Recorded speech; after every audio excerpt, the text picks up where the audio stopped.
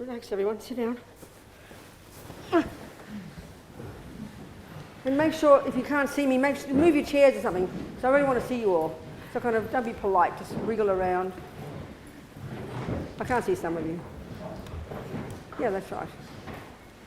Okay, great. Okay. Okay.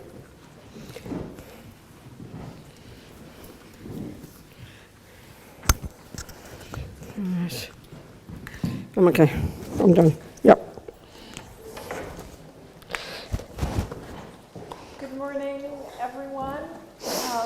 Welcome back from many of you.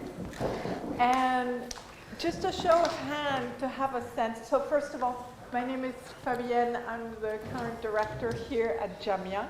Current, she means not past or future, just in case you're not sure. Current. She's the current director. I should be introducing you to Fabienne, shouldn't I? She's new. I'm new. I've been here 6 months. I met her first in California when she ran the centre there for many, many years, Vajrapani, up in the Redwoods. So now she's in London. And she's a French girl. You can't tell, but she's a French girl. So show of hands, out of interest, who's meeting? You can tell she's Californian. Look, no one else does that. English people never do that. Never do what? This kind of sharing, you know. Tell me about your feelings. So, who's meeting Venerable Robina for the first time? So funny. There you go. Wonderful. Wonderful. So, Venerable, yes. Thank you for returning to Jamyang. A pleasure. Really. It's such a delight. Okay. So yesterday we had a wonderful evening. So Venerable Robina is a long-term friend of Jamyang. We, Saida, our administrative assistant, was going through some archives the other day, and she fishes out this photo of Jamyang in the very early days. And here, it was a group photo, and here was Venerable Robina. That's right. In the photo. That's right. So our relationship goes back a long, long time. And Venerable Robina is intimately connected with the FPMT. So Jamyang is affiliated with this wonderful worldwide organization called the Foundation for the Preservation of the Mahayana Tradition, which is about 160 centers worldwide. And the founder of this organization is Lama Yeshe, who's there with a flower in his hand, and Lama Zopa Renfrew, who's our spiritual director, current spiritual director, who's our spiritual director.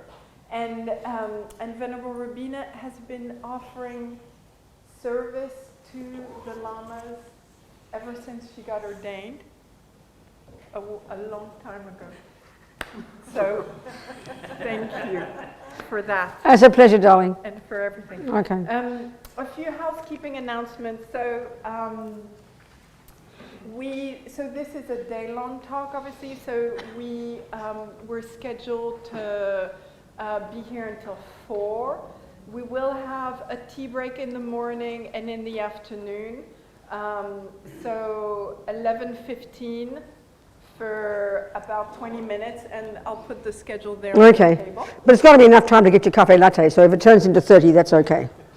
And then we'll break for lunch at 12:45. Okay.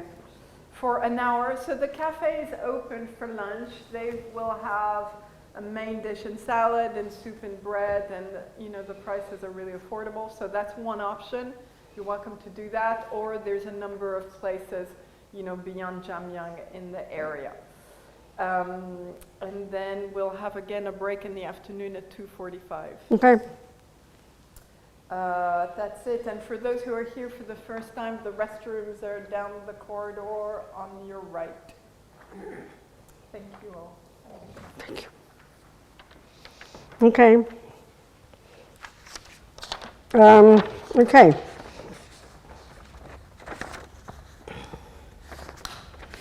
So let's set ourselves going with a little motivation, as the Tibetans would say it. We might say to state our purpose, set us in the right direction. That is, we're going to be sitting here together listening to Buddha's views about reality, and in particular about how to get to the root of the problem, which is to smash all the misconceptions in the mind that cause us to cling to this ridiculous non-existent self that then causes us to be miserable and harm others and ourselves and everything else. So that'll be the framework for today. And we're doing that so we can take tools from this so we can actually do the job of fundamentally lessening our suffering and growing our happiness. So that then we can do the job of helping others. That's the idea. Thinking we're here for this reason. So to listen to these words as advice. You don't have to take it, but that's what it's presented as, advice.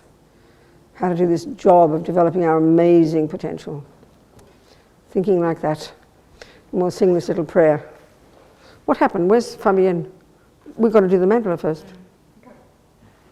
So we're going to do another little thing first, which is very Tibetan, and it's presenting a mandala, like as a representation of the universe, making offerings to the Buddha as if the Buddha were here himself as a request for the teachings. It's very meaningful. Plus representations of enlightened body, speech and mind, a statue, a text and a stupa,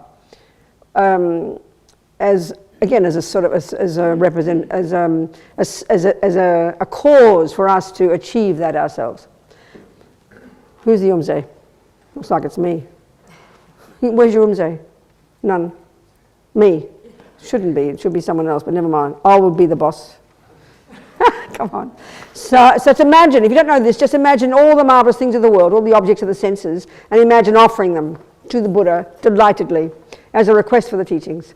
Saji perki jogshing metog tramri rablingji ni de genpadi sange jingdu mikte wagi drokon namdag jingla chapashog.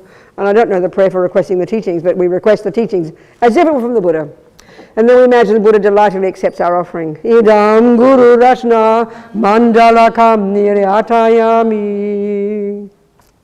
Okay, so now we sing our other little prayer to set us in the right direction, our motivation. Thank you so much. Sangye Charang Soke Chognam La Jangcho Badu Dagni Kyabsuchi Dagi Chönyen Gipasonam Ki Drola Penche Sangye Drupashog Sangye Charang Soke Chognam La Jangcho Badu Dagni Kyabsuchi Dagi Chönyen Gipasonam Ki Drola Penche Sangye Drupashog Sangye Charang Soke Chognam La Jangcho Badu Dagni Kyabsuchi Dagi Chönyen Gipasonam Ki Drola Penche Sangye Drupashog.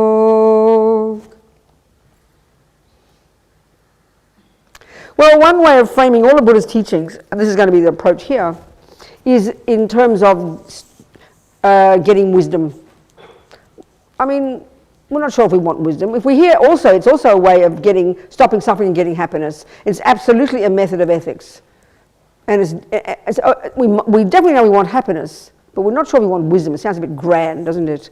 But the approach here is very practical, and it's quite a surprise initially, but this is exactly the essence of Buddha's approach. We have in our mind, he says, lots of thoughts and feelings and emotions, and we're going to go into these. It's crucial to understand. We discussed this last night.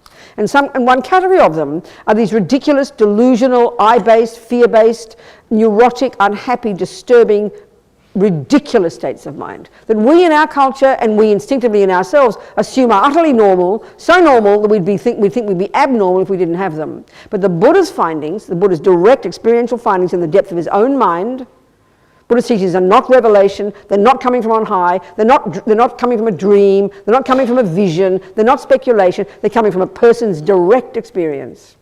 So Buddha presents this, and he has found that all that stuff is not at the core of our being. It's a really simple concept. And we can get rid of it. So the question is, why should you want to? Well, if you've got a half a brain, you know that when you're anxious, when you're angry, when you're depressed, you feel terrible. Forget everything else, but you feel terrible. So then he says, guess what? It's the cause of our suffering. And not only that, it's the cause of why we make a mess of the world. It's the cause of why we harm others. So you see that anything we've done that is harming another sentient being, the smallest thing, we mightn't be rapists and terrorists. It's not because we love. It's not because we're full of love and compassion. That's clear. It's because we've got attachment or fears or jealousy or depression. It's really evident. It's like outrageously evident. But we don't join the dots because we just think it's normal. So these neurotic states of mind are rooted in the root neurotic state of mind. They call it the root delusion, the root disturbing emotion. The term they use in Sanskrit, klesha, which is correctly translated as affliction, this kind of medieval words we don't use, you know, but an unhappy state of mind. And the key function of these states of mind is two, and they're both indicated by these two terms. One is that they are disturbing, and that's evident to anyone. Check the last time you're anxious, depressed, angry. It was horrible. Or even on the receiving end of someone else. But the other one, the root one, the key one, the one we need to understand, which is not evident to us, is not the way we think in our culture. And this is what we need to understand. They're delusional. They cause us to be delusional. They cause us to not be in touch with reality. This is precisely exactly what Buddha's saying. So the job Buddha's found, and this is indicated in the word Buddha, Buddha, Sangye in Tibetan. Bud implies the eradication utterly from our mind of all that stuff. And Da implies the development to perfection of all the rest of the stuff, love, compassion, intelligence, joy. Buddha's fundamental finding is that stuff, the good stuff, is at the core of our being, is what defines us finally as indestructibly who we are and can be developed to perfection. And the other stuff is adventitious, not at the core of our being, and can be removed. This is, I mean, the concept, it can't be simpler. The job of doing it technically is easy, but it's immensely difficult because we're addicted to the opposite. That's why it's painful. So that's what wisdom is. So wisdom is what you get as and when even you lessen attachment and anger and depression a tiny bit. One, you lessen your own disturbing unhappiness, and two, you lessen your delusion. You increase your wisdom.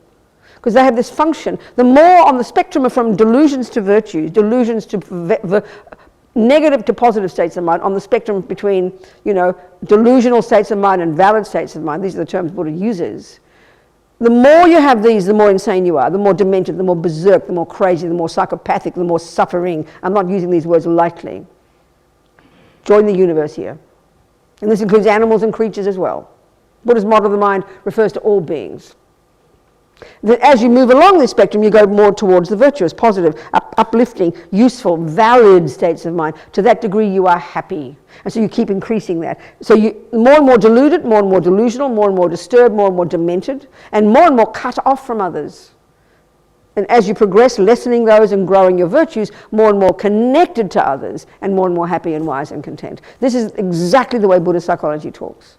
It's not just some vague, hippie, trippy kind of way of talking. It's technical and logical and completely integrated in this system. So when we study Buddhist psychology, and most people who like Buddhism don't study Buddhist psychology, you know, we might do a bit of mindfulness or something, nothing wrong. But it's such a distinct model, you know, and we're not familiar with it in our culture. It's not how we talk in our culture. So we really understand properly how it's possible to get liberation, how it's literally logically possible to get enlightened, although it sounds so cosmic to us, how it's literally logically possible to be less suffering and more happy in a stable way, not cross your fingers way. We have to understand the Buddha's view of the mind. It's very clear, it's very logical. We can't impose our meaning onto what he thinks. It doesn't work, you know. So, okay. This root delusion, as we discussed last night, we mentioned last night, and you know, Buddha's got this map of the mind, and these coming from these Indians before him. Buddha diverged in his own direction, but he didn't chuck out what he'd gone through already, coming from the amazing systems before him, all these Hindus, their incredible philosophy, psychology, metaphysics, amazing. They're the ones who created this incredible practice called single point of concentration. Unbelievable geniuses way back then, you know.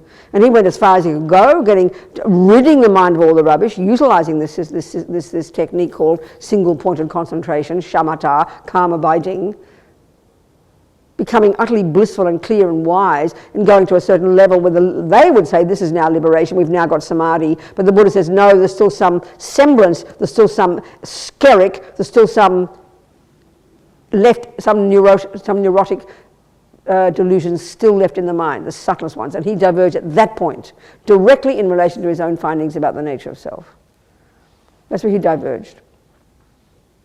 And so when we discuss the wisdom teachings, which is the teachings about emptiness, about how things exist ultimately, which is what we're discussing here, many of his arguments are directly in relation to the positions that prevailed at the time, which are presenting positions that are existing in our minds. They're not imposed philosophical views. Buddha's expressing and articulating delusions that exist in our mind. And this is the crucial thing about the Buddha. It's a crucial thing about the Buddha. He's not a creator. He doesn't posit a creator. There is no concept like that in Buddhism. He does not have that view. He's got his own way of describing the universe and how it exists and how it comes into being and what causes us to exist and what causes happiness and what causes suffering. So therefore the information that and this is a crucial point, the information that he's giving us is not coming, as I said, from on high. It's not from revelation. It's not from speculation. It's not from a vision. It's not just made up, which is how we think about spiritual teachings. We actually think that. We think we can, I can believe what I like, we say. Well, you can. What good is believing that 1 + 1 is 3? You can if you like, you'll get into trouble though. So this is the point about what natural law means. We materialists talk about natural law, and we consider religion, because it's coming from a creator, and that's God's law. And this is a really incredibly important point. It's true.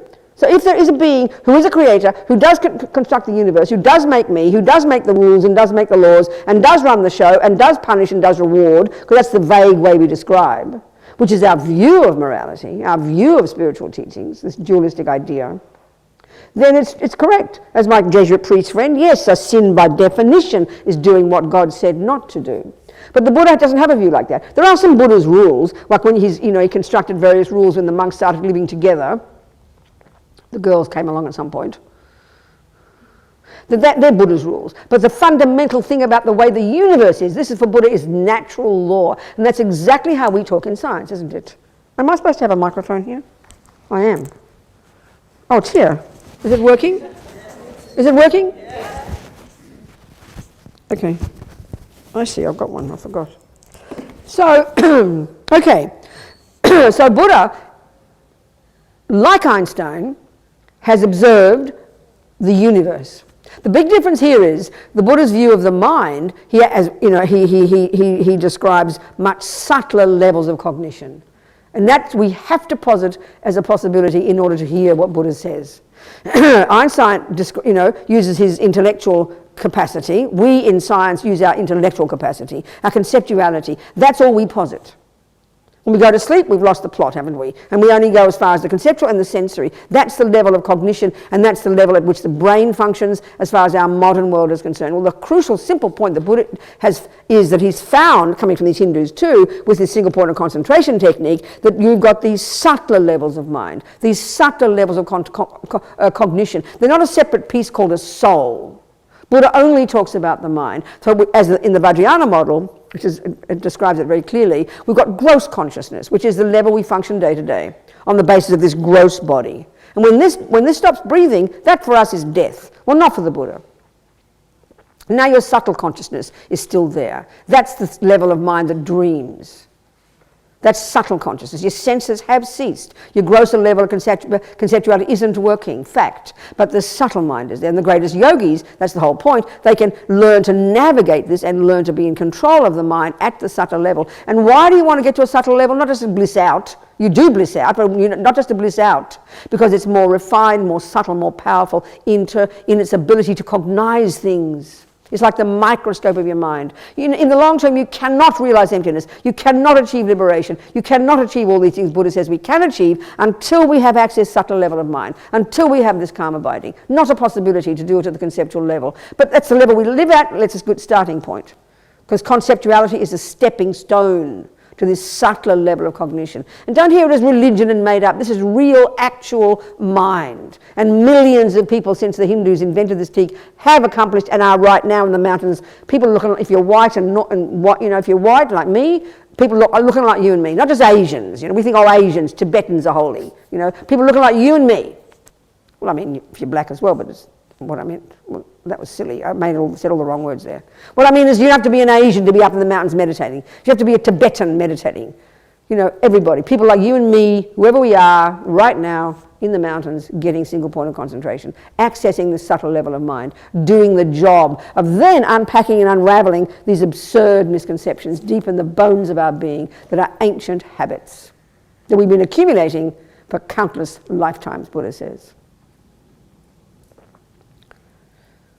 So, Buddha's findings then are not his imposition upon the world. God is the person who makes up the world, so says this is how things are. So that's God's law. Buddha doesn't have such a thing. There's natural law. That's the point. It's natural law. So Buddha, like Einstein, has observed with his mind, clearly at a subtle level, the universe, which includes the minds of others, which includes subtler phenomena, and has come up with his findings about the very existence of these phenomena, how things exist in reality, finally, ultimately. And all Buddha's teachings lead to this one. So, in this mind of ours, he says, we have these neurotic, ridiculous, delusional, disturbing, I-based, fear-based, emotional states, as well as very many intellectual misconceptions, philosophical views, which are the source of our suffering. And this is the point. Why are they the source of our suffering? Because they're not in touch with reality. It's like you got a £5 note and you think it's 50, and you believe it every day. You go, you spend it, and you're disappointed, but you try again the next day, and you've been doing it for countless lives, believing at 1,000,000% it's 50, but always wondering why you get disappointed. You're living in la-la land. And all these conceptions, all these misconceptions in our mind inform the way life appears to us. As Lama Zopa says, these delusions, the things appear, the way the world is, the world appears back to us. The world for us, when we think of the world, we open our eyes in the morning and the world is out there, isn't it? And we're this kind of separate observer. This very feeling of being separate from things, that's a function of this ego grasping. That's a function of this root delusion, you know. So the world out there appears back to us, as Lama Zopa says. It appears back to us, and these are my words now, through the lenses of all the various delusions and the virtues. So if you've got a more peaceful, loving, compassionate, wise, patient mind, things will appear very differently to you than for a person who's got lots of anger, depression, despair, and anxiety. We kind of know this, but we don't join the dots, you know. So these states of mind, in these categories of state, in the neurotic states of mind, we've got the valid states of mind, we've got the negative and the positive, the non-virtuous and the virtuous, simple terms, okay? And then the Buddha presents, and this is coming from these Indians, this amazing map of the mind, mapped internally, not with a microscope, not the brain, the internal workings of our mind itself, to the subtlest degree.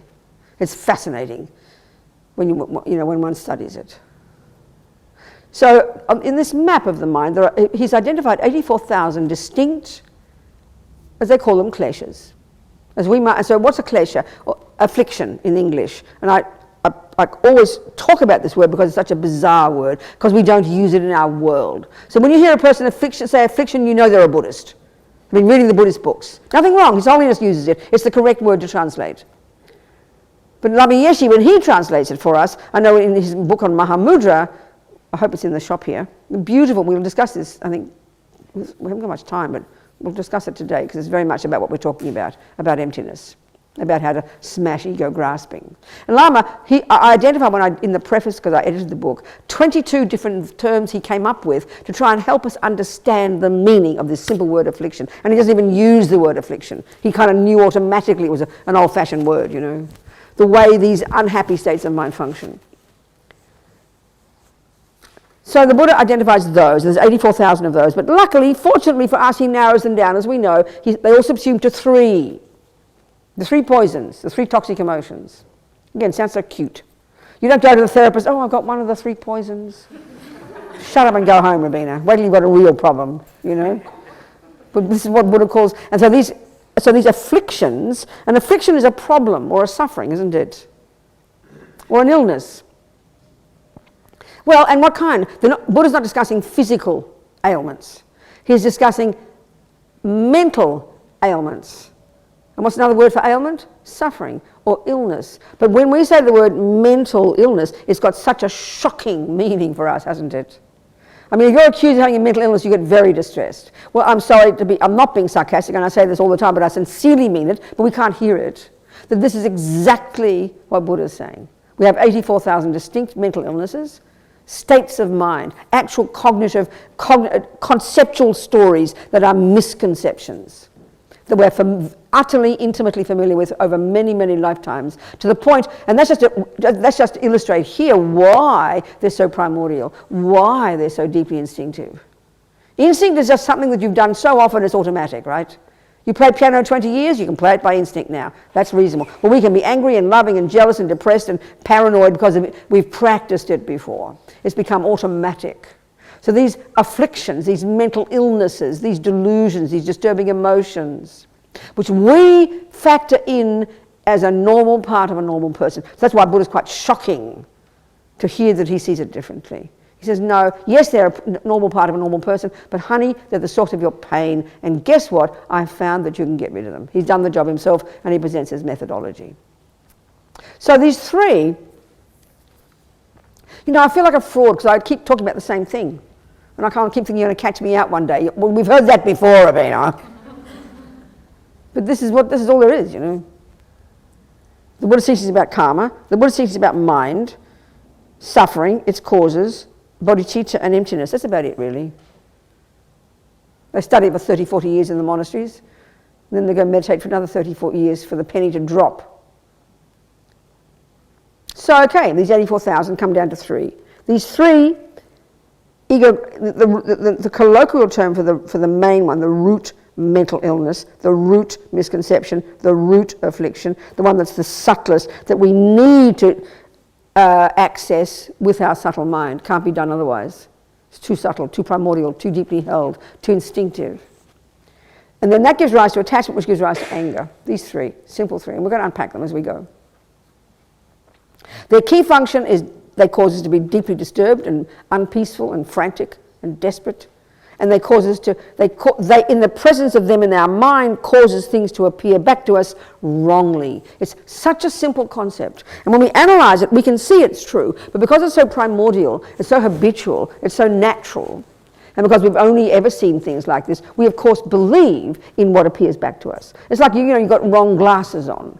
Then things appear back to you all wrong. Well, you believe it's true. You don't notice you've got the glasses on. It's a very simple analogy. And so the Buddha's saying things don't exist like that. Things don't exist like that. So in the first level of practice in Buddhism, like junior school, entry level, grade 1, Buddha gets us not even to work on the mind yet. These delusions are so primordial, he says, that we can't just leap into working on the mind. That's like high school. We've got to get to junior school first, where we just begin to work on this, what I call the servants of our mind. So we in our world believe we're physical. We just think me as oneness with my body, and mind is also the physical, it's the brain, and we just think of ourselves as the body. This overwhelms us, preoccupies us. The Buddha distinguishes and says we have a body and we have a mind. And the mind is the boss. All the thoughts and feelings and emotions, they are the boss. And his expertise is the skills to unpack and unravel and identify and reconfigure these crazy stories in there and sort them out. That's the job of being a Buddhist. So the body, we give it immense power, like Lama Yeshe says. We make the body the boss. We judge our happiness and suffering in terms of our body feelings, don't we? There's no question. So our body is enormous. We don't pay attention to what's happening. So the first thing is, if we can recognize we have the mind, all the thoughts and feelings in there that run the show, and that without them functioning, the body and the speech would be inert. It's pretty clear. It's pretty evident. If there's no thoughts and feelings and emotions, you'd be a dead body, basically. And even if you're unconscious, if you're asleep, you're vividly dreaming in your subtle mind, but your grosser level is not functioning, so your body is silent. So as soon as the mind comes back to awake, the conceptual stories, the body does its jobs. The body does the job of the mind. It's the servant of the mind. So observe a person's behavior. Behavior means what they do with their body and speech. So if you see a person walking up and down the street and going in circles and shouting and laughing at the sky, you kind of deduce that their thoughts are kind of crazy. Guess what? Well, you see a person shouting and yelling and screaming and spit coming out their mouth and punching and flailing, you go, oh, they're angry, or excuse me, they're mentally ill as well. What the hell do you think that is? Sanity? But we go, oh, that's anger. Look at that person, they're angry. You see a person, drinking liquid in a glass 47 times a day and on the ground vomiting. That's their behavior. Guess what their mind is doing? It's called attachment. You see a person injecting something with their hand and a needle and go, whoa. The body hasn't got no brain of its own. The body is just a piece of flesh. The body's the 4 elements that does what the mind wants.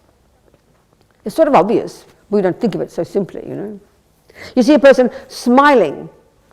Unless they're completely crazy, we tend to think, well, that must mean their mind's okay. Depends on the person, doesn't it? We see a person giving someone £20, we assume there's generosity in their mind. So the behavior is a powerful indicator. And it's the only indicator we have. We don't recognize people's minds. That's why if you have a person who does smile, but in their thoughts are going crazy, we can't see their thoughts. We only go by the body. We judge everything by the physical. And if a person doesn't shout, we assume they're not angry. So we judge everything in the very grossest way. Animals is another whole discussion, you know. Animals for the Buddha are intensely 1 billion times more suffering than humans, mentally. They have the same delusions that we do, but they can't access their virtues. So they're on the spectrum of nightmarish, demented, intense, unbelievable mental suffering. This is a shock to us.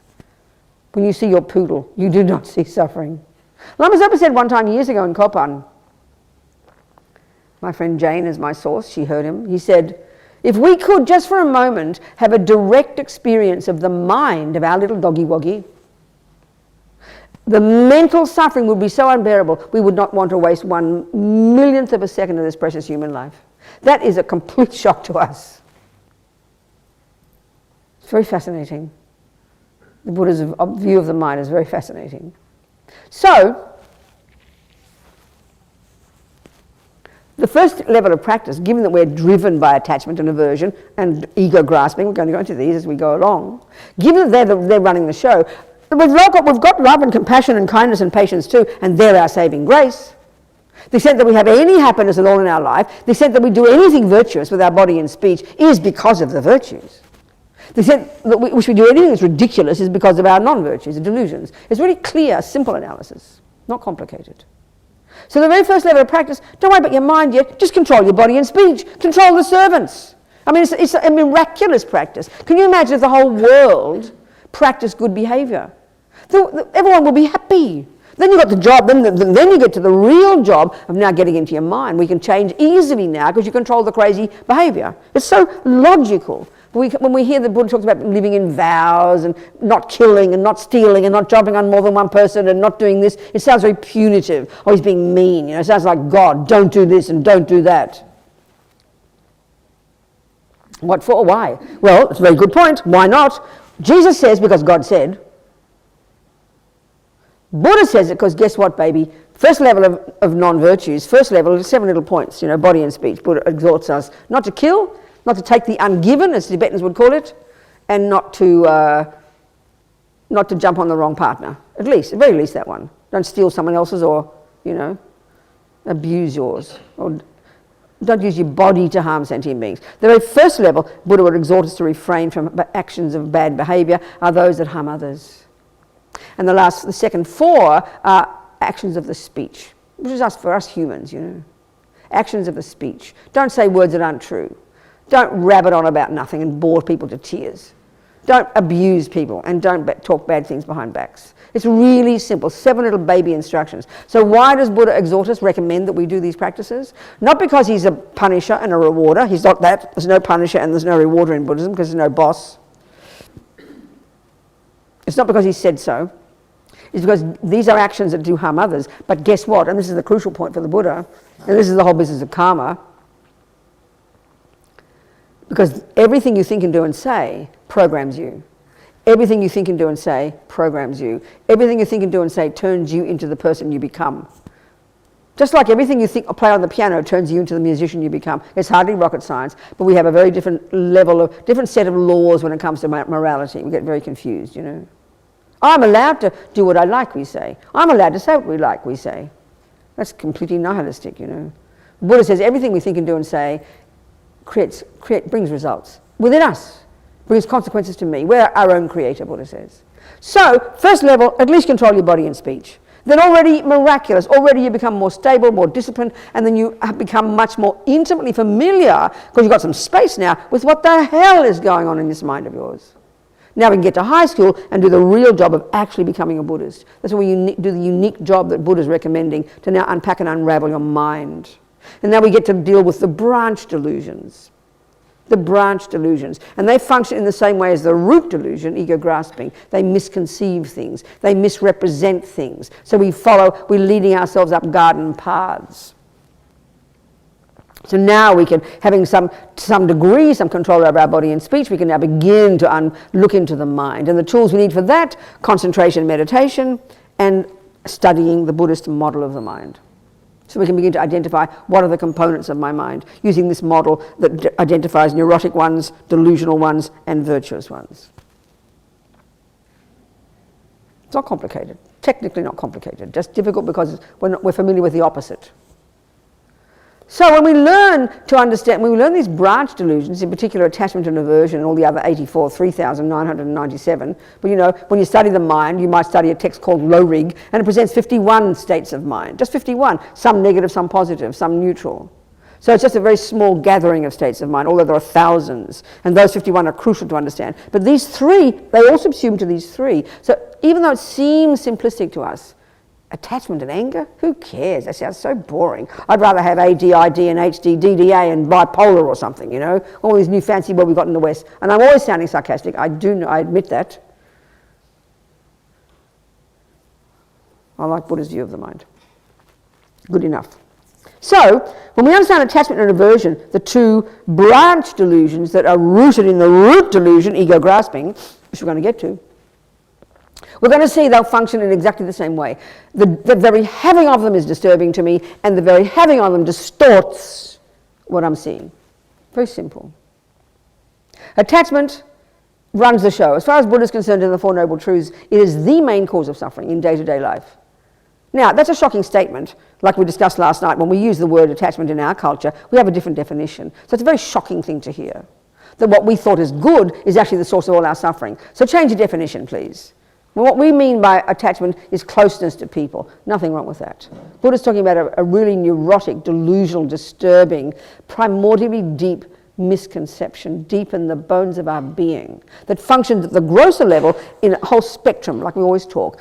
Deep sense of dissatisfaction, therefore enormous emotional hunger, hankering after something out there, which is the first place we look, the objects of the senses, which then manipulates to find that particular object depending on your karma,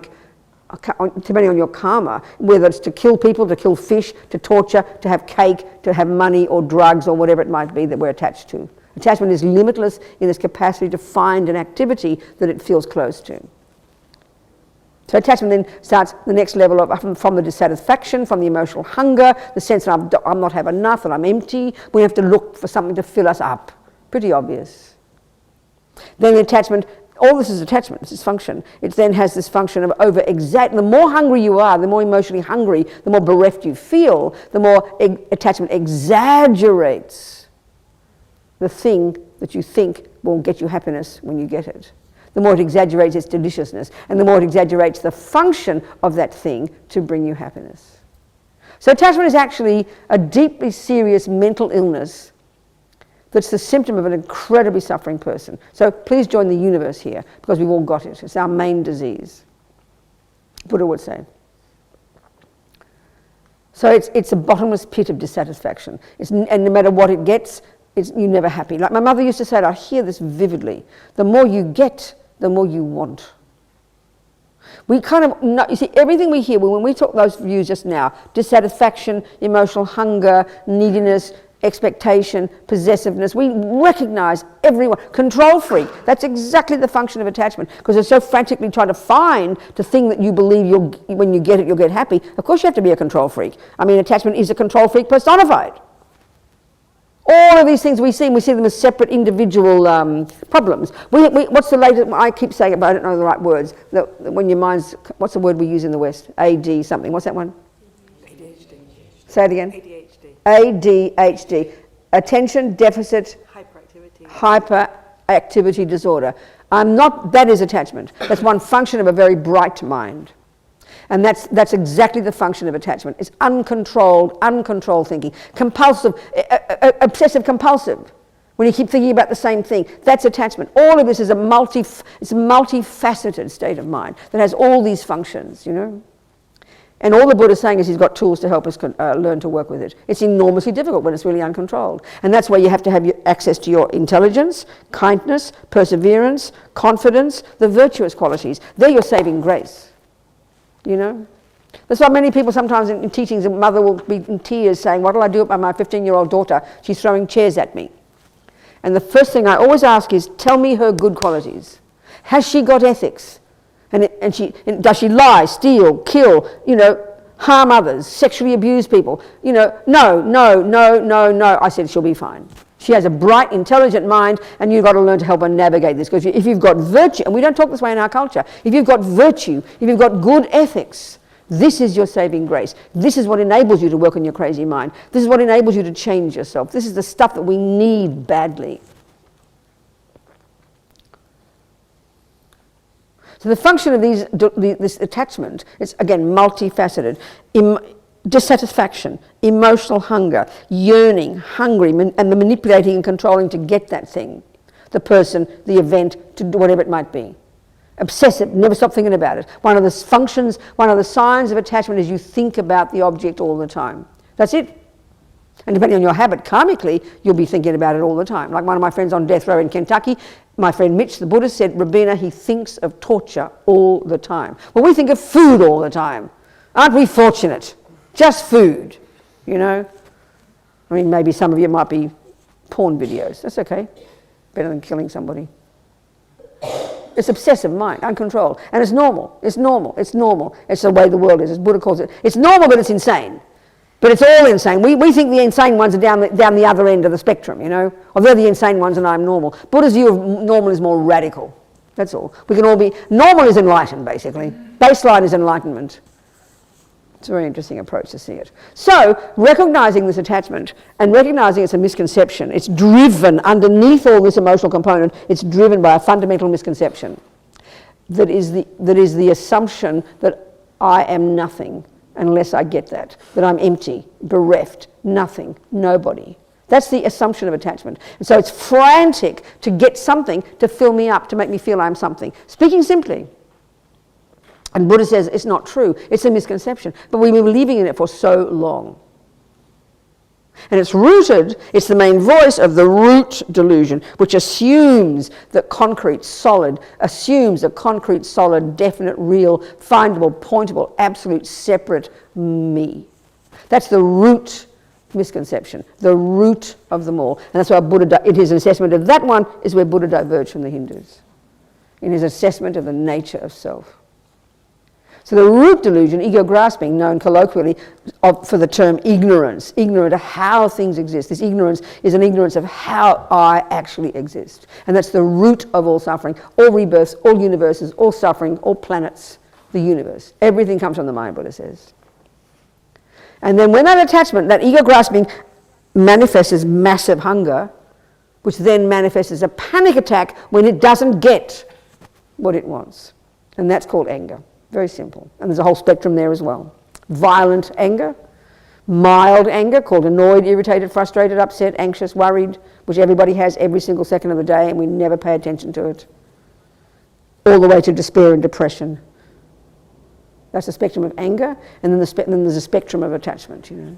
These simple words, these are the main... If we can understand these from the Buddhist perspective, and even many Buddhists don't use these terms. They say, oh yeah, I've got an affliction. Then they talk about ADHD, you know. I'm not being rude. I am really not being. I know I sound rude.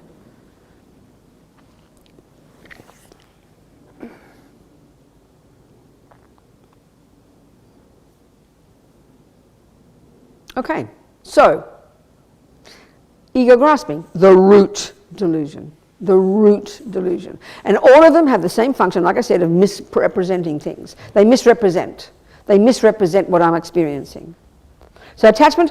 and their key way of misrepresenting is embellishing. They embellish. This is an incredibly precise point.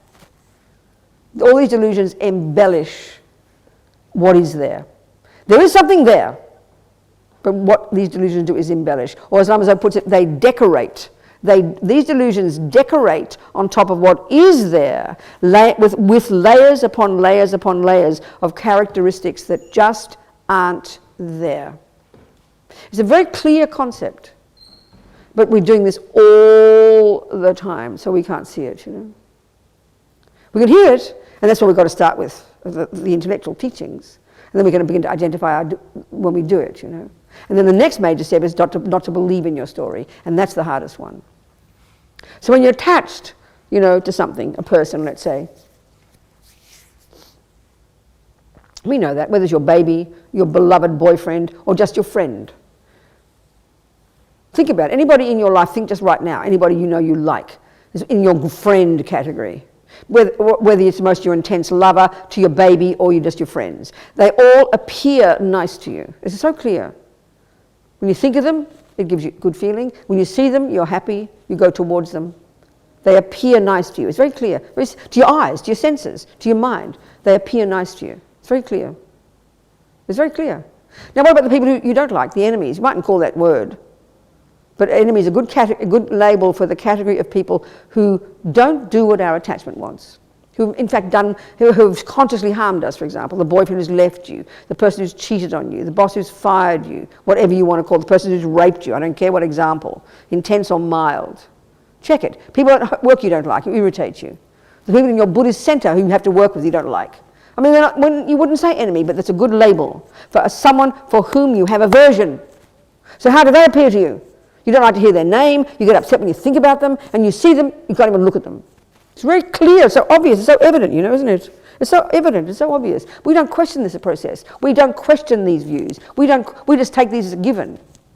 Buddha says we've got to question them, because they're lies. We've made them up. We've made them up, he said. We've made them up, and then we believe them.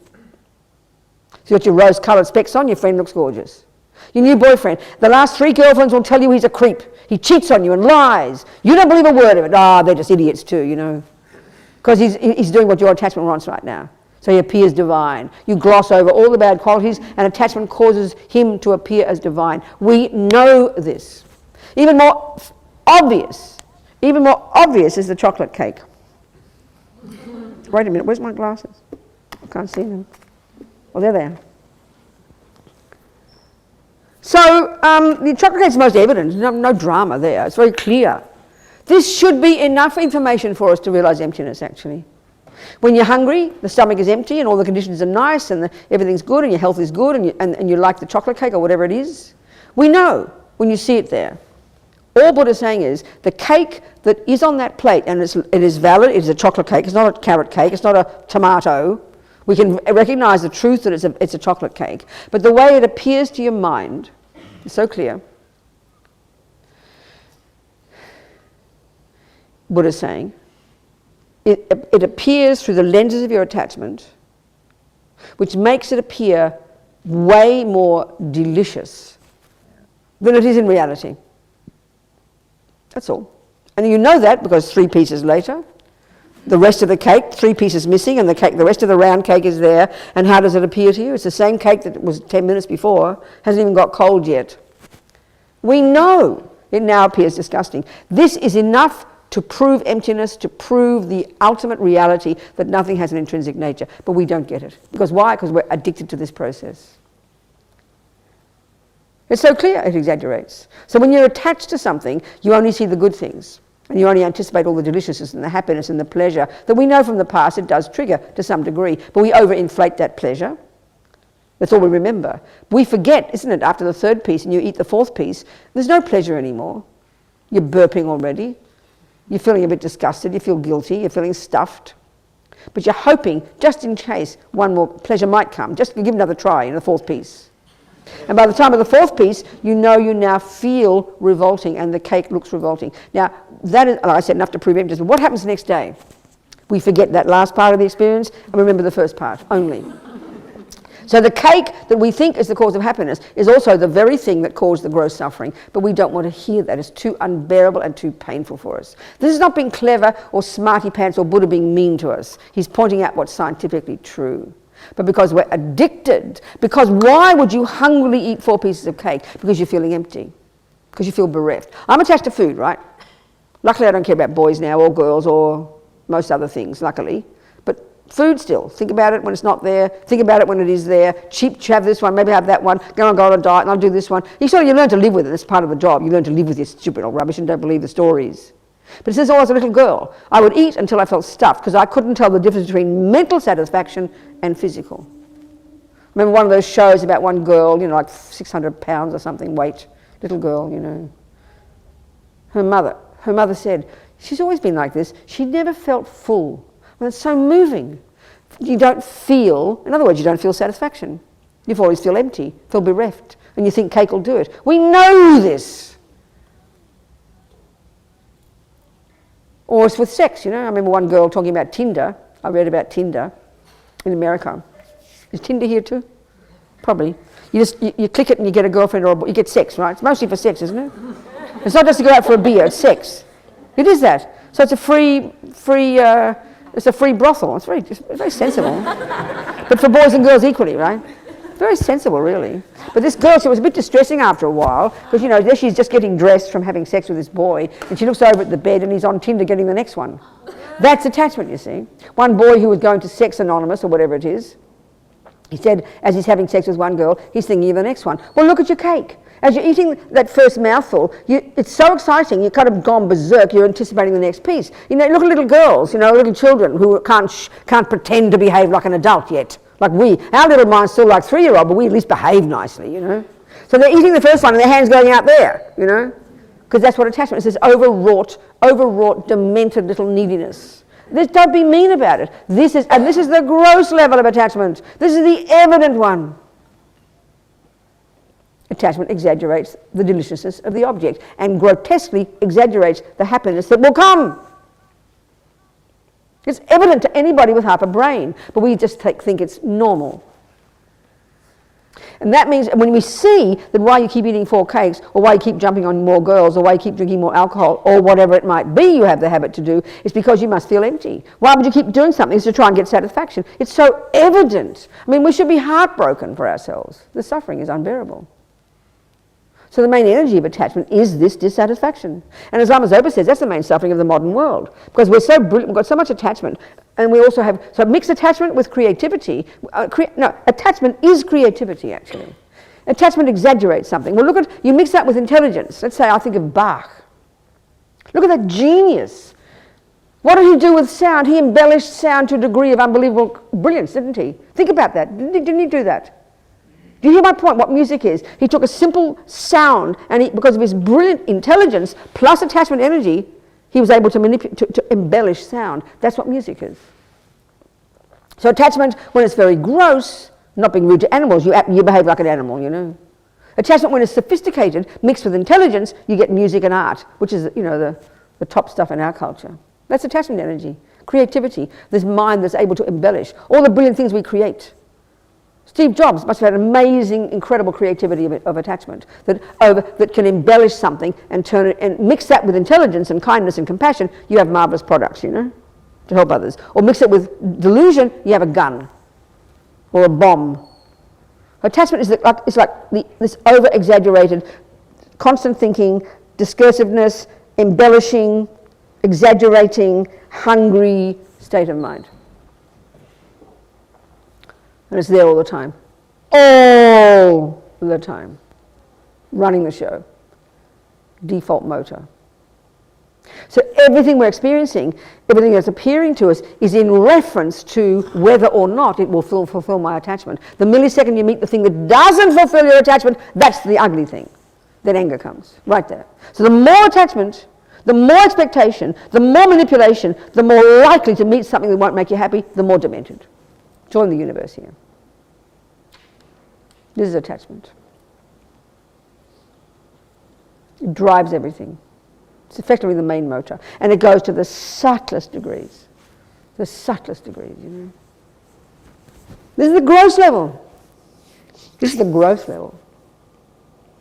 And then the millisecond it doesn't get what it wants, and the more attachment there is, and the more objects you have, and the more likelihood to get this and get that and get this and get that, the more things we create, the more likely it won't bring you satisfaction, the more suffering, the more disappointment. Disappointment, anger on the spectrum, from violent anger to disappointed, upset, irritated, annoyed, frustrated, distressed, anxious. All of these are symptoms of thwarted attachment. And we've all got it. And it's the human condition. It's the condition of samsaric. All beings have it. And it's the source of pain.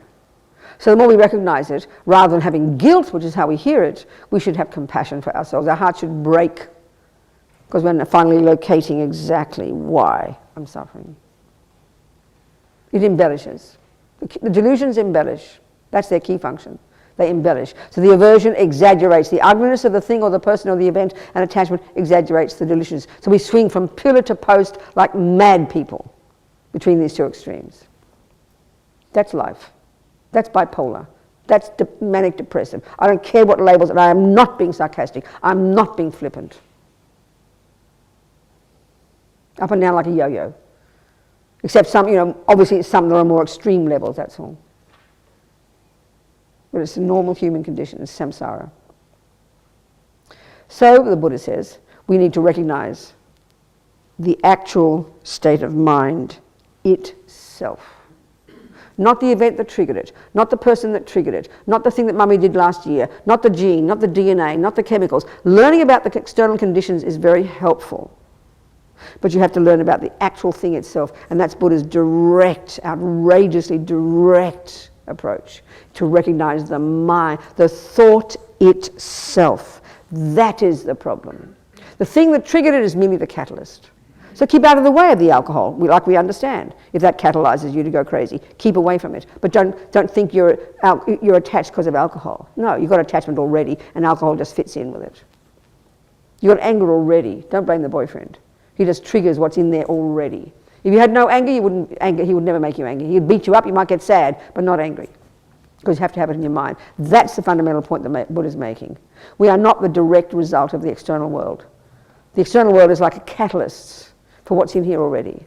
This is the huge, massive point that Buddha's making. When we can get that, we're beginning to work on our mind, taking responsibility, being accountable, and knowing we can change it. That's the Buddha's approach.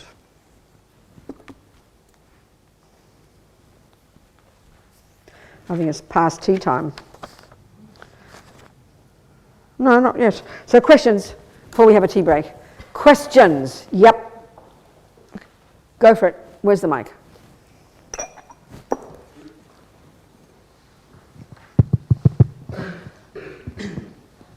So my question's about creativity then, and you talked briefly about these fantastic musicians. That's right. And how perhaps their inspiration comes from not the best source. Well, I didn't say those words, but it's okay. Keep talking. I was just wondering if it's then possible to still have, and how you achieve kind of a creative outlet and integrity in what you're doing, away from your own attachments. Exactly. The very first, this is where we have to see the Buddhist teachings in terms of levels of practice. If we're out of control and berserk, first you control your behavior. That makes sense, doesn't it? Would you agree? You control the servant of your attachment. Would you agree with that? Yeah. Okay, good. Then you get to your mind, and now you start to get in touch with the attachment and know it intimately. And I'm talking technical knowledge here. This is not just some wishy-washy vague idea in Buddhism. It's highly technical and brilliant the way it's described, these states of mind. So you become intimately familiar with your mind. You become intimately familiar with the way the virtues work, the way the other categories work, the way you see them intimately, you understand them, and you're able to navigate them and begin to have control of them. This is incredible, brilliant. You'll be a brilliant, happy person. And that's a fairly that's a kind of quiet life. This is the first stages of practice. Now you get to the Bodhisattva path, where you, as Lama Zopa puts it, you can, putting it loosely, you can learn to skillfully utilize attachment and the other. So in other words, if you're going to have the first level of practice is back off, just keep quiet, don't have too many drugs, don't have no drugs, don't have too much sex, have one partner, keep control your body, control your speech, control your mind, control the attachment, so your virtues start to run the show. You're a marvelous person by then. But when you get to the Bodhisattva path, you can be more creative because you're under control, and now you're driven by the wish to help others.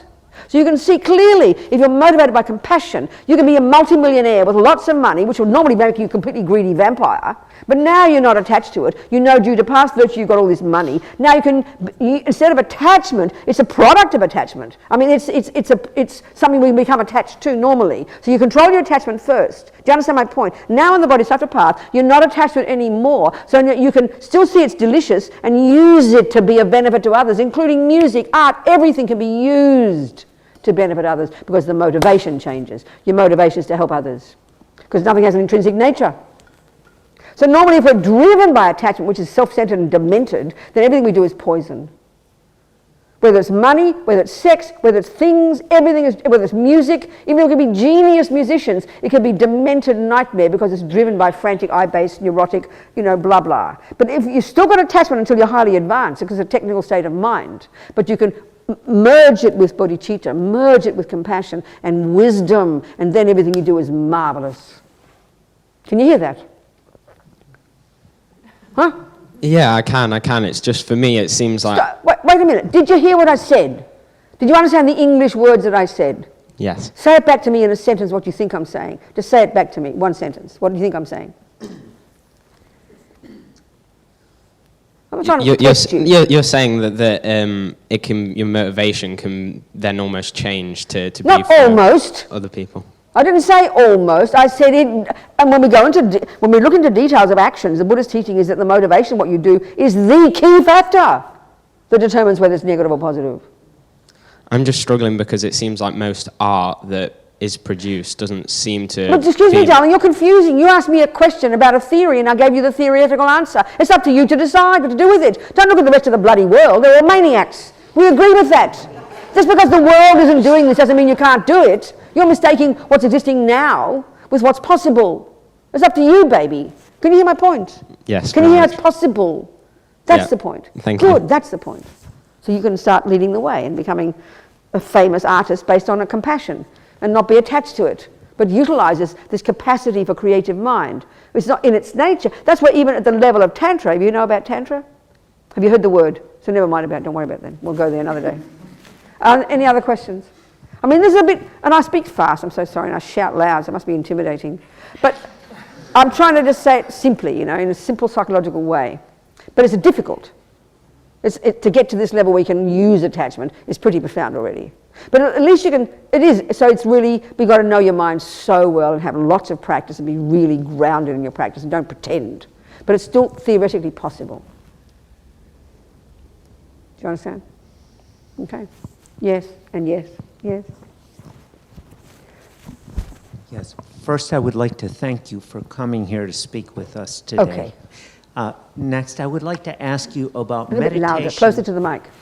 I would like to ask you about meditation's impact, the practice of meditation's impact on our compulsion for That's attention. right. So is a particular meditation technique you have in mind? No, meditation in general.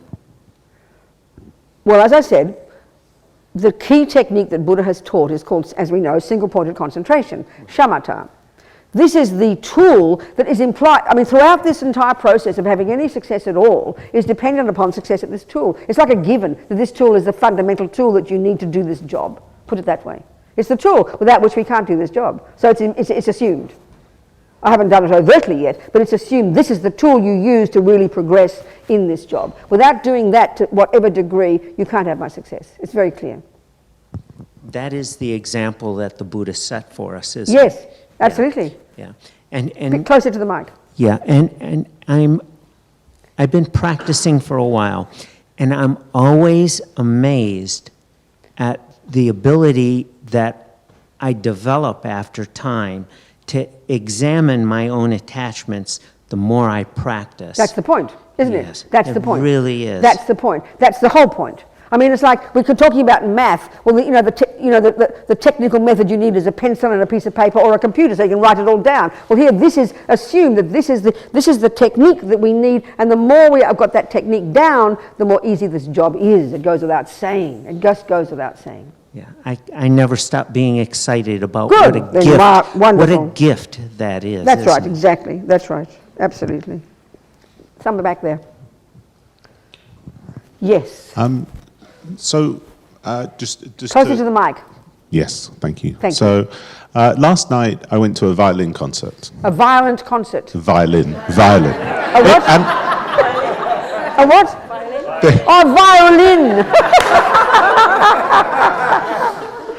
Oh, it must have been very non-violent then. Okay. Go on. They were all Scottish and they were quite violent. So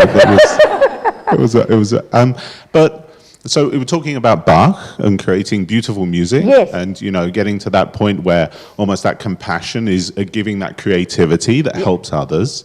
But I was sitting through the violin concert and I was really enjoying it. Yes. I was very attached to it. Of course. That's so right. their creativity, which was beautiful actually, yes, that's right. It was causing this attachment in me. It is. And that's it's right. a conflict because I love music. That's right. But I don't want the attachment. That's right. That's So right. how do I reconcile that in their mind? Because so maybe these musicians got to a point of compassion where they were They giving... might or might not, and we can't say that. But that's their business. Our business is your business sitting there, right? Well, okay, I understand. Is Bach a good guy, basically? So, has he helped, through his compassion, is he good for us? No, you see, that's what Bach is his business, and whether you hear it that way or not, that's your call. So let's just forget the musicians. Now let's look at you, our mind, okay? So again, look at these levels of practice, okay?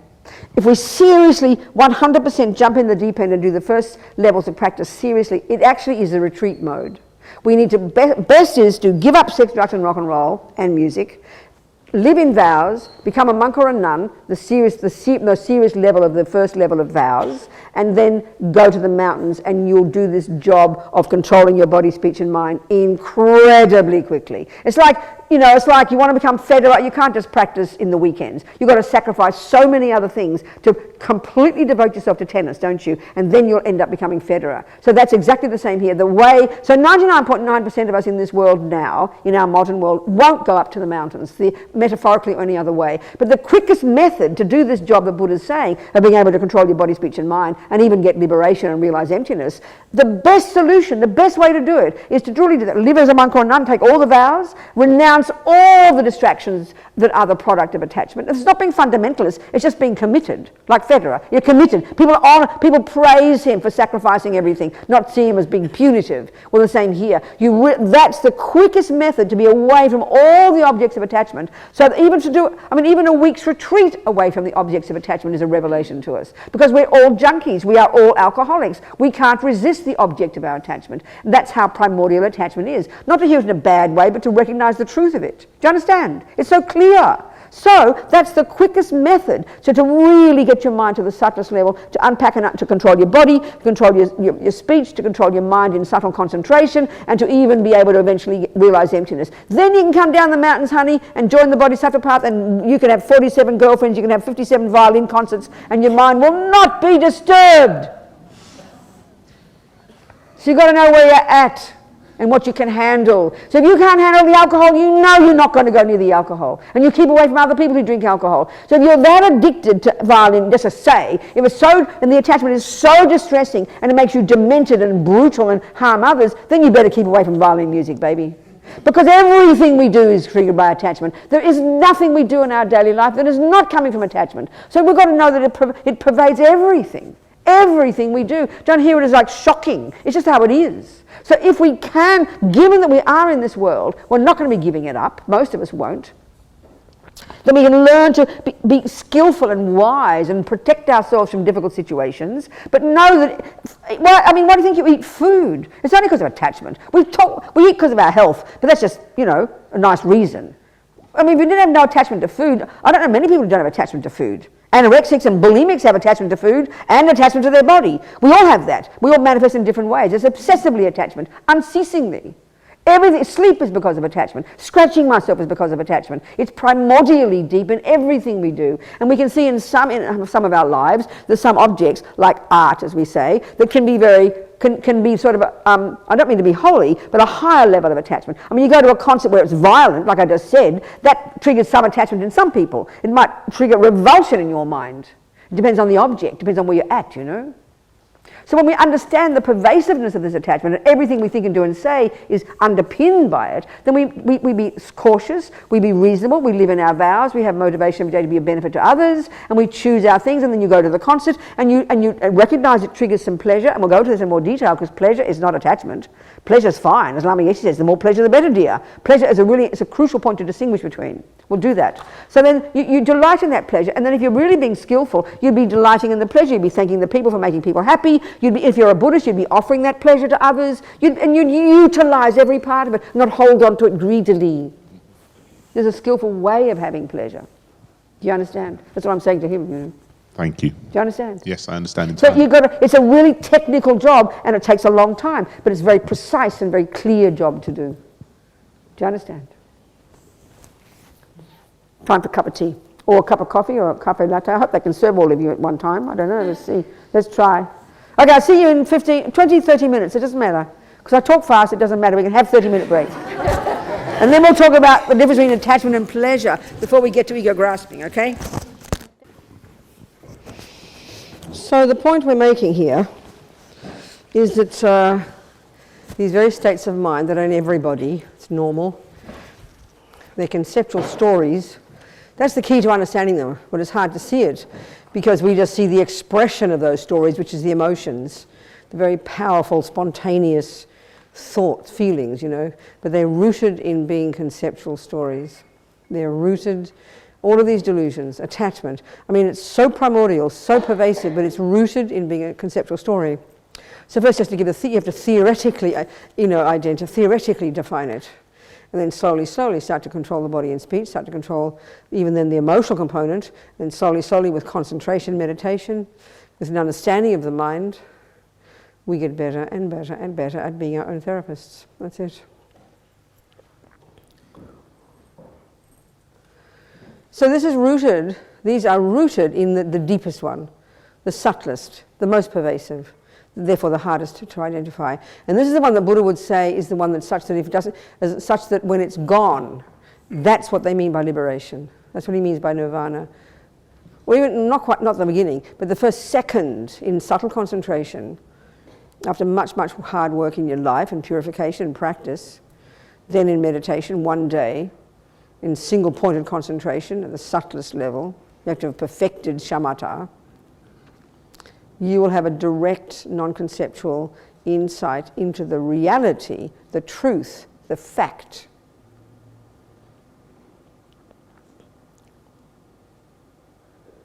That your I, yourself, doesn't exist in the way you thought, simply speaking. So this is all the emptiness business. This is a talk about emptiness, you know. And of course, there's a whole massive part of Buddhist literature in all the wisdom teachings, and and of course the words, because we're not familiar with this, we haven't learned it. You know, we haven't learned the words, and we find it confusing. So, like anything, any body of knowledge you learn, you have to learn the theories first. You know. I mean, even just to make a cake, you have to learn the meaning of the words. Mathematics, you have to learn the meaning of the words. Music, you have to learn the meaning of the words. It's so clear. Computers, you have to learn the meaning of the words. But often what happens is we don't know the words, and then we mystify it and think, oh, it's difficult. So people say, oh, I've been thinking about emptiness for 30 years, I can't understand it, you know. So I say, well, let's discuss it. Let's start discussing it. Tell me the definition of it. Oh, I don't know. Well, how can you think about something if you can't even put the words to it? If you can't, you know, I've been thinking about 1 + 1 = 2 for 30 years, I just can't work it out. What's 1 mean? Oh, I don't know. What's plus mean? Oh, I don't know. Well, then how can you think about it? So you've got to, the words are first. It's sort of too easy. It's so easy just to learn the words first. But with spiritual teachings, we're not used to thinking of it as words, you know. We're thinking of it as mystical. We're thinking of it as experiences. We think of meditation as sitting and having an experience. I mean, we're so emotional. We're so sentimental, you know. So unclear. And it's not a joke to say the level of clarity and precision and analysis that we need to learn math, to learn music, even to learn how to make a cake, is what we need to do to unpack it, to learn to unpack and unravel the mind at the level that Buddha says we can, especially realizing emptiness. So in the way that we learn, in the second stages of practice, if we're using the Lama rim, we talk about the lower scope, the middle scope, the great scope. Well, I like junior school, high school, university, we get that. So the kind of first level, university, junior school, is control your body and speech, please. You can't get anywhere if you can't control the servants of your crazy mind.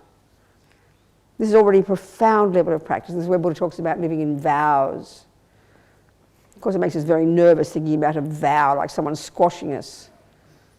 If you think about it, when you learn to drive a car, you've got about 37 vows, hundreds of vows. I won't do this, I won't do that. I won't put my foot on the brake at the same time as the accelerator. I won't turn the wheel left if I'm turning right. We don't think of them as vows. We think of them as things to do so you can drive a car. Everything's like that.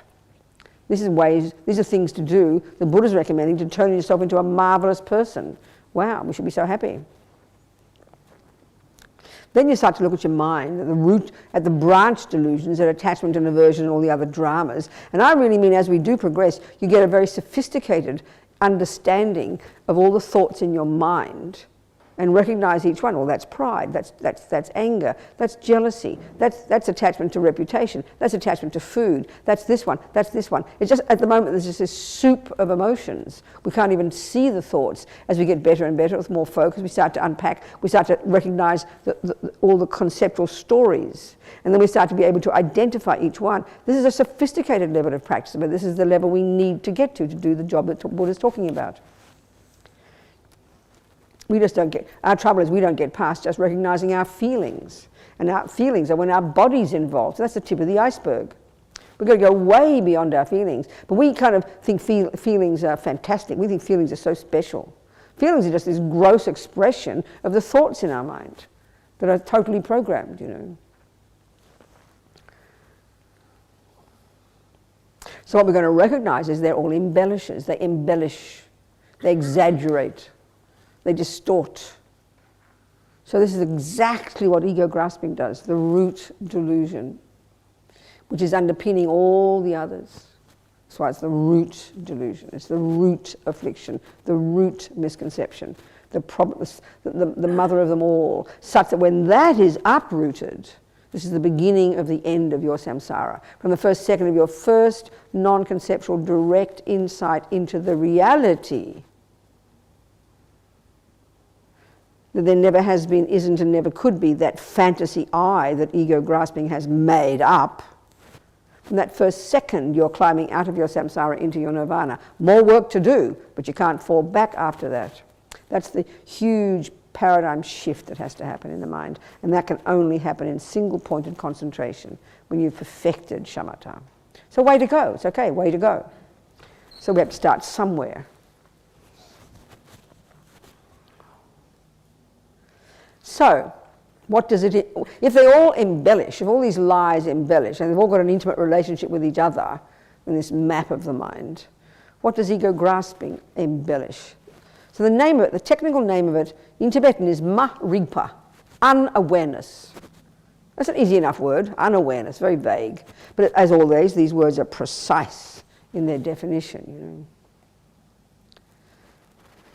Ignorance, but it's a double trouble ignorance. It's a very specific ignorance. It's very specific. So general ignorance is easy to fix. So general ignorance is, oh, what's that, Robina? Oh, I don't know. It's a cup. Oh, thank you very much. Well, if ignorance were like that, we'd be enlightened in a couple of years, because we're very clever. We just learn what wisdom is, but why is it so painful and difficult and like a nightmare? Because this other level of ignorance is not only do I not know the truth that it's a cup, I think it's something else. I think it's a toilet, or I think it's, just a simple point. I not only don't know the truth, I have made up a lie.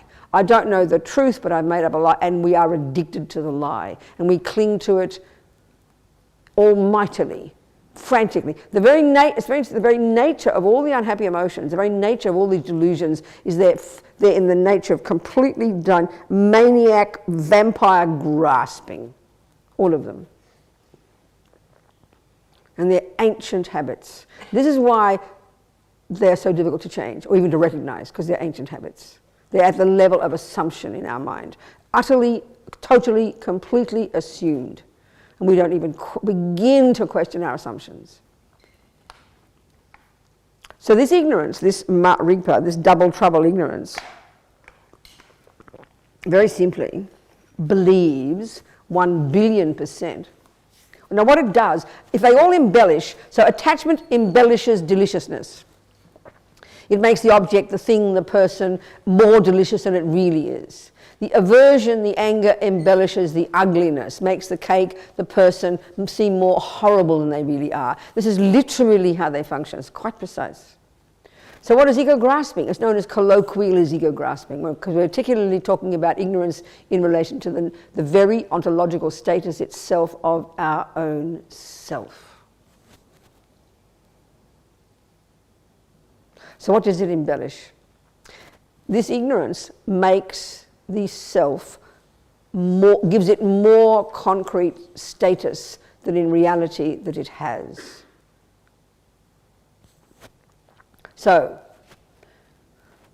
what this ignorance causes us to believe, 1,000,000,000%. Okay, before that, let's look at this in the framework of what the Buddha refers to as the two truths. The Buddhist, one way of saying this is this, that the universe consists of billions and billions of conventional things. It's true, isn't it? There, countless things exist, and we keep creating new things, don't we? I mean, look at this. I think of since Steve Jobs, we've probably multiplied the contents of the universe several times. Just the apps alone, We've made these up, haven't we? We keep creating new phenomena.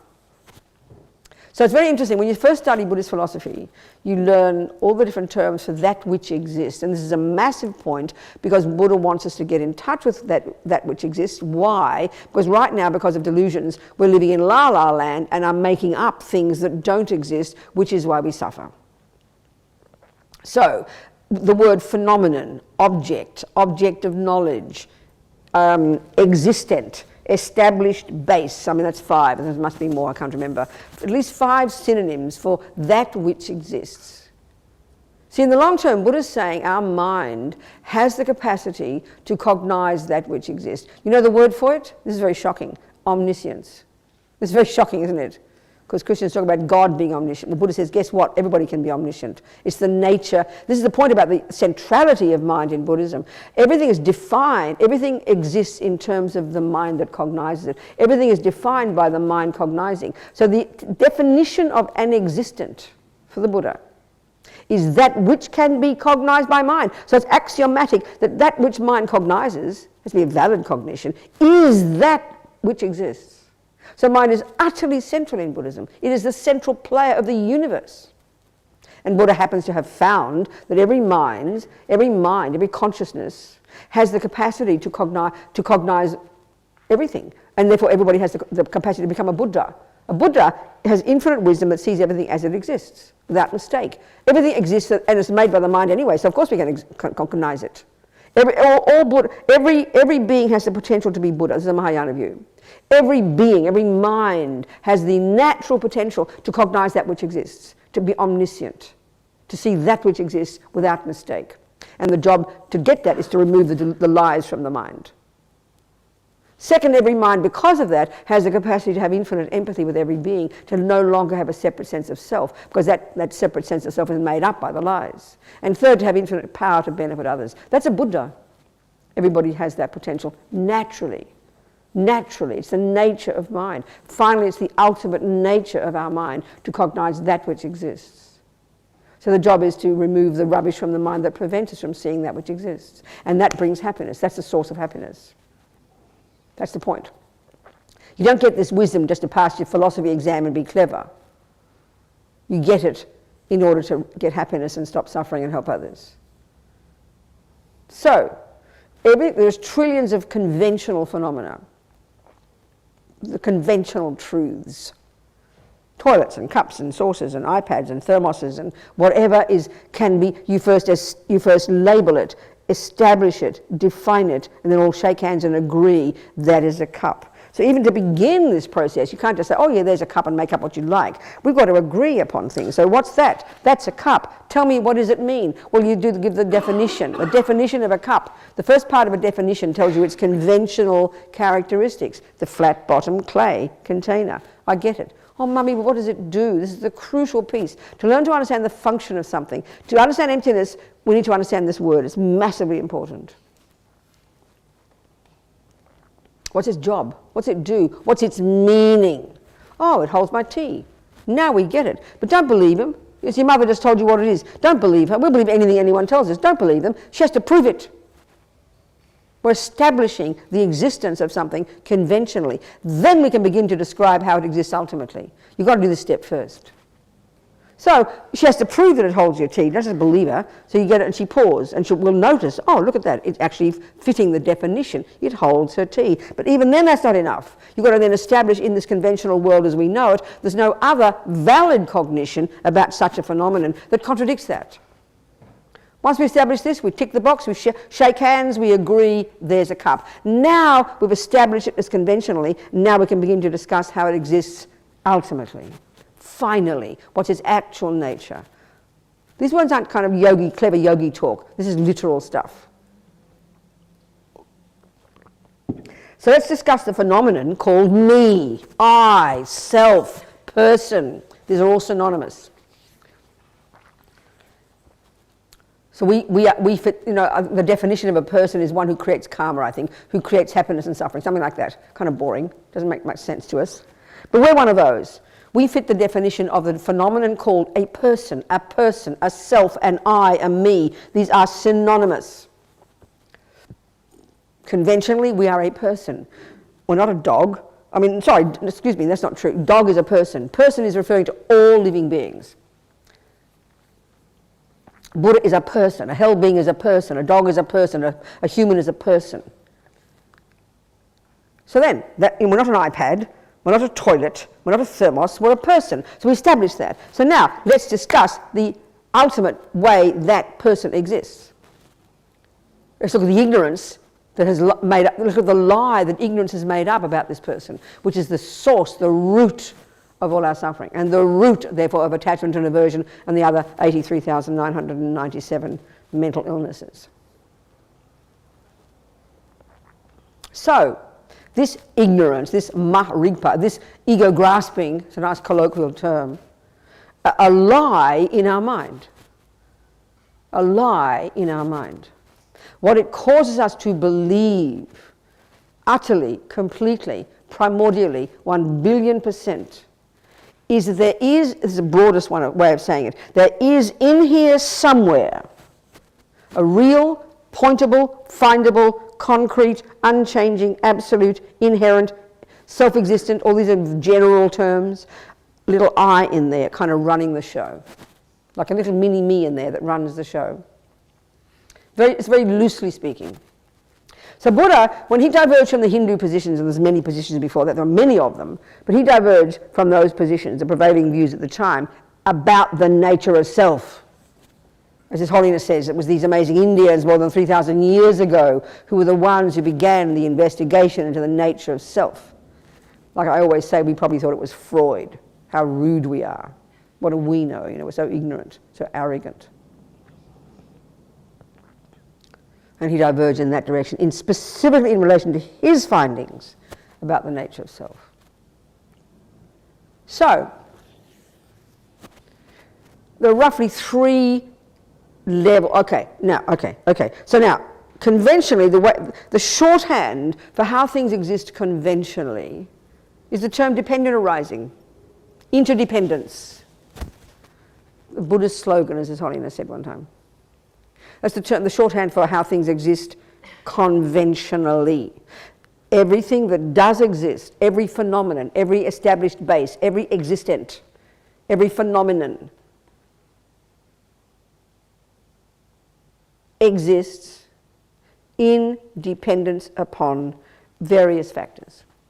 So one lot, the impermanent phenomena, the first level of dependent arising.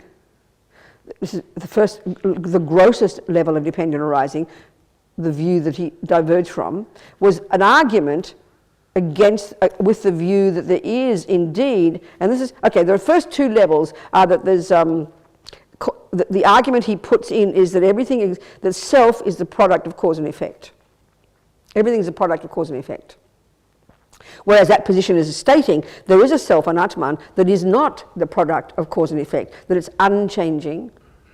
There's all these different ways they describe it. So this, roughly speaking, the first argument that there's a self, Buddha's saying that no, that things exist in dependence upon causes, which is an argument with the prevailing view that there is a self that doesn't depend upon causes, that is unchanging.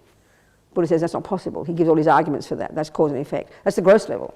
The second one, which we'll look into, not the subtlest, is that, and I'm sort of conflating these two, is that there is a self, that there's a view that he argues with, that there is in here, the views he argues with, that is in here somewhere among all these bits and pieces. So the first one is that that something comes into existence in dependence upon causes. The second one is that things exist in dependence upon their parts, their bits and pieces. So let's look at that one. This is not the subtlest one. It's already very tasty.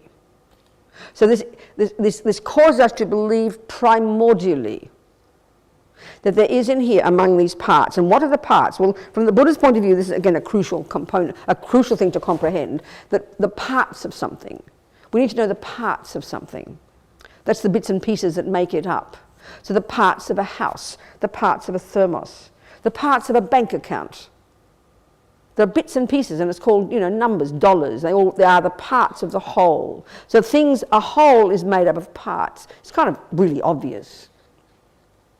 A whole something is made of parts.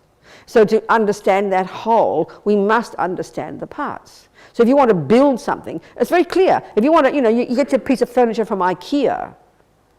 They don't just sort of chuck you a few bits of wood and a few screws and cross your fingers. You unpack that little box, and there's got to be the exact number of parts, doesn't it? Otherwise you won't get a chair, you won't get your wardrobe, you won't get your kitchen, whatever. The exact number of screws this size, exact number, they're all the components that make up the whole. We get that. Well, there are parts that make up the whole. The whole here is called self, or called I, or me. And the pieces, the bits and pieces, if you're going to have to build the I, it's made up of two parts, body and mind. There's no third component called self. That's what he's arguing with. You just got body and mind, baby. And body, as we know, is made up of many, many, many, many bits and pieces. You had to build a self, you'd have a many big box from IKEA of many parts of the body, right? And then you got many, many parts of the mind. All the thoughts, all the deluded thoughts, and the virtuous thoughts, and the 84,000 this, and the eye consciousness, and ear consciousness, and this moment of mind, and that moment of mind, and many millions of bits and pieces of mind that make up the whole called mind, and many millions of bits and pieces that make up the whole called the body, and the two together, body and mind, constitute a me. So, what we have to do with this dependent arising, as Lama Yeshe puts it, dependent arising is the king of logics to prove ultimate reality, the shorthand of which is the word emptiness. We'll go into this. So what we believe, this ego grasping causes us to believe that there definitely is, in here somewhere, as my friend Pende says, walking hand in hand with all the other millions of bits and pieces, a very special bit called I. We don't think we think that. We just assume it's true. It's the deepest assumption. So when we even do these little analyses, which we're going to do, and later after lunch, we just get puzzled. What are you talking about, And this is the point about this type of discussion. When we think of meditation, it depends on the kind of meditation we're talking about, but in Buddhism there are two modes of meditation. One, which is the one we tend to think is what meditation means, is concentration meditation. It's a very precise, clear, non-conceptual training of the mind to be non-conceptual. So we've got laser-like focus. So with that laser-like focus, there are many byproducts that are marvelous. Lama Yeshe talks about it in his Mahamudra book. There are many incredible results of just getting single point of concentration. The bliss that you wouldn't even imagine, the brilliance, the clarity, there's so many qualities, unbelievable. But they're just the bonuses, they're the byproducts. The sole purpose for the Buddha of getting single point of concentration is to develop this laser-like focus, which then you use in the second mode of meditation to get insight into reality. So he's taught many of these vipassana techniques. We often just think there's one, which is the one where you scan the body experiences in order to get insight into impermanence. That's one of the first techniques the Buddha taught. But there are other levels, and more sophisticated levels, where you're using an analysis, subtle, brilliant, clear, focused, ingenious, brilliant analysis, thinking at a subtle level to get insight into emptiness. This is what we're discussing here. Super sophisticated level. And you can only have that level of brilliant analysis with concentration. And what you're going to do with that in meditation, after doing much study and much practice, you use dependent arising, the logic of dependent arising, at a really subtle level to argue with ego grasping's misconception. It's super subtle and super sophisticated analysis, using your subtle concentration to do that. With subtle concentration, you don't just space out and go all cosmic, but you can use it exactly as you like a laser-like microscope of your mind to investigate precisely, using logic of dependent arising to argue with ego's primordial ridiculous misconception that there never has been, isn't, and never could be that precise kind of I that ego grasping has made up. So we have the two truths. Shorthand for this one, the ultimate one, final one, is emptiness. The words are, from the side of the I, conventionally here, the I, there's a conventional I that functions and does its job and drinks tea and goes to sleep and does this and gets happy and causes suffering. And then ultimately you won't find anything in the I itself. You won't find anything here. You will find nothing from its own side. You will find nothing that makes it that I. That there's nothing from the side of the bits and pieces. There's nothing here that makes it that I. Of course, we have to understand these words. So of course we one way of saying, from the side of the I, or the cup, or the toilet, or the iPad, or anything that is established to be existing, because this logic applies to everything, you will find nothing there that makes it the I. You'll find nothing there. You won't find an intrinsic, real, in and of itself, definite, findable, pointable I. So when we hear even those words, we'll go, huh? Or we'll go, oh, there's no I. What's it matter then? And we chuck the baby out with the bathwater. We fall into the abyss of the great mistake, as Tsongkhapa says, and we lose the plot and become nihilistic. And that's the commonest misunderstanding of the word emptiness. And we'll discuss that word no time before lunch. We'll probably do it after lunch. So simply speaking, what Buddha's saying is, on the one hand, you establish there is an I that does exist. Call Robina, call Fred, call whoever, call Robin, call whichever. Hitler is a person, dog a person. We establish the existence of that person as a dependent arising, come into existence independence upon its parts. But ultimately, when you do the analysis, you will find nothing there that makes it that. You won't find, from this argument, the parts one, you won't find any part called I. So this is, clearly we can hear these words, but we've got to do the analysis. We've got to prove it to ourselves with much practice, much purification, much practice and much meditating, until eventually one day the penny drops. And that first second of this non-conceptual insight into the truth of that, that's the first second you cut the root of Maripa, and you can't fall back after that. You can only go forward. So, let's look at this then. I have to find my glasses first. Okay, so let's do a little bit of an analysis then. Okay. This is not the subtlest meaning. We'll get to that one later. Okay, so now, there's many arguments, they say. When you study the philosophy, there's many arguments you have to use to argue with these nonsense. So there's one little discussion.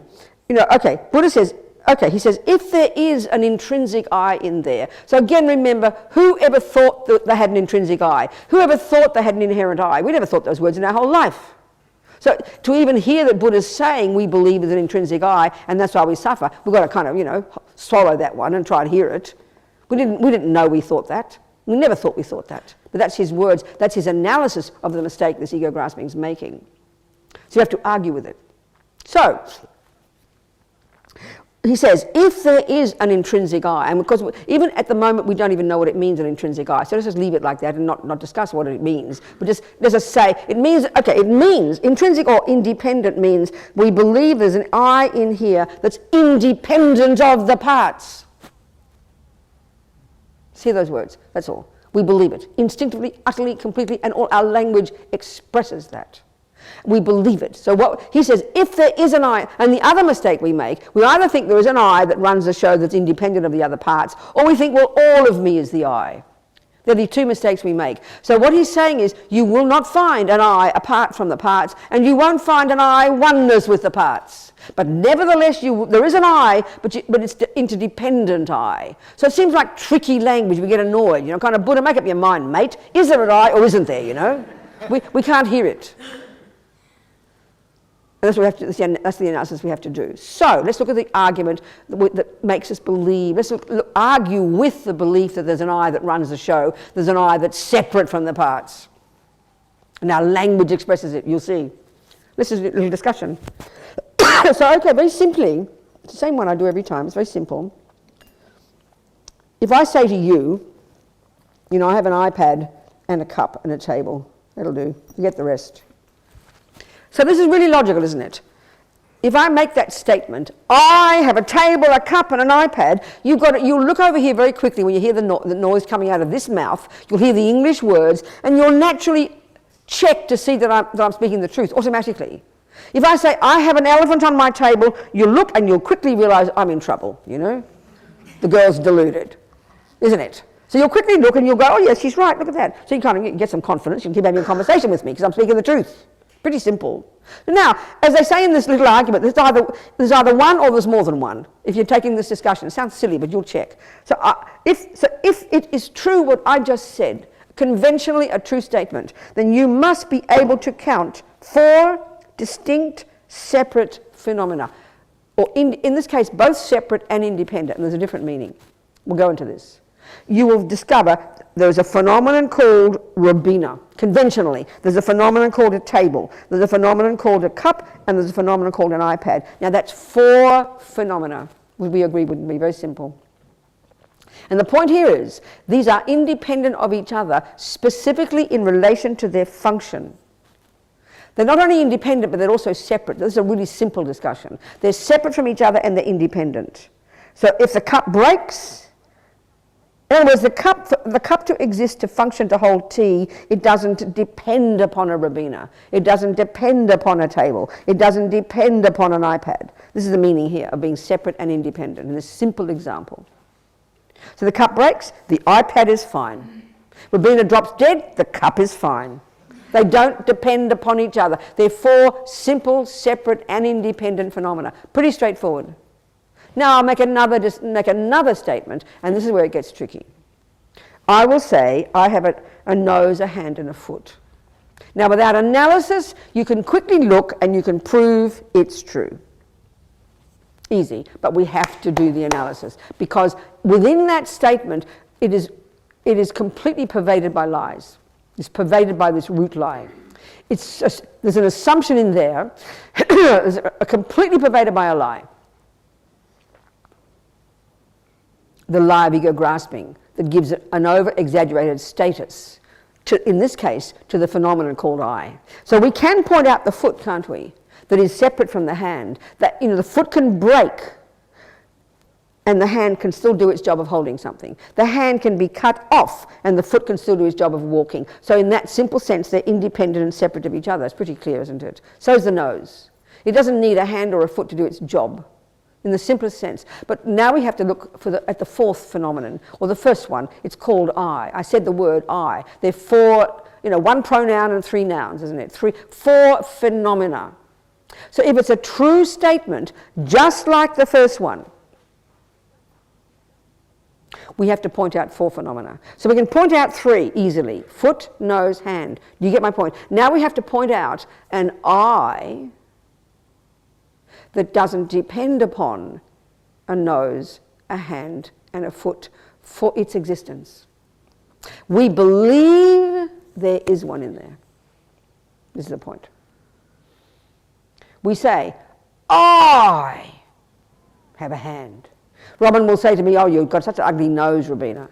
I say, don't you dare insult me. And he'll say, no, I didn't insult you, Robina, I insulted your nose. So there's an assumption there, isn't there? That I'm the owner. The assumption here is there's an I that's the owner of the nose, isn't it? And I say I have a nose, it's true. But we give extra status to the I. We give an over-exaggerated status to that I. In other words, we believe there's 2 phenomena there. There's a nose and an I. Now that's called a soul. That's an Atman. The Greeks call it an essence. That's actually stated that there is a special component in there. Buddha says this is ridiculous. Not only is there not one, and we've got to prove it, you don't need one. So this is what we've got to prove. It sounds like a joke. So the point is this: if it's true, there's a separate I. then when Robert insults my nose, my eye, the eye in there, which is another part, remember, will be looking on, feeling so sorry for the nose. But like, phew, not me, I didn't get insulted. Because it's separate. It's like the cup breaks, the iPad's fine. The nose is insulted, the eye won't mind. This is logical. It sounds like a joke to us, doesn't it?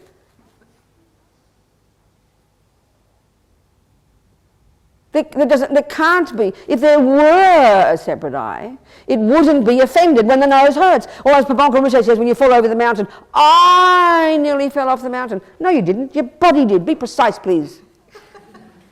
It sounds hilarious. It's like a joke, it sounds like a joke.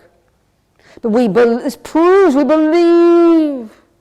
There's a little eye in me, like you do. And this is where the good analysis is like to literally deconstruct, like do a reverse IKEA, unpack all the bits and pieces, unpack all the components of the eye, logically, rigorously, with discipline. Each piece of all the body and all the bits of the mind, we believe will end up with this little embarrassed, self-existent little eye that's been running the show the whole time, that's now been found out. You won't find that eye. Now, this is the point here. We'll go, oh, well, there's no eye, might as well kill myself. You just chuck the baby out with the bathwater. Buddha's not saying that when you won't find an independent eye, he's not saying that you find nothing. So that not finding an independent eye in there is not the same as saying nothingness. It's not the same as saying there's no eye. It's not the same as nothing. And it's true, literally, okay, let's just use examples here. This is a really important point. Now I've got to look at the word emptiness. We have to look at the word emptiness now, which we really confuse, Emptiness, we do it in ordinary language. We use this word empty, very simple. And this is a really crucial point. I go like this, and I go, oh, my cup's empty. We know perfectly well it means empty of, in my case, hot water. You look at your bank account, you're expecting your £5,000. Because you're about to come on the pilgrimage with me. This is an advertisement now. The postcard's out there. The postcard's out there with me and the elephant. That's this pilgrimage we've been doing since 2001 to raise money for the prison project and to have fun as well, of course.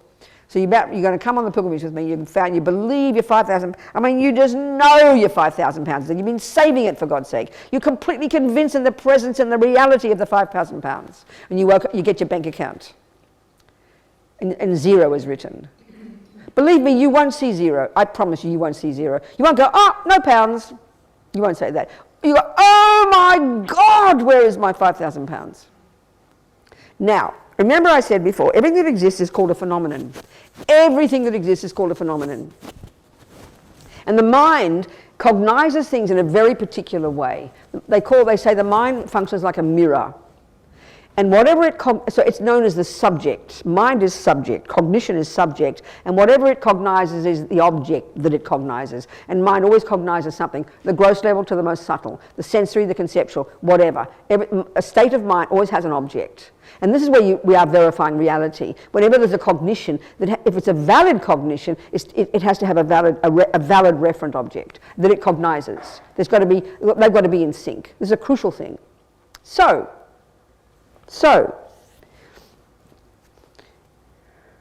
whatever the mind cognizes is known as a phenomenon. So this is where we've got to get the word emptiness. So I will look into my cup, and this is the point now.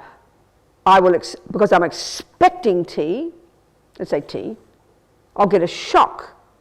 And I'll just say, my cup's empty. The cup's empty.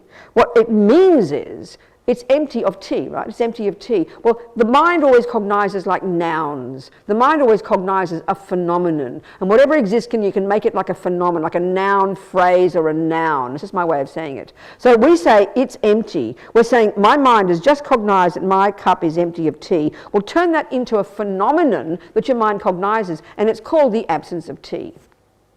You get that? It's called the absence of tea. That's a specific phenomenon. Buddha talks about, these are abstract phenomena. Alex Berzin calls them like static. The Buddhists call them permanent, which confuses us because that doesn't mean what we mean. So there are some phenomena that they're like negative numbers. It's very curious, but it's got a powerful meaning. And the only person who ever cognizes the absence of something is the person who expects it. If Robin's my boyfriend, and I've been with him for 47 years, and I'm his wife or whatever, and one day I come home and there's just a note, I've left you for a younger version, believe me, all I'll notice in that house, probably for many years, depending on how well I practice on my mind, is the absence of Robin, isn't it? You might come to my house for lunch and have never heard of Robin. You will never notice the absence of Robin because you don't expect Robin to be there. Can you hear my point? If you look at your bank account and have no expectations, you will never see the absence of anything. You'll just see the truth. So the only person who sees the absence of something is the person who wants it or expects it. This is a really crucial point. So this is the point with Buddha. He says we believe implicitly, utterly, totally, completely, or pervasively for eons in the presence here of a real, intrinsic, definite, independent me. It's so utterly assumed, it's like a joke, you know. We utterly believe it. We have to discover the absence of that. It's never been there. See, it's just a simple, tea could exist there. Pounds could exist in the bank. But an intrinsic I, an independent I, could never exist. It is a radical absence. It has never existed. It's not as if you find the I, like the Dalai Lama says, it's not as if you search in here and find the naughty I and then throw it out. No! You will find you've got to have two choices when you start to look. You've got two choices when you start to look for the I in here. You're going to find an I and go, naughty I, go away, or you're going to find the absence of the I. That's the realization of emptiness. You will find no I, but the thing you found is named the absence of I. It's a real, vivid, powerful phenomenon that you will cognize. When Robin looks in his bank, and he will vividly cognize a phenomenon particular to his mind, based upon his expectation, he will cognize a very powerful phenomenon called the absence of £5,000. Now, the point is this. Zero, say this says zero in the bank, and that's nihilism. Zero is nothing. That's the meaning analogy here is nihilism. Let's say he asked me to look in the bank. Tell me how much is in the bank, Robina. Or tell me, can you check my £5,000, please? I'll just see the truth. I'll see the zero. Now listen to this. Because why? Because I don't expect £5,000. I have no expectation of £5,000, so I'll just see the £0. So the object my mind cognizes is called £0. The object that his mind cognizes is called the absence of his precious £5,000. They are two separate phenomena, aren't they? Right. So, the nihilistic interpretation of no I, you're searching for the independent I, you check out this, you throw out the bones and the bits and the pee-pee and the caca and the atoms and the love and the hate, you check out all the bits, reverse IKEA, get two bundles of body and mind, and you go, look, no I. That's discovering naught. But that's not what you'll find. You're going to find, oh my God, I've just discovered the absence of the inherent I. That's what you'll discover. That's the realization of emptiness. That's why it's not nihilism. Are we communicating here?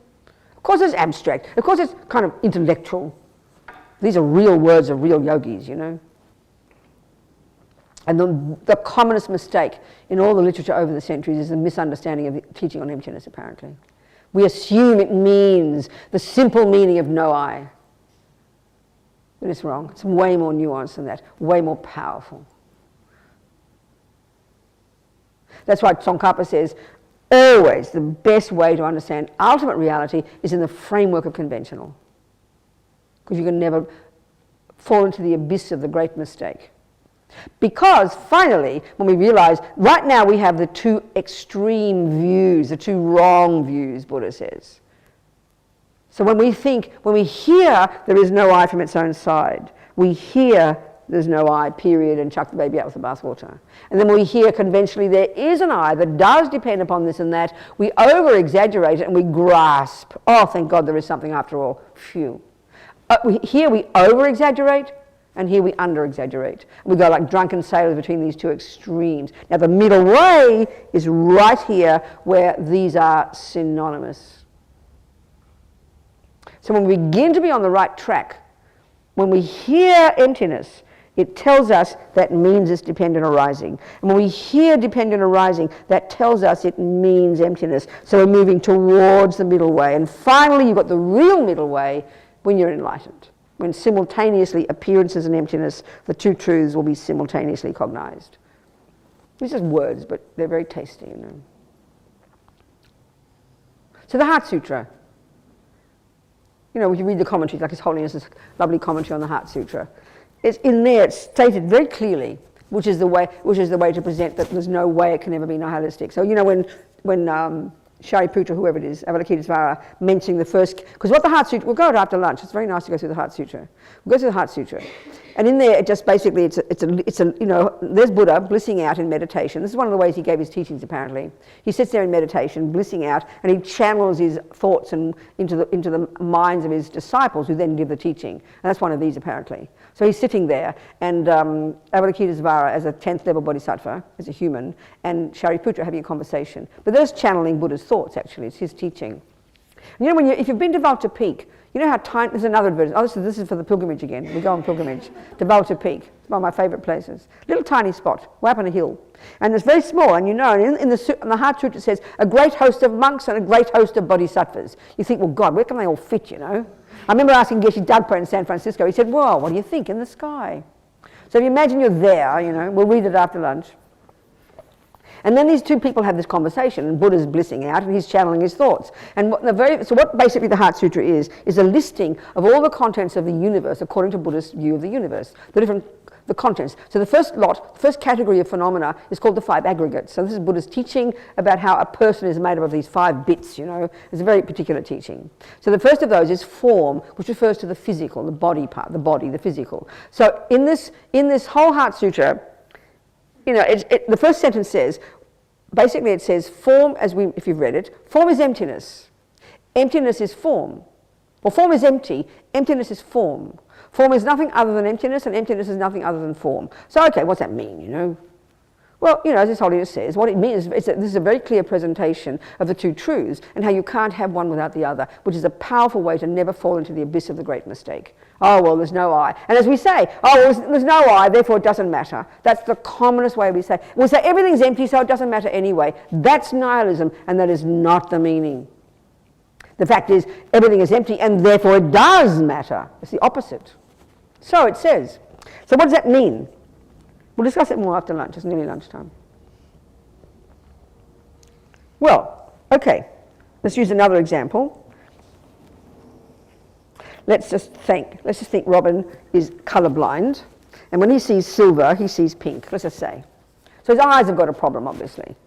So you can't bully him into learning the truth. You could, but he knows every time pink is shown to him, silver appears in his mind, because his eyes are all weird, you know. So it's best that we help him fix his eyes, isn't it? If we can solve the problem. But all his life, whenever silver is there, he sees pink. He can learn that it's not really pink, and this is a good thing. We've got to start not believing in our karmic appearances, not believing what our crazy delusions tell us, but eventually we've got to see the truth of it. So we'll fix his eyes. We'll fix his eyes. We'll fix his eyes. And we'll show him silver thermos again. And this time, because silver now appears to him, but he gets the shock of his life. Oh my God, it's not pink, he'll say. So he saw the truth appeared to him like the $0, the £0. He saw the truth, £0. He's now seen the truth, silver, but still the expectation of pink is vividly there. So he gets a shock. Oh my God, it's not pink. So again, same as the pounds, the name of the phenomenon he just cognized is the absence of pink.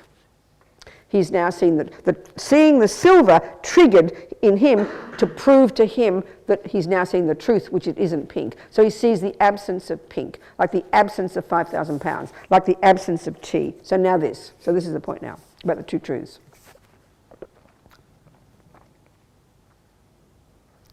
Buddha's saying form is empty. So in this example of the phenomenon, form as one phenomenon is empty of existing from its own side, or empty of inherent existence. These are all the synonyms, and everything's like that. Form is empty of inherent existence. So form is empty. Empty is shorthand for empty of inherent existence. Just keep it short, empty. Now, emptiness of inherent existence is the name of the phenomenon. Emptiness of inherent existence is what form is. So in other words, here we have a thermos. We have a silver thermos. So silver thermos is empty of being pink. Wherever there's a silver thermos, there is the emptiness of pink thermos.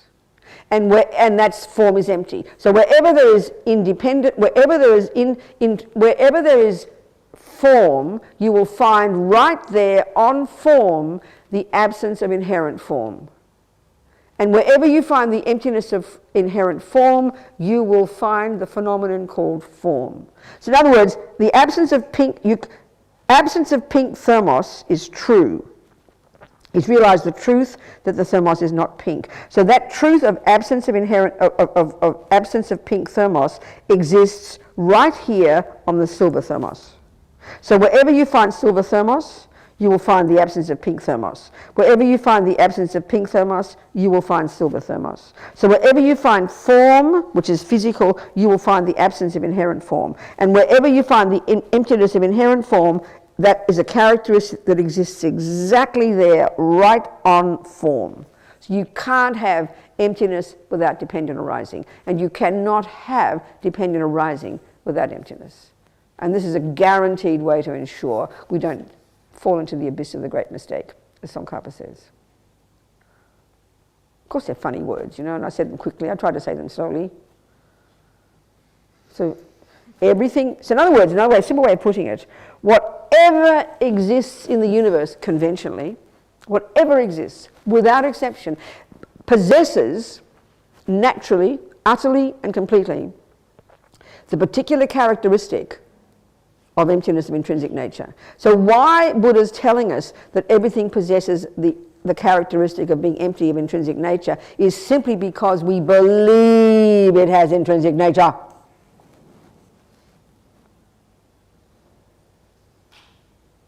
The only reason we tell Robin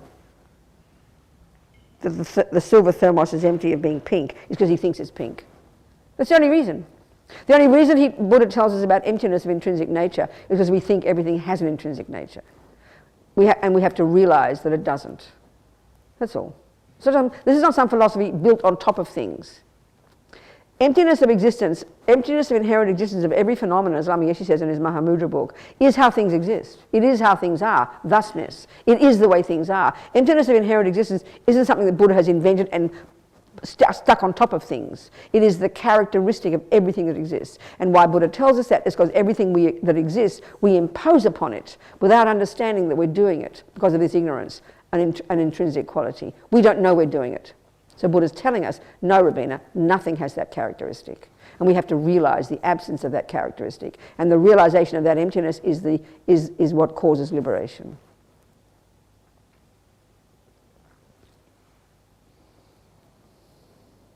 So we can discuss it more after lunch.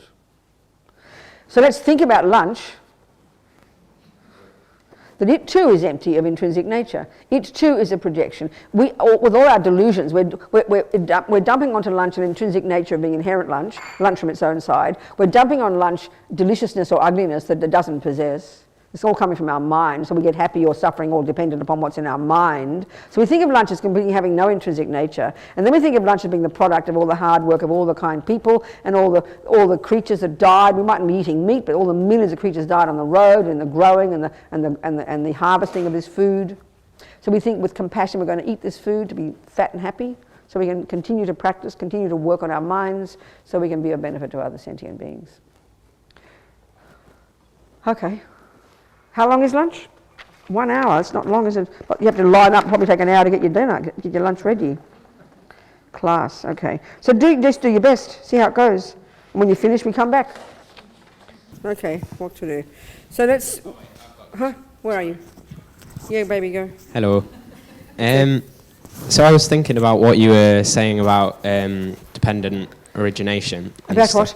Dependent origination. Okay.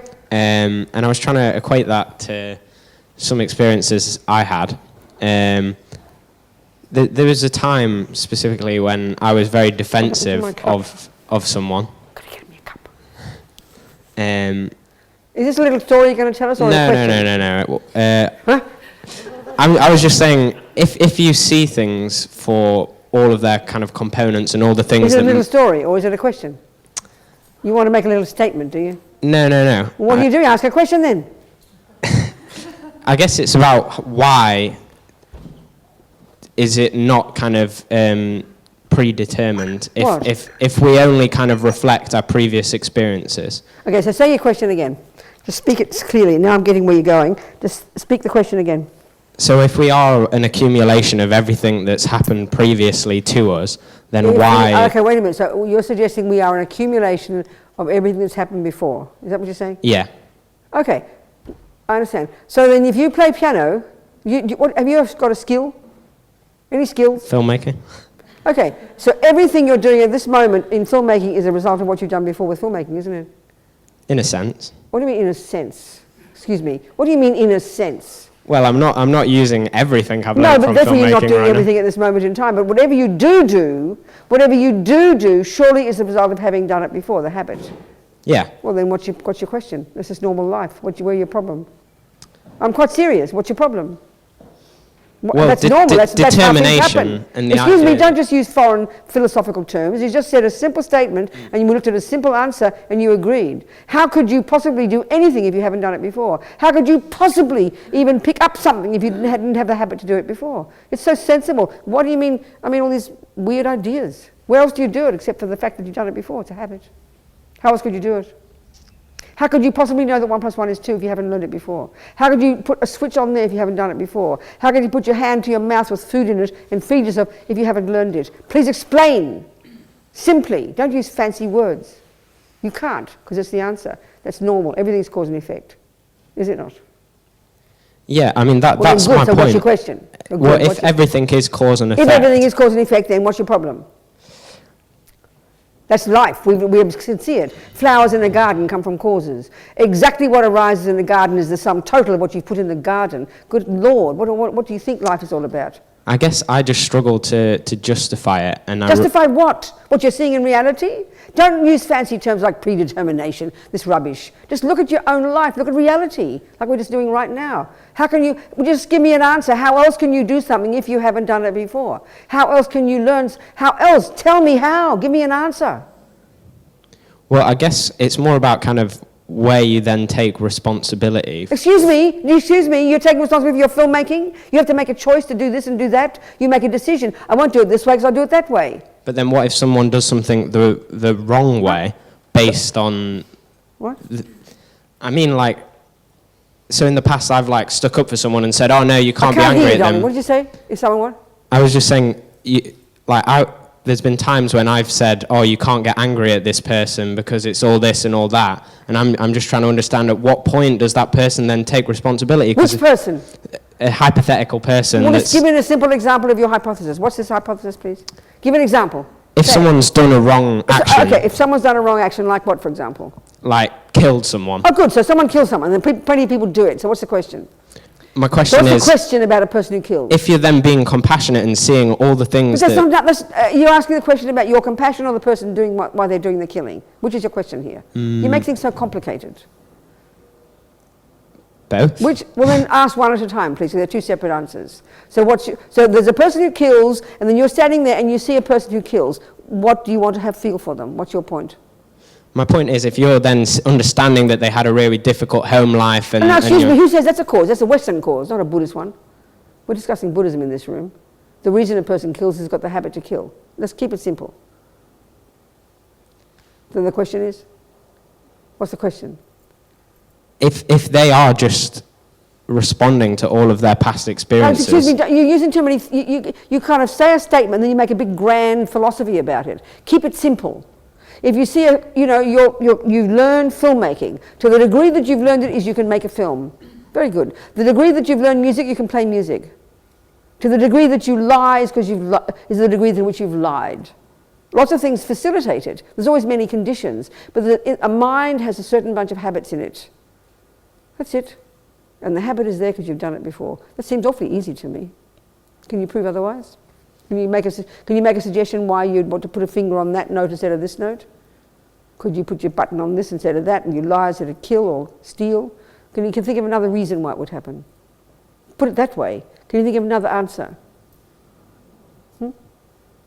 No, you can't. Well, if you can, let me know. I get your point, but keep it on the ground, you know. Thank you. It's a pleasure. Who else? What else who else wants to say something or ask something? Come on.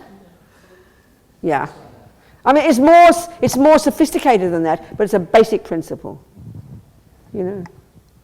That's why the Buddha has... Anyway, never mind. Question. Yes. Yes.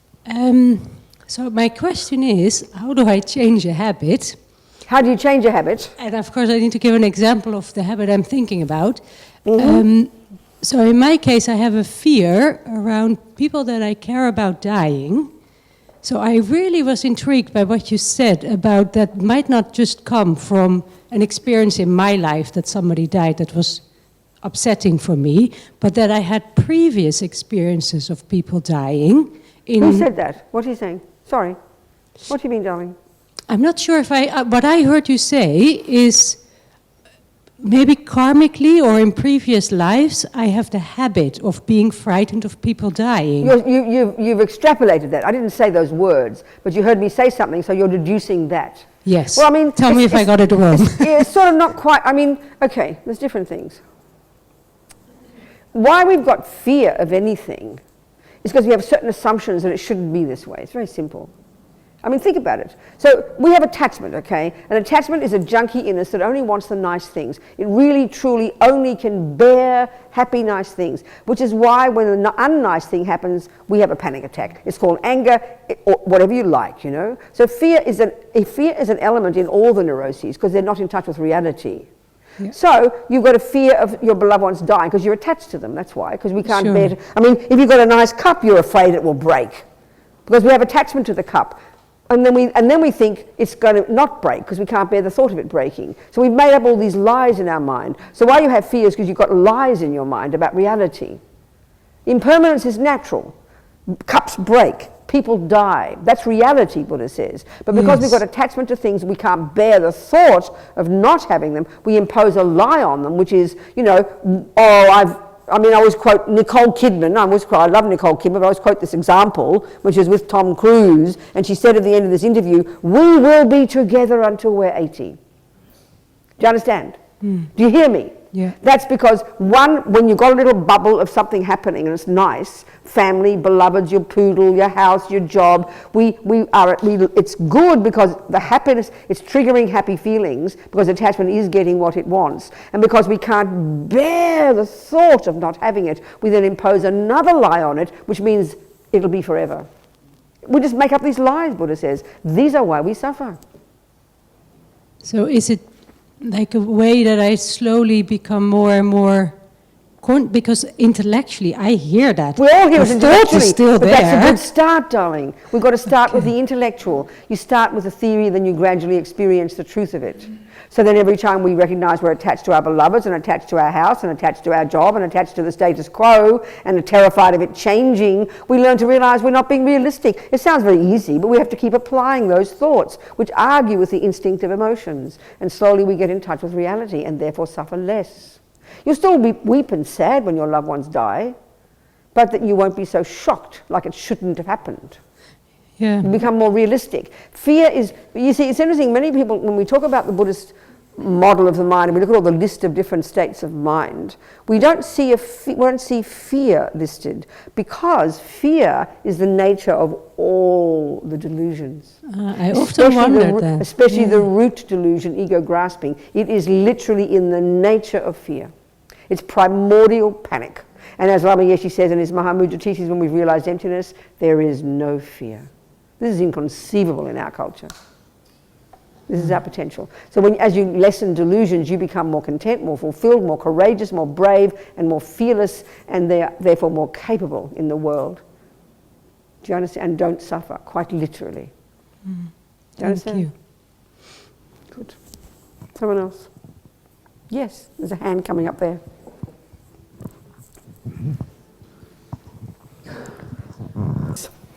A statement. Yeah, okay. Attachment. Statement on attachment and music that was discussed before. Okay. When you listen to music and you enjoy music, yes, it's not that you get attached to music, but you let yourself go. So you get your ego go. Therefore, you can have something which is, it's no more an attachment. It's a detachment from a false concept of ego, yeah? Also, in the case of when you are composing, you are painting, you are also letting yourself go because your personality disappears and you allow art to go through you. Mm-hmm. In the same way, some important philosophers have said that, St. Augustine, for instance, that when you love, you forget about yourself, you let go. I understand. So the attachment is I understand. Right or wrong? Well, you know, okay, very interesting. The second part, Buddha would utterly agree with St. Augustine. When the virtuous states of mind are prevailing, because they are not lies, they connect us to others, there is space there, there is no fear, then of course there's no, the sense of an I goes to the back. Now you could argue, we all understand, even when you could argue if you're an artist or a musician and you're very good at it, and it comes very spontaneously, it seems very intuitive, it seems very natural, it doesn't seem forced. Well, you could, I mean, that's from habit. It doesn't mean the ego's not there. See, the ego in the Buddhist view is incredibly subtler than that. And this is where it really is a minefield, okay? Let's just, I think we should talk about then what, in the Buddhist analysis, look at the positive states of mind, look at the negative states of mind, and look at the other states of mind that, for example, one that's, okay, in the there's three categories of states of mind in Buddhism. Those that are neurotic, deluded, negative, blah, blah, blah, that cause pain and are rooted in ego grasping. Then there are those that are virtuous and valid and are connected to others, are not I-based and are marvelous, and these are our natural state and we can grow these to a limitless degree. The third lot, they're called neutral only insofar as they're neither negative in their characteristic nor positive in their characteristic, but I like to call them the mechanics of our mind. So there are many of those like intention, attention, concentration, good memory, discrimination. There are many of these that are like the mechanics of your mind that enable you to function at all. So, but the point is about those, whether you're a murderer or a meditator, you need them. So as Lama Zopa says, thieves need mindfulness. Mindfulness, we have lots of meanings to it, but really it's simply short-term memory. So a thief needs memory. You know, if you're making a cake, you need short-term memory. So there are these states of mind that all play a role, and the fact is, these ones I've mentioned, we develop these in single-pointed concentration, and we use them to help us grow virtue and get rid of rubbish. So they're marvelous. Now, in that same category, there's another state of mind that's called feeling, but not in the way we refer to as emotions.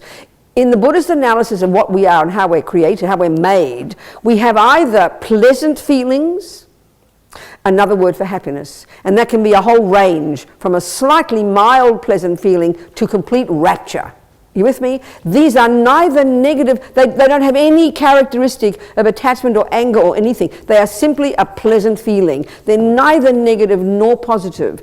And then you have unpleasant feelings, and that can be anything from a minor unhappy pain to the most intense suffering of being tortured. So unpleasant feelings, and we have pleasant feelings. So we have a third category called neutral. Well, don't worry about them here. Now we all know all we want is the pleasant feelings, which is called happiness, and all we don't want is the unpleasant feelings, which is called suffering. Now the Buddha says, this is the universe, this is how it is. And everybody's either having an unhappy or a happy experience. So since we're born, we could divide our lives' experiences into those that are pleasant and those that are unpleasant. But first of all, the problem we have is we so are addicted to the outside world. When we say happiness, we visualize the happy thing. We visualize the event, the person, the meal, the experience, because we're so addicted to the external world. But they're just the external events. Pleasure or unpleasure or suffering are mental and sensory states of mind. The external is merely the catalyst that triggers the feelings in here.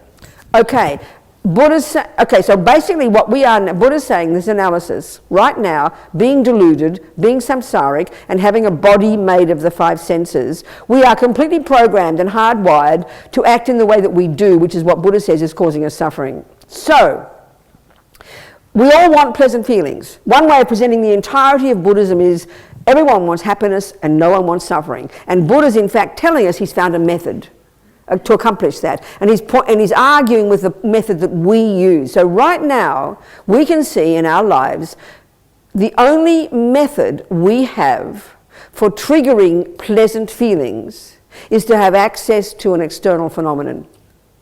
At the grossest level, we need to have an object of the 5 senses. Do you agree? Or if you've got, and this is where the negative actions come in, and this is the tragedy of habit. So whatever we're familiar with, due to past karma, Buddha says, we get born programmed at the first second of conception with all of our different tendencies. There's 4 ways our past karma works. And the karma is done by the mind. All this is about the mind. There are 4, the second one, the crucial one here is, whatever we do programs our mind with a tendency to keep doing it. Whether it's play football, music, kill, lie, torture, steal, love, hate, you name it. It's habit. It's in the mind. It's our tendencies. So, and they come from past habits. So, this is the tragedy now about negative habits. Habits that cause suffering.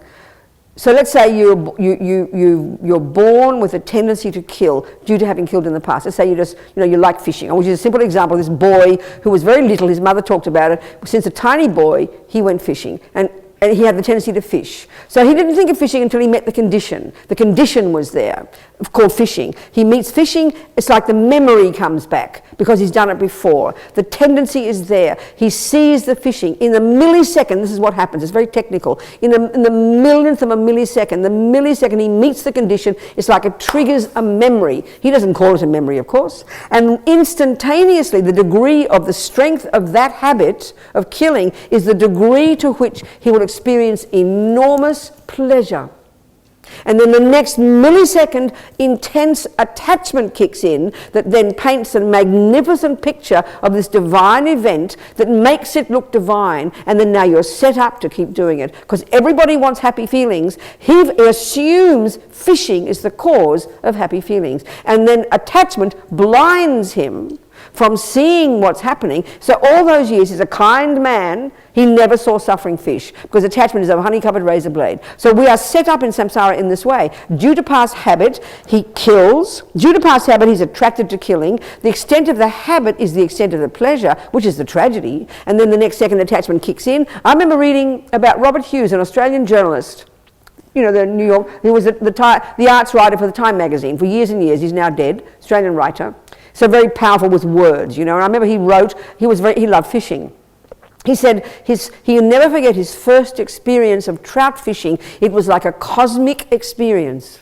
So meaning the habit he had to kill was so intense. And he's a lovely man, you know. You'd go around killing his wife or his children. The habit to kill, in this case animals, was so powerful in his mind that, and he wrote about it like some blissful experience. He was slaughtering animals, but he never see it that way. So the habit is there due to past habit. Now, a little boy, another example, a friend of mine, her son when he was 3 years old, she's taking the lice out of his head, and he's crying with compassion for the lice. Now, neither mother had taught their children to kill or to have compassion for lice. So we can deduce the one who has compassion hasn't killed in the past, and all his life since then, he's never killed a living being. So because of his past habit of non-killing, he was sad and empathetic for the creatures in his own head, you know. So everything is habitual. And then, so what I'm getting at is feeling is this bare bones thing that happens every millisecond, and we are desperate for the nice ones. So in his case, he thought of fishing the whole time, completely attached to fishing, completely believed it was the cause of all happiness. Entire life was framed in terms of being a fisherman. I'm not criticizing, because it triggered pleasant feelings.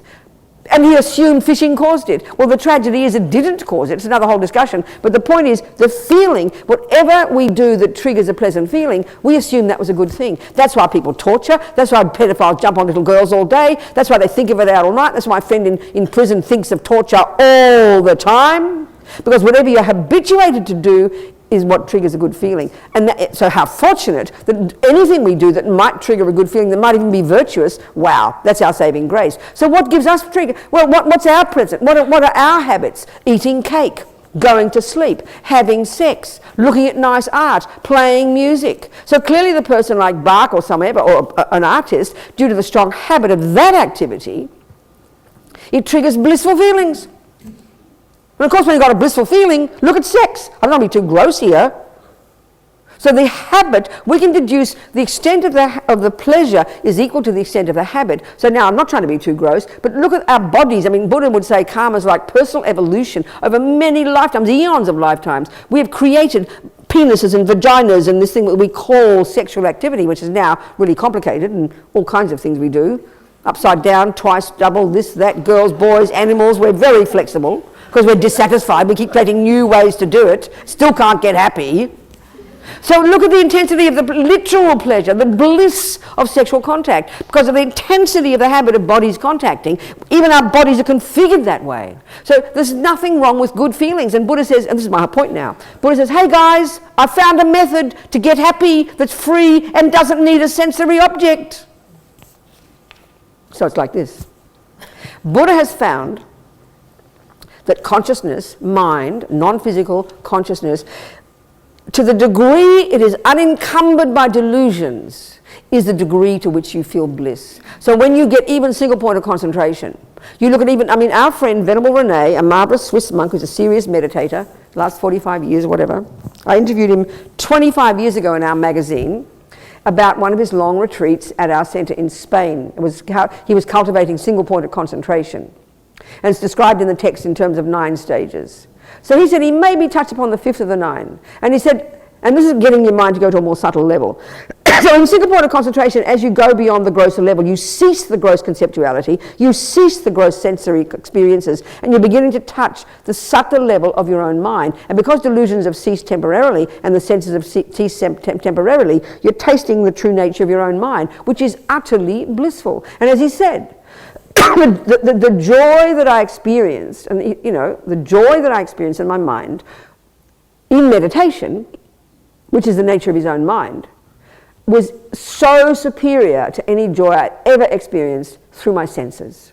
So anybody who's done any meditation, who might accidentally get a nice feeling in meditation, is because you've temporarily ceased the grosser levels. So all Buddha's saying is, so what he's saying is, you guys, unfortunately, you're junkies, and because we've got this body made of the 5 senses, due to past karma, due to attachment, we're completely programmed with attachment. What we think happy feelings are, or the only method we have to get happy feelings, to trigger happy feelings in our own mind, which are potentially there to be, the only method we have is to get an object of the senses. So for us, and attachment's job, its job is to find the object so that we have contact with it, so we get a moment of pleasant feelings. That's the only way we know how.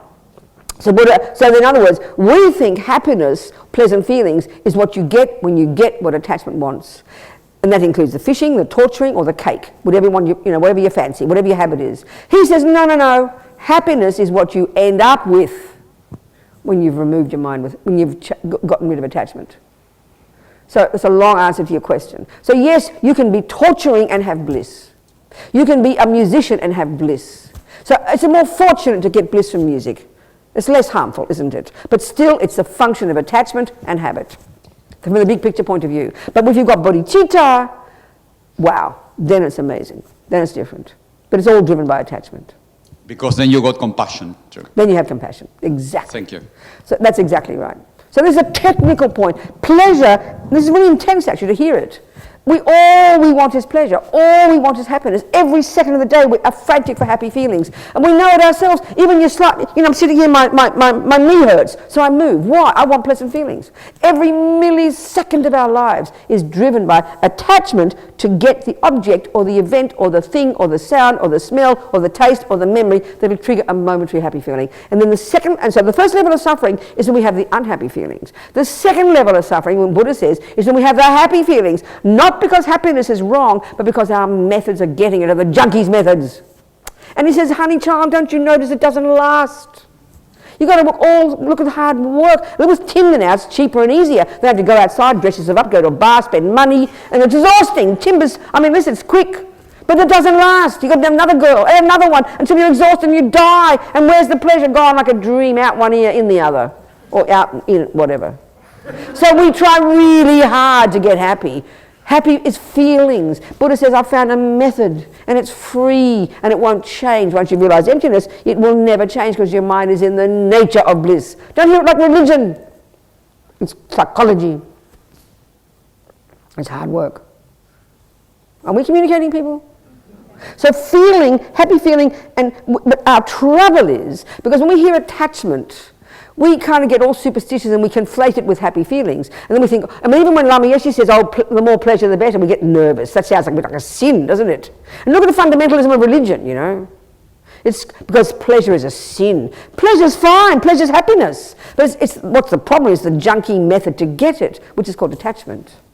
But the pleasure itself, and just even the other way of talking, forget to, you know, is just as you lessen delusions, you grow virtues, you are therefore more happy. Naturally. More happy naturally, because virtues are a valid cognition. They are valid, they're in sync with reality. They're in sync with interdependence. They're not totally valid until you realize emptiness, but they naturally bring happiness. It's a natural thing, not some kind of punitive thing, or naughty if you have pleasure, you know. We're so guilty about it. We're ridiculous, you know. Are we communicating, people? This is a technical explanation. We don't understand it. If you want to understand Buddhism, it's up to you. Yes. Hello. Hello, can you hear me? Okay. I can hear you. Okay, so I've got a question, like a very practical question on emptiness, in the sense that, like, when someone scolds you or when someone criticizes you or insults you, you have all sorts of like physical reaction in the body, that's right, such as like heat and warmth and burn and everything. Right. Yes. And then you have a story around, like, you know, what happened, how dare he or how dare she talks to me like that. That's right. Can you talk to me a little? Can you talk to us a little bit about, like, how it works in the sense of the object of refutation of emptiness? I understand. Where exactly, at which moment, which timing precisely do you apply this teaching to, like the sevenfold reasoning? Okay, listen, so okay, first of all, the explanation for why we get all, as you said very well, all hot in the body and the body feels it and the blood comes and you go pink or the heart races or you burst into tears, all of this, I mean, if we understand, this is where the Vajrayana model is very helpful, I think. It describes the entire universe in terms of the universe consisting of minds, trillions upon trillions upon trillions of minds, and all minds are inextricably linked to their own set of the four elements, because the four elements is the nature of the physical world. So there's matter and there's minds, and the four elements out there, and all minds are connected inextricably to their own set of the four elements. So, and this is described, this is in the Tibetan medical system. So we've got gross consciousness and gross body. And they're intimately connected. It's very clear, you know. It's extremely clear that our gross body is utterly affected by what goes on in the mind and vice versa. This is obvious. But the subtle level particularly. So that's where we've got the subtle, 72,000 subtle channels, and through this nervous system are coursing all these thousands of different wind energies, which is the basis of the system of health in the Chinese system, in the Tibetan medical system. And all of our states of mind, as they say, they ride on the winds. They're all linked to their own set of the winds. So your Tibetan doctor will feel your pulses and she'll feel you've got certain imbalance of this particular winds, and she can see immediately it's related to your attachment. Then this winds are related to your anger. They're totally linked. So your body and this, because your mental consciousness is all your thoughts and feelings and emotions, they are subtle consciousness, and they're coursing through this body in these 72,000 subtle channels, utterly linked to all these different wind energies.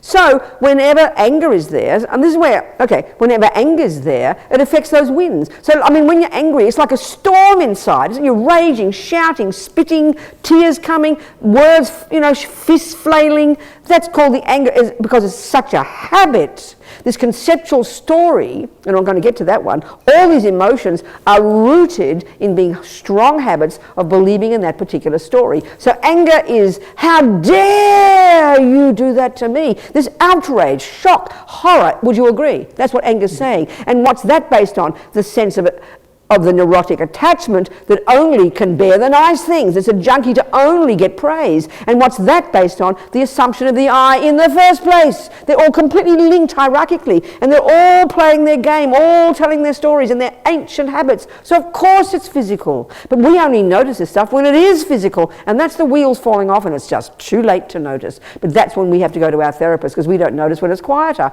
We wait till we want to kill your husband or yourself when you're having a storm that you go to the therapist. You understand? But all these stories are underneath there, raging on. But we don't notice until they're screaming, and that's our big problem. So you have to deconstruct like Yes, the story that's around exactly you right. as And the... this is the internal analysis using the Buddhist view. The analysis we do in the West is, well, I'm angry because of this, and I remember that, and my mother this, and my father that, and this, and the Catholic nuns, and this, and we dig up all the memories like needles in haystacks. I'm not being rude, it helps to look at memories, but this is the analysis we use in our physical world. We've got to look at the events and the things that happen, the memories that have all been repressed. We pull up our memories.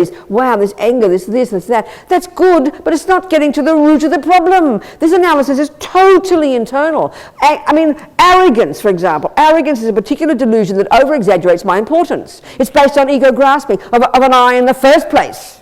So you link that. I mean, Ling Rinpoche, when he was here, and he says it a few times around the world now, I've never heard it before, and other people I've talked to haven't heard it before. He always says there are 84,000 mental illnesses or afflictions, and you've got the 3 root ones. So 21,000 are rooted in ego grasping, 21,000 directly related to attachment, 21,000 directly related to anger, and 21,000 related to all. So there's this intricate map where they're all linked. It's an incredible system. So when we do the analysis, anger is the response. So how dare you do that to me? That's because of attachment, or I only want the good things, and that's based on the assumption of an I in the first place. So you unpack like this, you deconstruct the lot.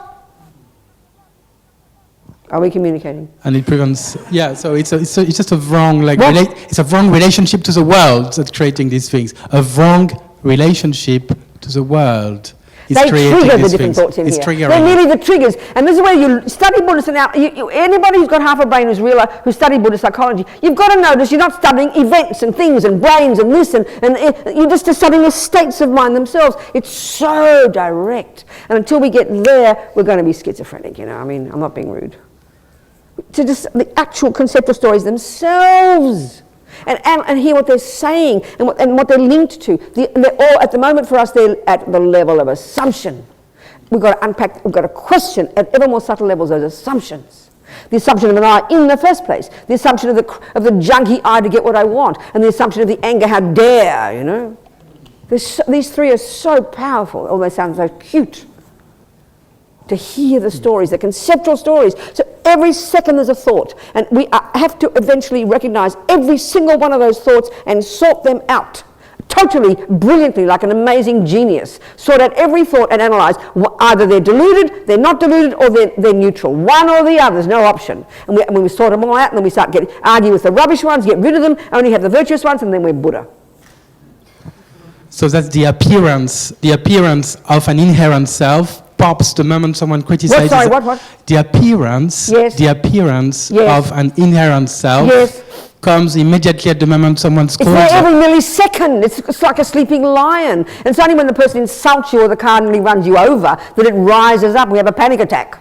And that's why this lovely story of Lama Zopa about when he was 8 years old. He was recognized as a little boy as the reincarnation of his past yogi, Kunsang Yeshe.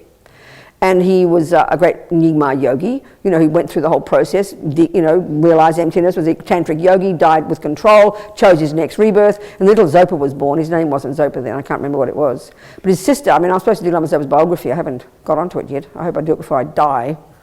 I hope it doesn't take as long as Lama Yeshe's. I'll be dead, I'll be 100 before it's finished. Anyway, we'll see what happens. So anyway, I viewed the sister, and she was about 6 when he was born, and he's always slightly unusual, acted sort of like a little lamb, always sat on a high box and ate his meals on his own. And as soon as Mummy turned her back, little Zopa was gone. Even when he could start to crawl, and they'd always find him up this path that was going to the cave. And it's halfway up the path, there's a little spot they call the resting stop, where you'd stop and have a break up the tough walk. And he'd always find little Zopa curled up asleep there, and they'd drag him home, And then by the time he could talk, they'd find little Zopa walking up. Come home! He'd say, no, that is my home. He'd announce that every time he played games, he'd always play the role of a lama, and he'd make mud pie dorjies and mud pie bells, and announce that all his benefactors from his past life were coming to the puja. So his mummy kind of figured, I better check on who he is, so the local lama, indicates that he's probably the reincarnation of Kunsang Yeshe. So he gets announced, so then he's given off to the monastery, and he's given a manager. They're very professional, these people, in this system they have. So anyway, he tells a story about when he was about 8, which would have been about 1952 or something like that, whatever, 4 maybe, whatever, 2, yeah. And he was up in the mountains, Roaling, And there was this big river, and if you've been up those places, the rivers are intense, they're really powerful rivers, but they have these rickety little bridges going across, and he saw these weird looking people on the other side. He said they had straw coloured hair and pale eyes, white people basically. He'd never met white people before up there, you know, so he wanted to meet them. So he went with his bowl of potatoes, you can't go empty handed, and he was going across this rickety bridge, and he falls in with his potatoes, and of course they don't teach them swimming up there, so he's drowning, and this is how he told the story. He said, the head, not my head, the head, I'll discuss this after, kept coming to the surface for air. He saw his manager having a panic attack running along the bank.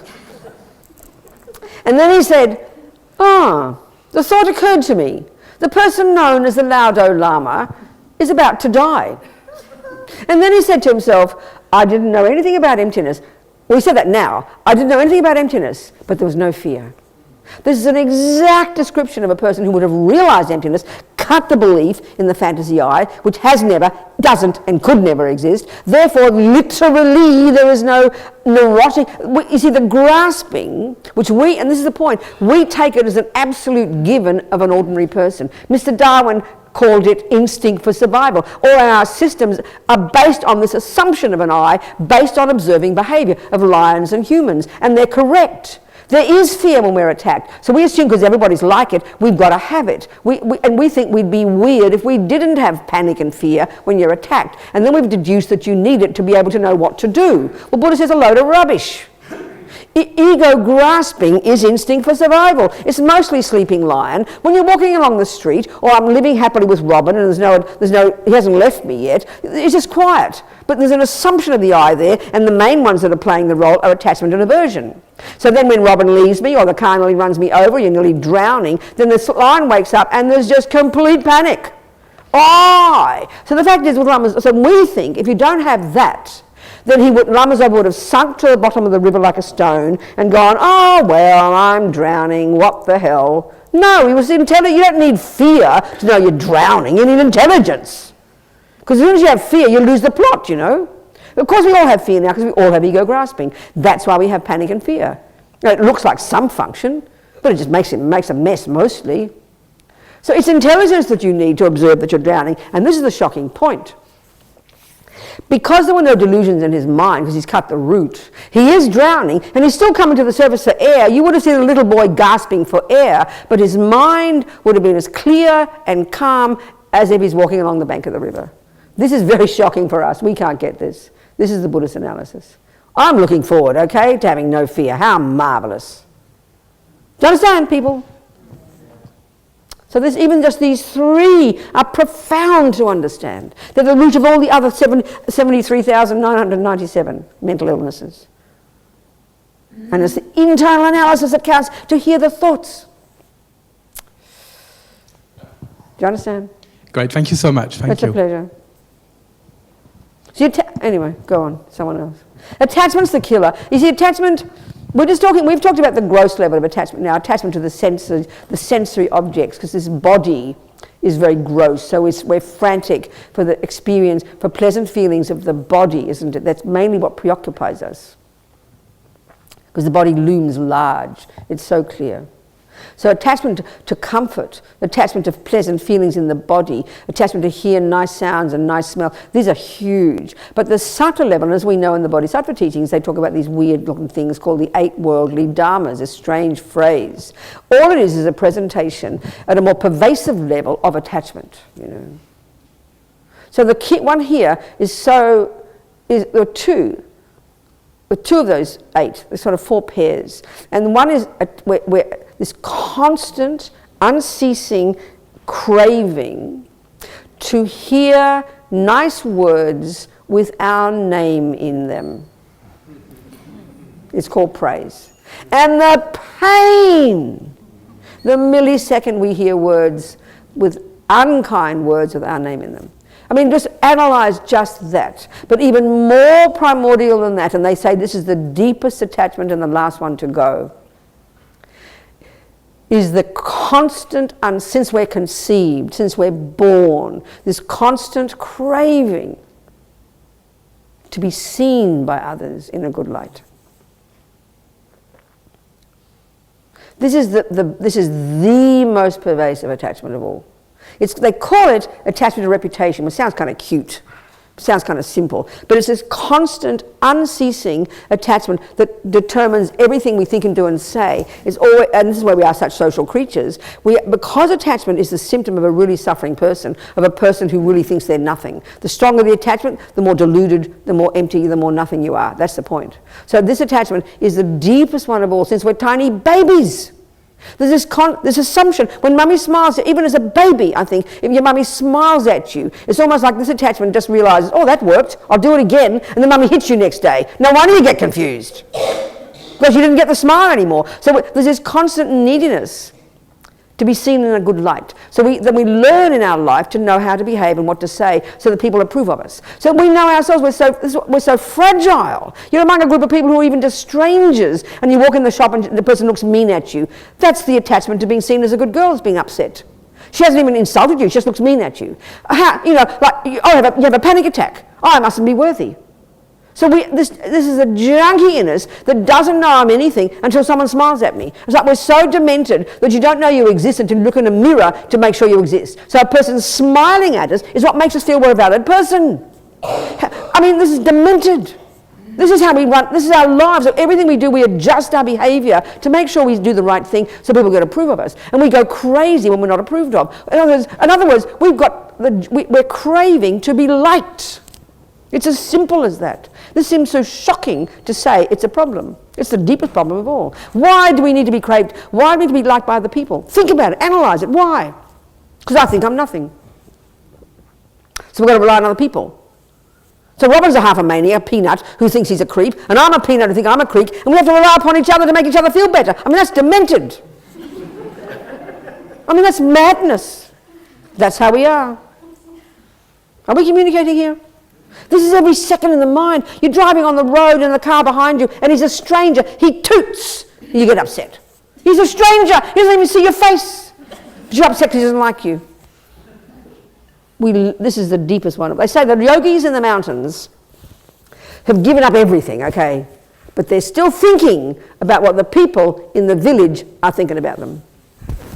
This is the one where we are constantly adjusting our behaviour all the time. So because of this, we're so inauthentic. Because we're terrified of being judged. We are terrified of being disliked. We are terrified of being criticised. We are terrified of appearing to be a bad girl. We go mad, you know. And that's why we're so lonely. What is loneliness? You're lonely. You live on your own. And you have all these thoughts. And all of those thoughts are to do with attachment, being needed, and there's no one out there to praise you. So then you think you're worthwhile. You think you're worthless. But what is it about? We've got to analyse, why do we think I'm worthless because no one else is seeing me? There's no logic to that. The Buddha's saying everything we are is in here. Everything we are is in here. We have to work it out ourselves. We have to become our own self. Yes, in relation to others, we have love and kindness. That's marvellous. But with this attachment, it's like a nightmare, a complete nightmare. And we think it's normal. That's the subtlest one. And the source of the greatest pain we have. So we don't think, in other words, we're not worthy. We're nothing until someone says we're something. We're nothing until someone says we're something.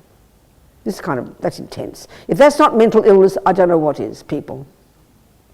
Which doesn't mean you then don't care about people. That's the other extreme. That's absurd. No, because when you develop who you are and let go of attachment and become this blissful, fulfilled person, you are the most marvellous person to be around. You can't keep people off you. You're so gorgeous, but you're not needy. We all know about neediness. We get it, and that's this one. That's what neediness is. Oh, she's so needy, we'll say. That's exactly this one. Hungry to be seen, hungry to be approved of, but it's the subtlest level.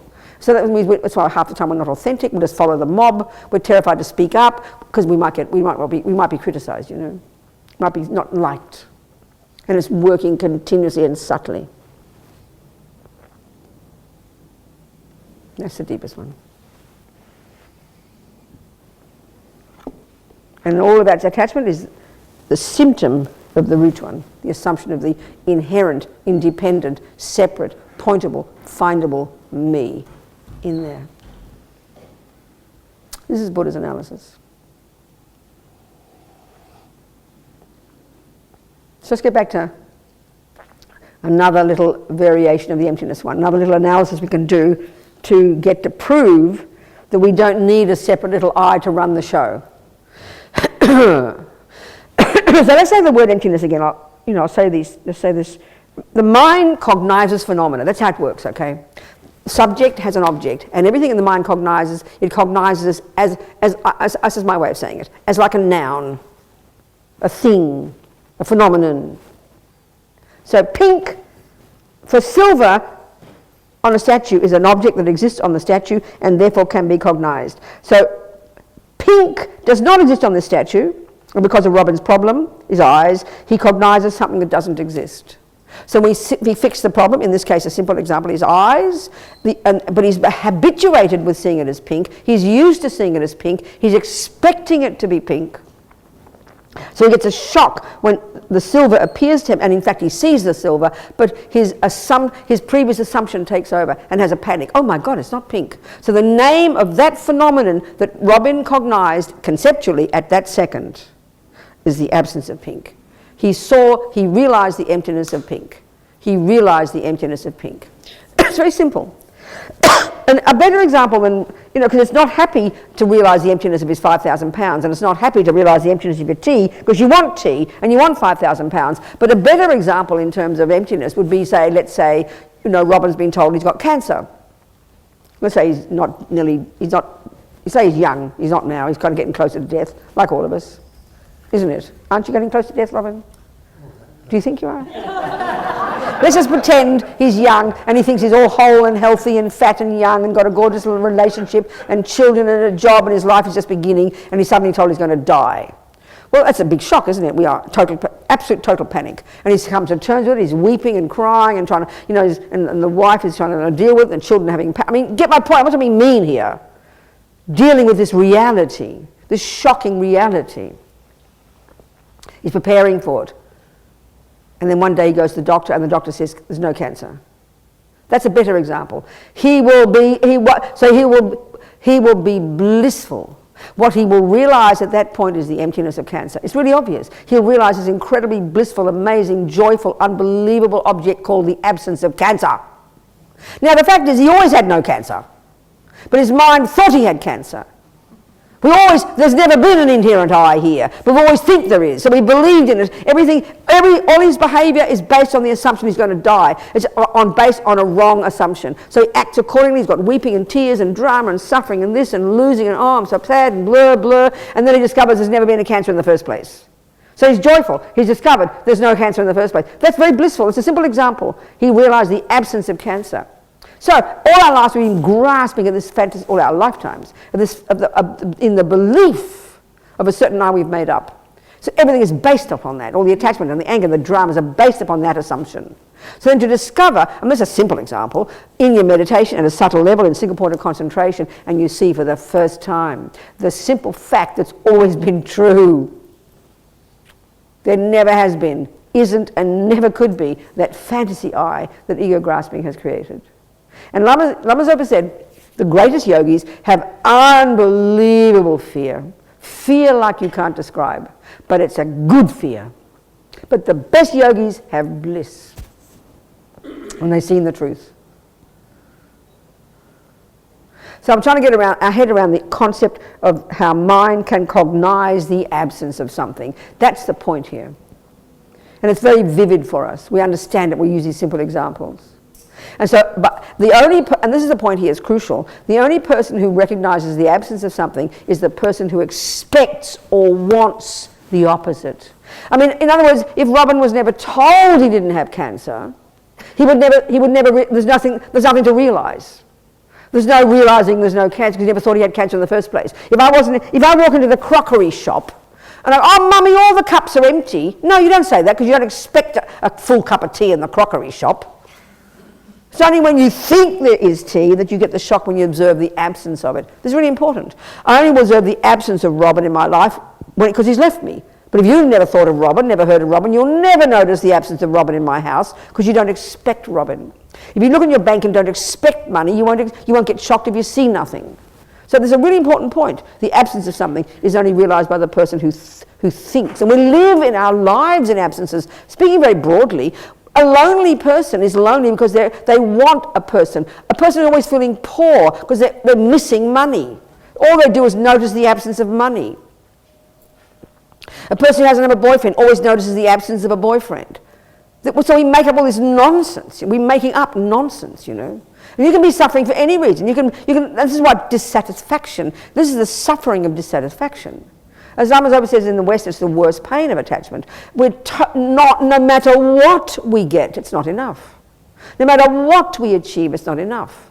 No matter how much weight we lose, it's not enough. No matter how much we change the body, it's not enough. This is a bottomless pit of dissatisfaction, meaning always seeing what's missing. It's the worst pain. The worst pain, you know. It's like we're seeing some absence of something. And it's always miserable. But here's a bit different analysis, because we want to find this absence of the inherent I. That's what liberation is. It's just getting our head around the concept of the absence of something. That's all emptiness is referring to. The absence, and in this case, of an I that we believe in that doesn't exist. And this is the point, as Lama Zopa puts it.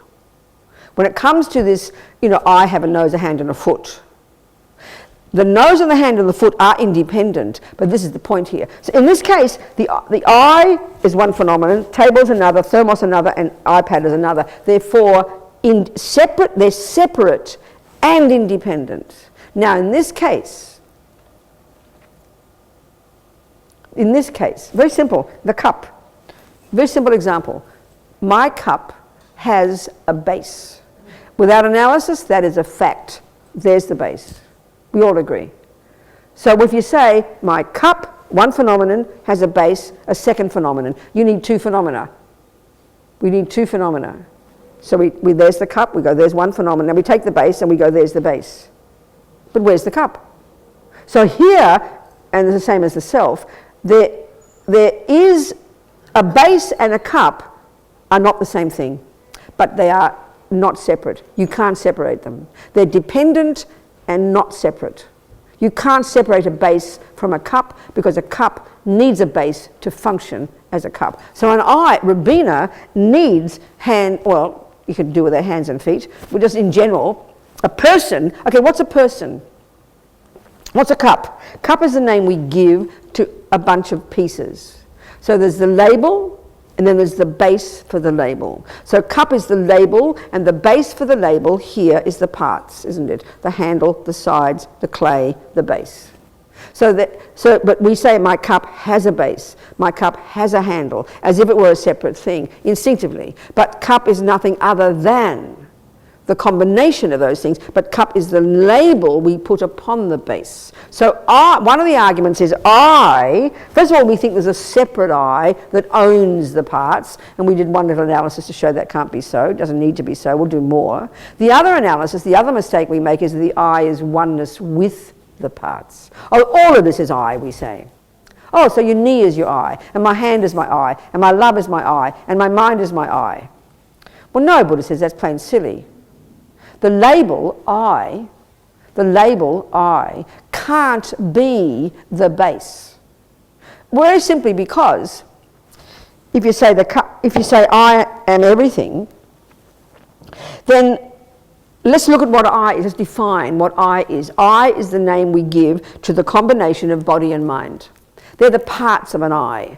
In our case, a body and a mind. In Ant's case, a body and a mind. Most sentient beings have a body and a mind, and they're the components, they're the parts that make up a person. So person is the name we give to those two parts combined together. So the label is I, and the base for the label is the parts. So the label I is the name given to the body and the mind combined. So then the body and the mind are separate phenomena, but we say, oh, the I is the body and the I is the mind. Well, no, the body is not the I, because the body is the name given to body and mind. So the body can't be the I, because we just said the I is a combination of body and mind. And the I can't be the mind, because that's just one part of the I. They've got different functions. They're different definitions. Body is one thing, mind is another, and I is a third. They're three separate phenomena. But you can't separate them. That's the trick. So in other words, there is an I, but you can't separate it. There is an I, but they're interdependent. You won't find an independent I, and you certainly won't find a separate I. So you can't have a cup without a base, but a cup is not a base. This is the type of analysis we have to do, just a logical analysis. It's using words, using concepts to break down our instinctive misconceptions that we don't normally analyse, you know. So, when you do that, so this, okay, now this is now the subtlest meaning. No, we'll do one more analysis here. We'll do one more analysis to show we don't need this separate I. So again, use the same example. Do any action that you might do, you know, any action you might do. I am walking out the door. I am walking out the door. It's an action. So let's say I've forgotten how to do it. Let's say I've had a stroke or something. And you're training me to learn these things again. There's an awful lot of work to do, isn't there? So, you know, I've got to start putting together, we've got to start to work out all the bits of the body and all the bits of the mind that have to all work together hand in hand to accomplish the simple action of walking out the door. That's reasonable. We do it naturally now because we've programmed ourselves. It's automatic. We're on autopilot now. But if I have to learn it again, there's an awful lot I have to learn. So we have to analyse. This is like the IKEA business. We've got to analyse all the parts of something. This is dependent arising of parts. Everything, every action, every thing, every product, every object has many parts. So an action has many parts. So this action of walking out the door, let's look at the parts of Robina that are involved in doing the action. So there's many parts of Robina. There's the body, many parts of the body. We've got to train the feet to go this way, and then this one here, and that means the ankle has to do this. I've got to train the muscle here, and then the knee. You start to write down all the parts of my body that will need to be involved to accomplish the action of walking out the door. You're going to have hundreds, I think. So if you wrote a definitive list that I'd have to study and train again, you'd have an awful lot of parts I'd have to train. You agree with that, don't you? But now the second part is the mind. I mean, if this is a dead body, you don't need to bother training it. It doesn't matter. So the mind is clearly the main player. So there's hundreds of parts of my mind that I have to train again too, to work with the parts of the body.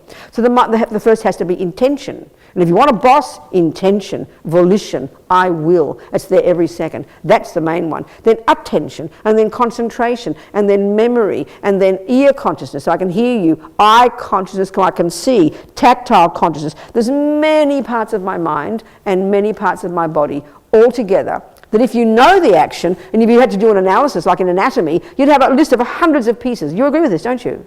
Now if I'm learning, it's going to be real pain, real struggle. So I have to learn each of these pieces. So all of those pieces of my body involved in the action, all of those pieces of my mind involved in the action. With me? And you could have a definitive list. Do you accept that? This is logical, right? This is dependent arising.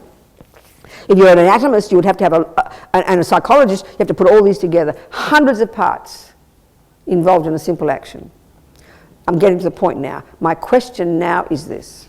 Very simple. We've just done a definitive list of every part of Robina that is necessary to be involved, all working beautifully, each doing their job. Every piece, the thumb, I mean the little toe, the big toe, the muscles, the ligament, the heel, every bit does its job beautifully.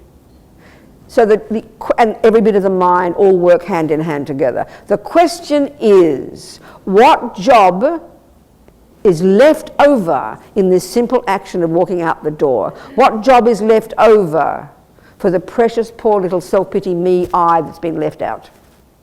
What job will the I do? That we think is the boss. What job will it do? What job is left over the other parts are not doing, please? Any suggestions? It's a serious question. The decision? Who said that? The decision? That's mind. We've covered mind. We are looking for an I that is not the body and not the mind. This is the point. It's the point. It's the point. That's mind is covered. Mind is covered. But we want another, what we say, I.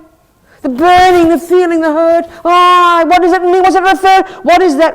What is the referent object of that thought? There isn't one. It's a made-up nonsense. That's what Buddha's telling us.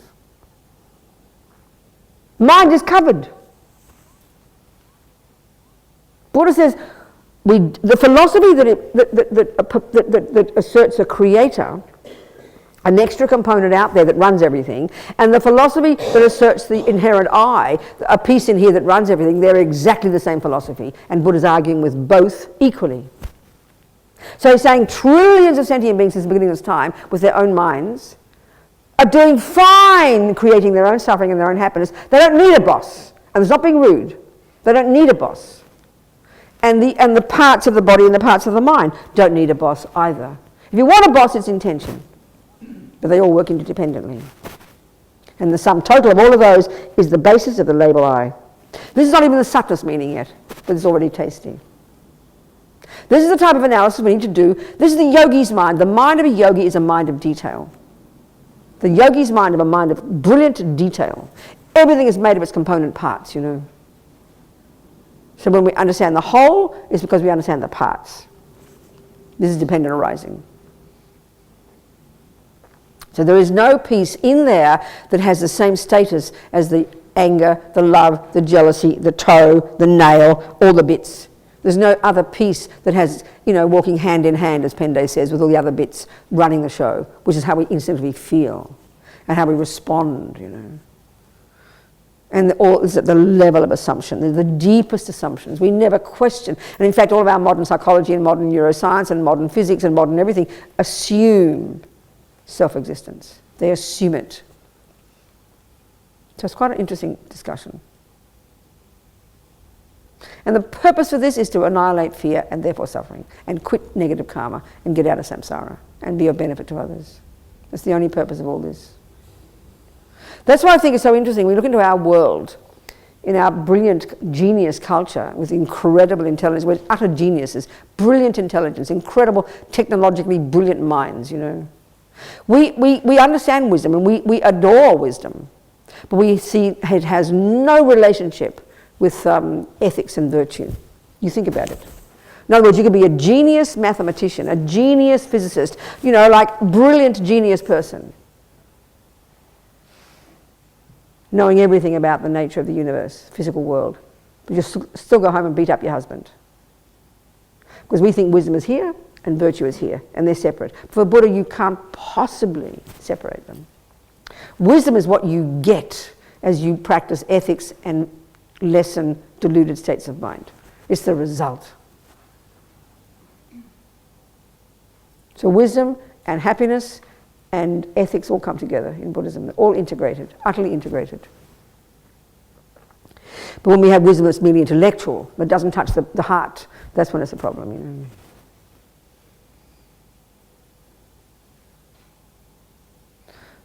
Any questions, people?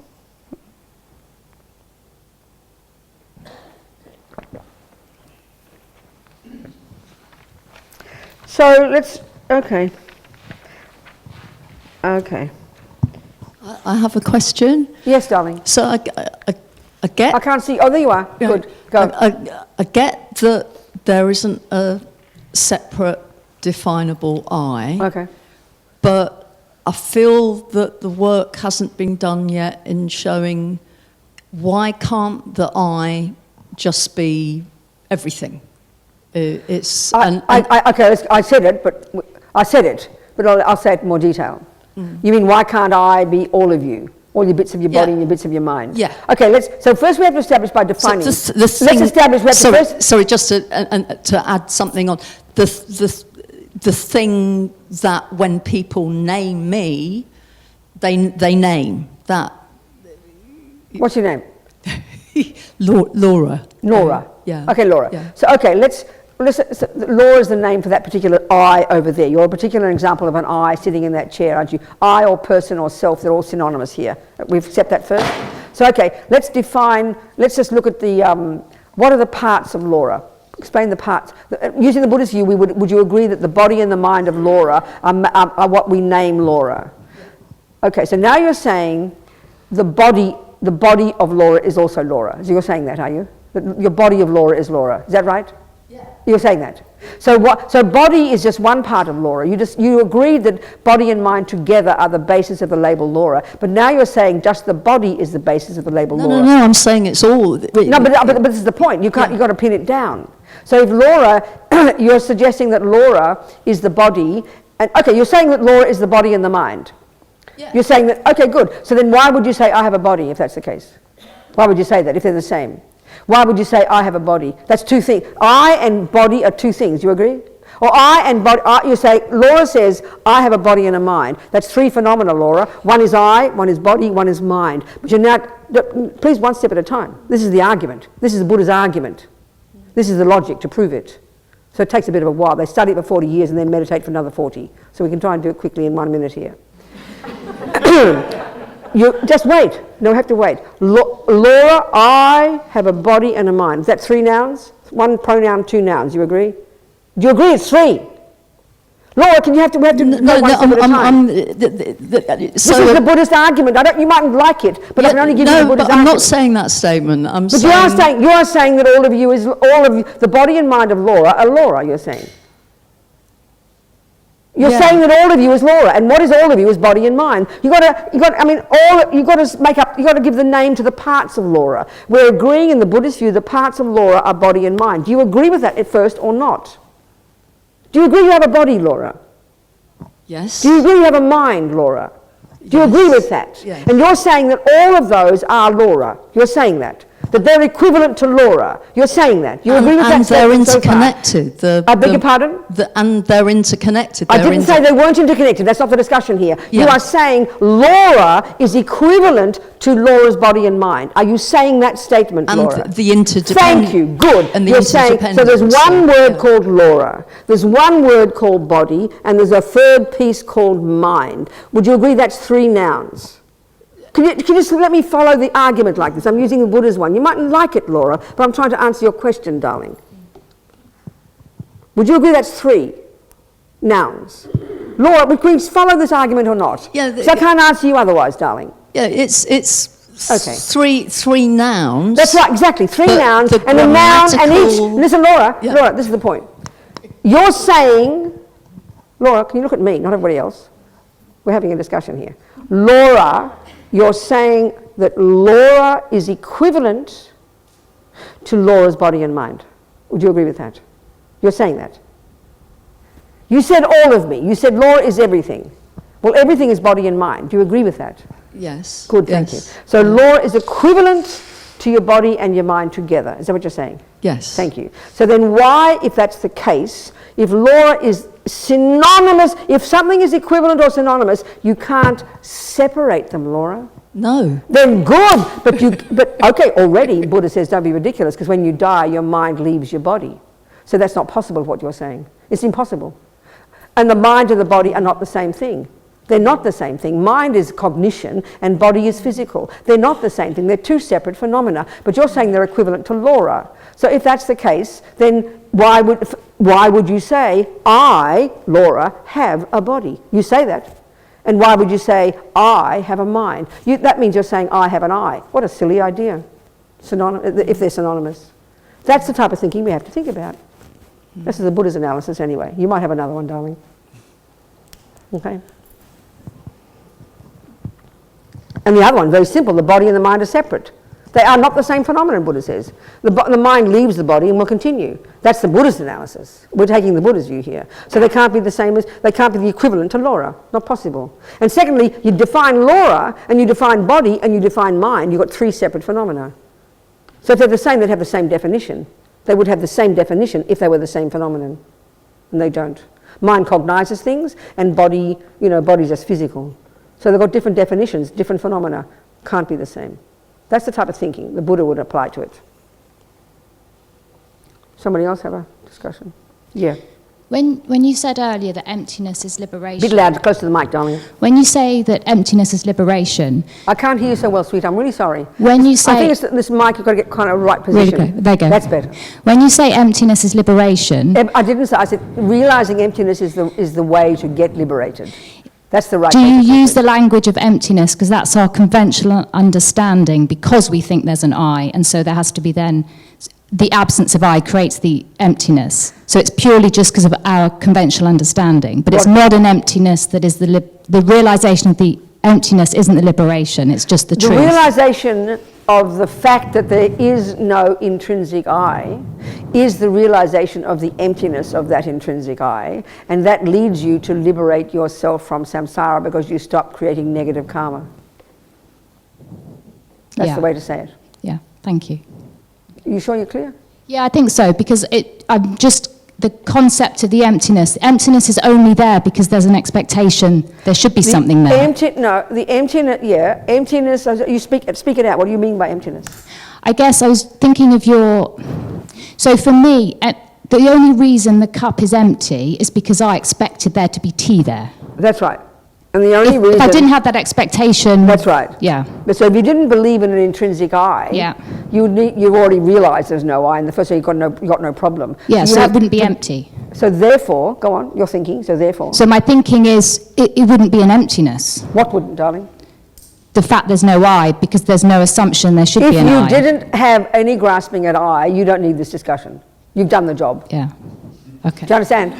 You've done it. Yeah. You're finished. You're out of here. You would be bored by this. Go away, you know. You don't need it. Do you understand? And now thank you. It's an interesting point, this. Once we have realized emptiness of the intrinsic I, we then realize dependent arising. So as His Holiness says, the I isn't empty of intrinsic existence.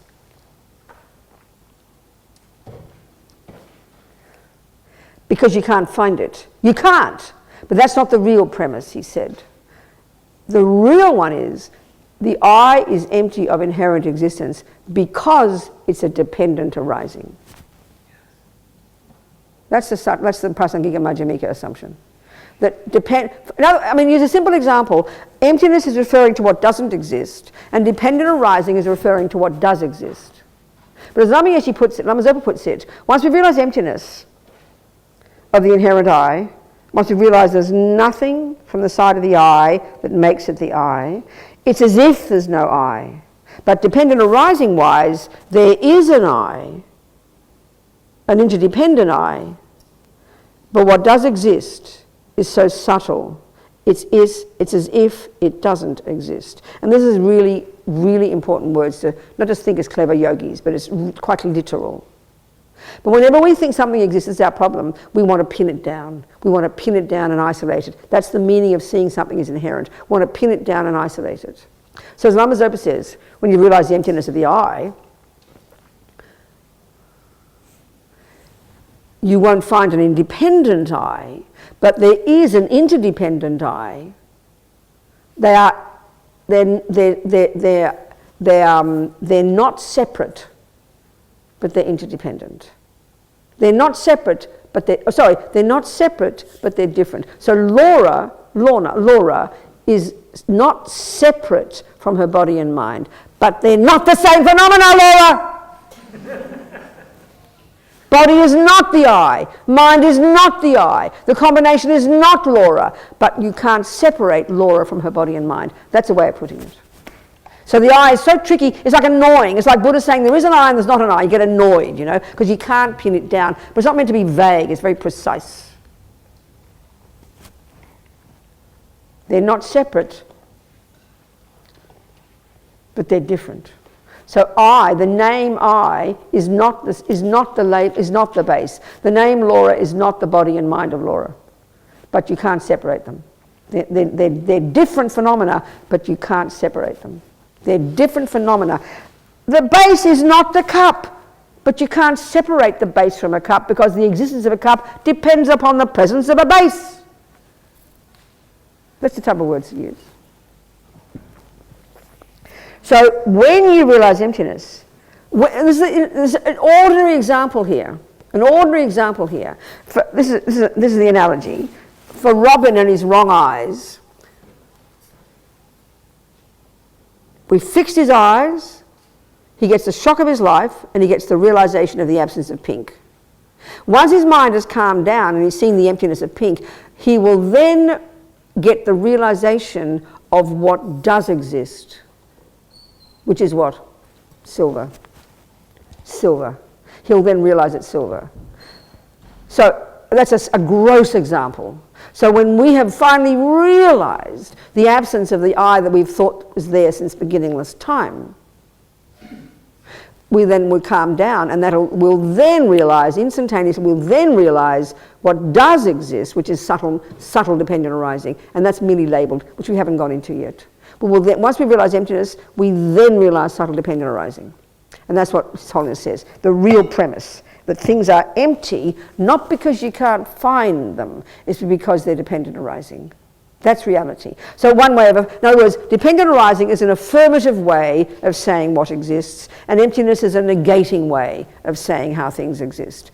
Dependent arising is an affirmative way of saying how things exist, and emptiness is a negating way of saying how things exist, because these two literally are referring to the same thing. It's two different takes on the same thing. And when you've really got that understanding of the two truths, they come together and finally in the middle way.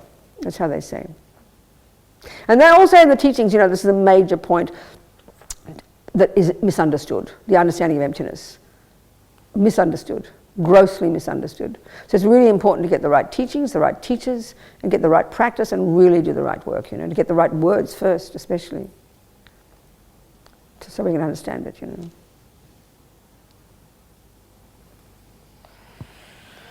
What else? This booklet, I'm so sorry, I didn't know that we had this topic today, so I just did it on tomorrow's topic. But it can't be a bad thing. So let's talk about karma, because all this is related, you see. All the teachings in the Lam Rim, this presentation from A to Z, done by the Tibetans, taking all the vast knowledge from all the Buddhist philosophy, psychology, metaphysics, all of it, and puts it together in this very experiential little package, you know. So the very first level of practice, the essence of it is abide by the laws of karma. Behave nicely. Don't harm sentient beings. Why not? Because everything you do programs your mind. But we can get a lot of teachings from karma because it's the first example of dependent arising. It's the first example. It's cause and effect. So look at the way we cling to the sense of I we have now. It's really true. We say, but it's really true. We say, I didn't ask to get born. We say it as a joke, but we literally mean it. And it's literally true, if we have the materialist view, that these two deluded people hopped into bed and they turned you out, you know. I mean, it's kind of a bit fascist, in my opinion. They don't, you know, you don't get, I mean, I'm not joking here. Two crazy people produce somebody, they throw you out, and then they say, and your therapist tells you, you've got to stop blaming them. Well, I disagree with you. Don't think I'm joking here. If it is literally true, I mean literally true, the materialist view is that your parents create you, which means they give you love and psychosis and compassion and kindness and being good at music. That's literally what the Western analysis is, isn't it? So I look into the brains of the wacko people to find some cause, and we can't find it. This is literally what we're saying. We're saying the parents create the child. So naturally the parents are responsible. And I agree with you. If that's true, then two wacko people make me, then it's not my fault, I agree. But what's fascinating is ego believes it's not my fault. Look at how we talk. I didn't ask to get born, it's not my fault. No wonder we all blame our mothers. I mean, look at all the memoirs about people who have monster mummies. And it's logical analysis in our psychology. We believe it's true. And if it is true, then you're right to blame your parents. I agree. You don't blame poor old Frankenstein. You don't blame the monster. Frankenstein made the monster. You don't blame the Toyota car. You blame Mr. Toyota. You don't sue the Toyota car. You blame the creator. Okay, this gets difficult when you believe in a creator because you're not supposed to blame God. I'm not being rude. Italians do. They have the rudest words. Lama Yeshe, when he was in Italy one year, he was in the hospital ward seeing Geshe jumping Gyatso in the hospital with all the men in the ward, and he was shocked by all the Italian men's rude words for God, and it's even ruder words for Our Lady, isn't it? You know, she's a whore, isn't she?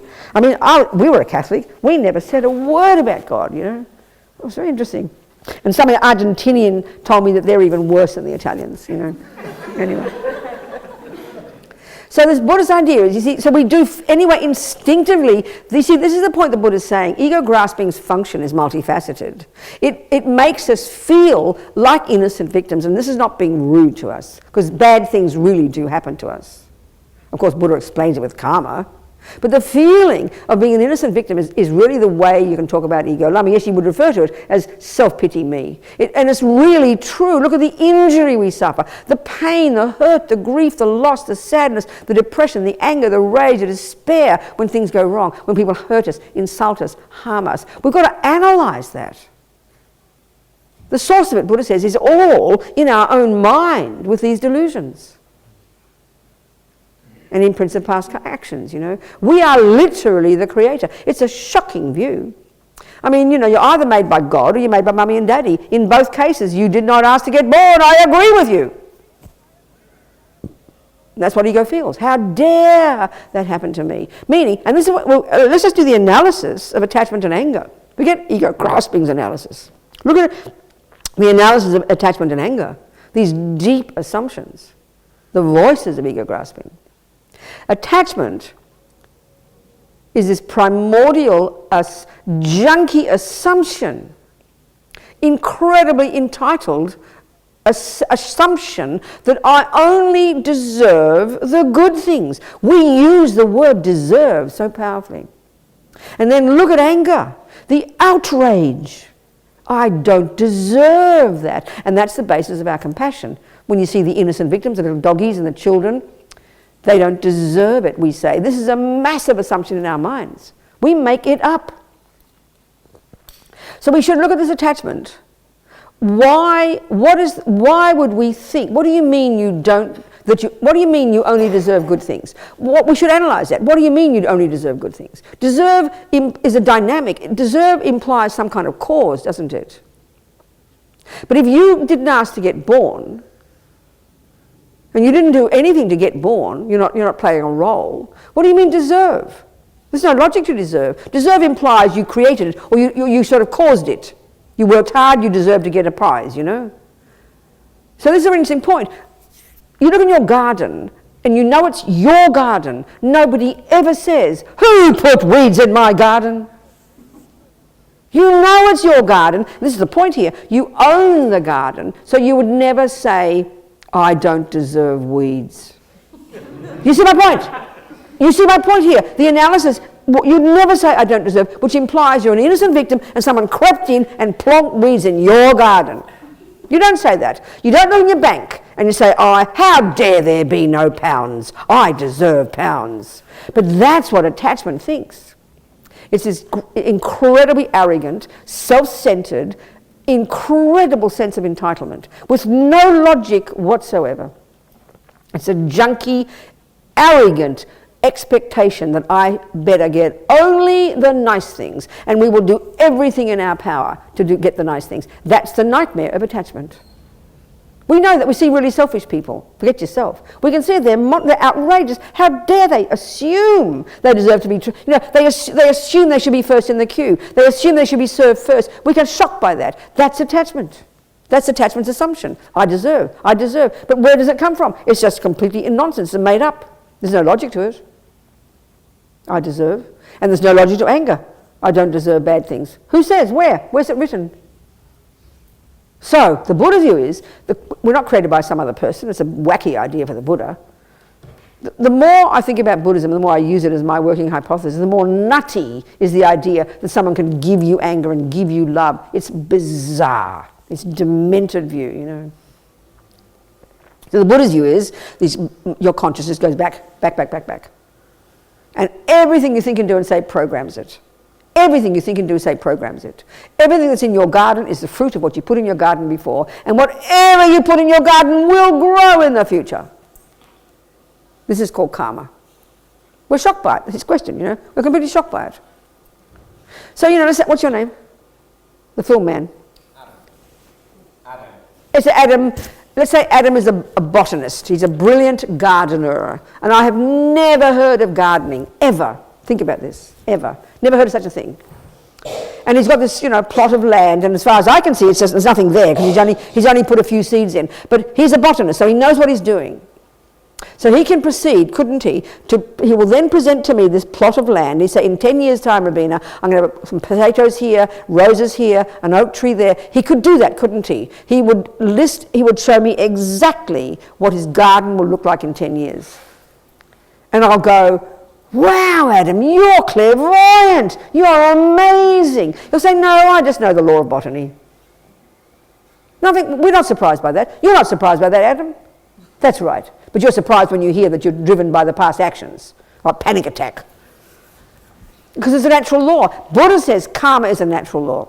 Every sentient being is running within this law. This law drives every sentient being. Like botany is the law that some clever people have articulated. They didn't make it up and seal it onto gardens and then copyright it. They simply observed this natural law and articulated it. Well, Buddha's done the same with minds and the universe, and he calls it the law of karma. It's the law that runs the universe. And it's the law that, and if you want to be in charge of your garden, you'd better learn botany. Well, if you want to be in charge of your damned life, you better learn karma, Buddha says. You want to be happy, baby? It's up to you. Don't look around waiting for happiness to come because you think you deserve it. No, cause it yourself. You're in charge. That's intense, you know. And that's the main view that comes from the view of karma. You have a sense of accountability. That's when you really have a sense of accountability, not the opposite, Adam. Because you know that you produce whatever's in your garden, and it's up to you to produce the garden you want, because you have the rules. That's exactly the view of karma. So the point here is two different things. One is, this is powerful, but this already breaks down the sense of a self-pity me. So it's a powerful example of the first level of dependent arising that loosens the grip of ego grasping.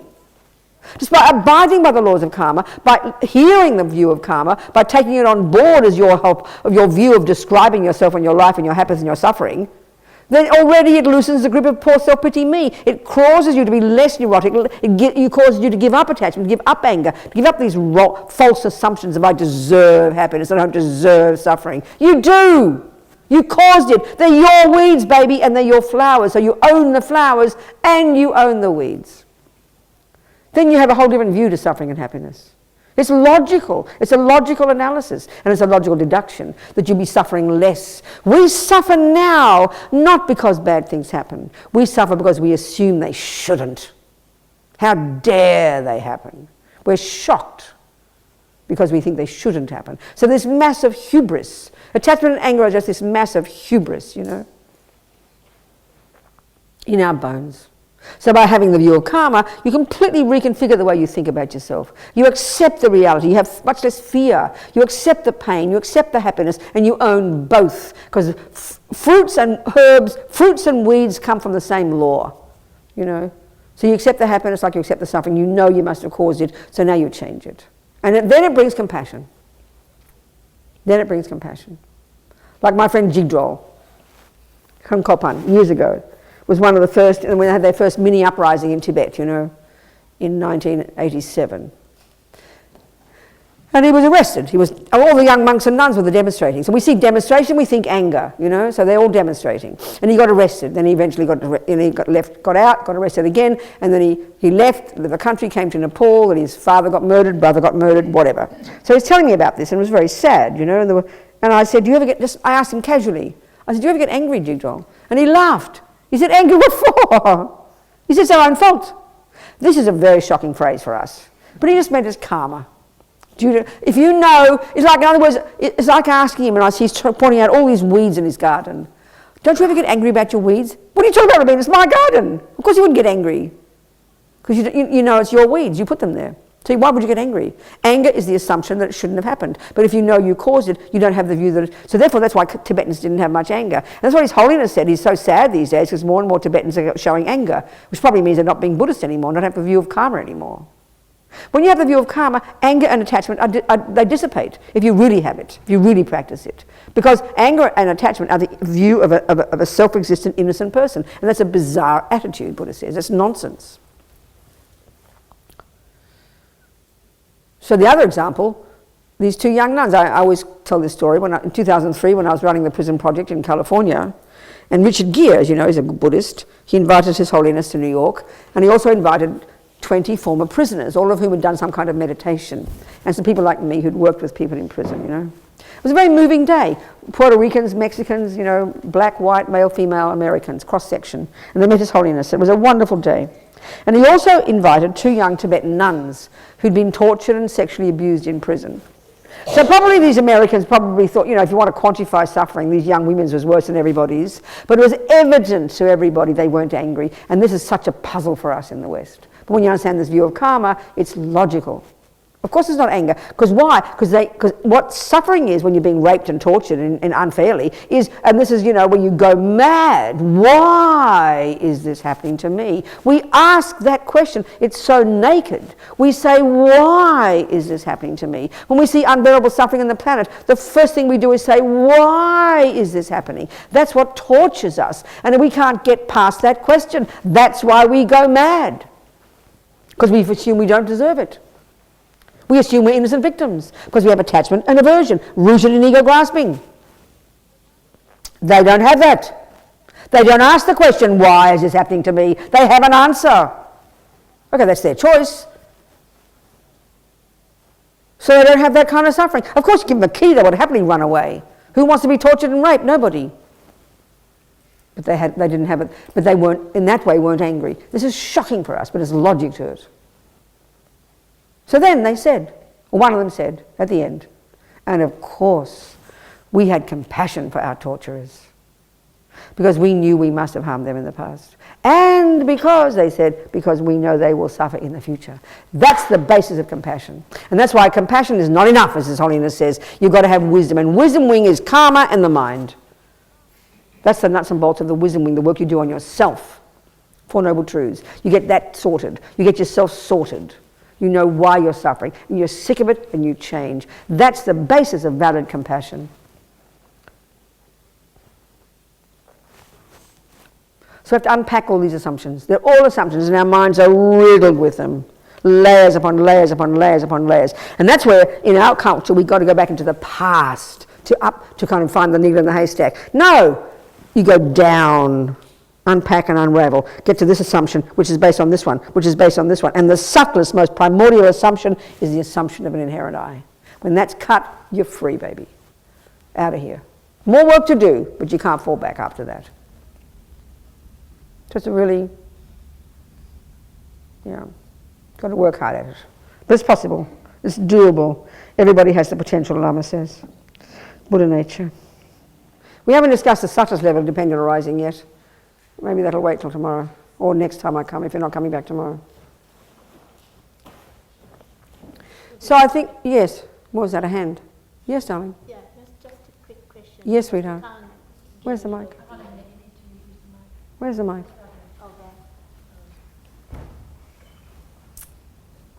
Yes, darling. Closer to the mic. Turn it on, yeah.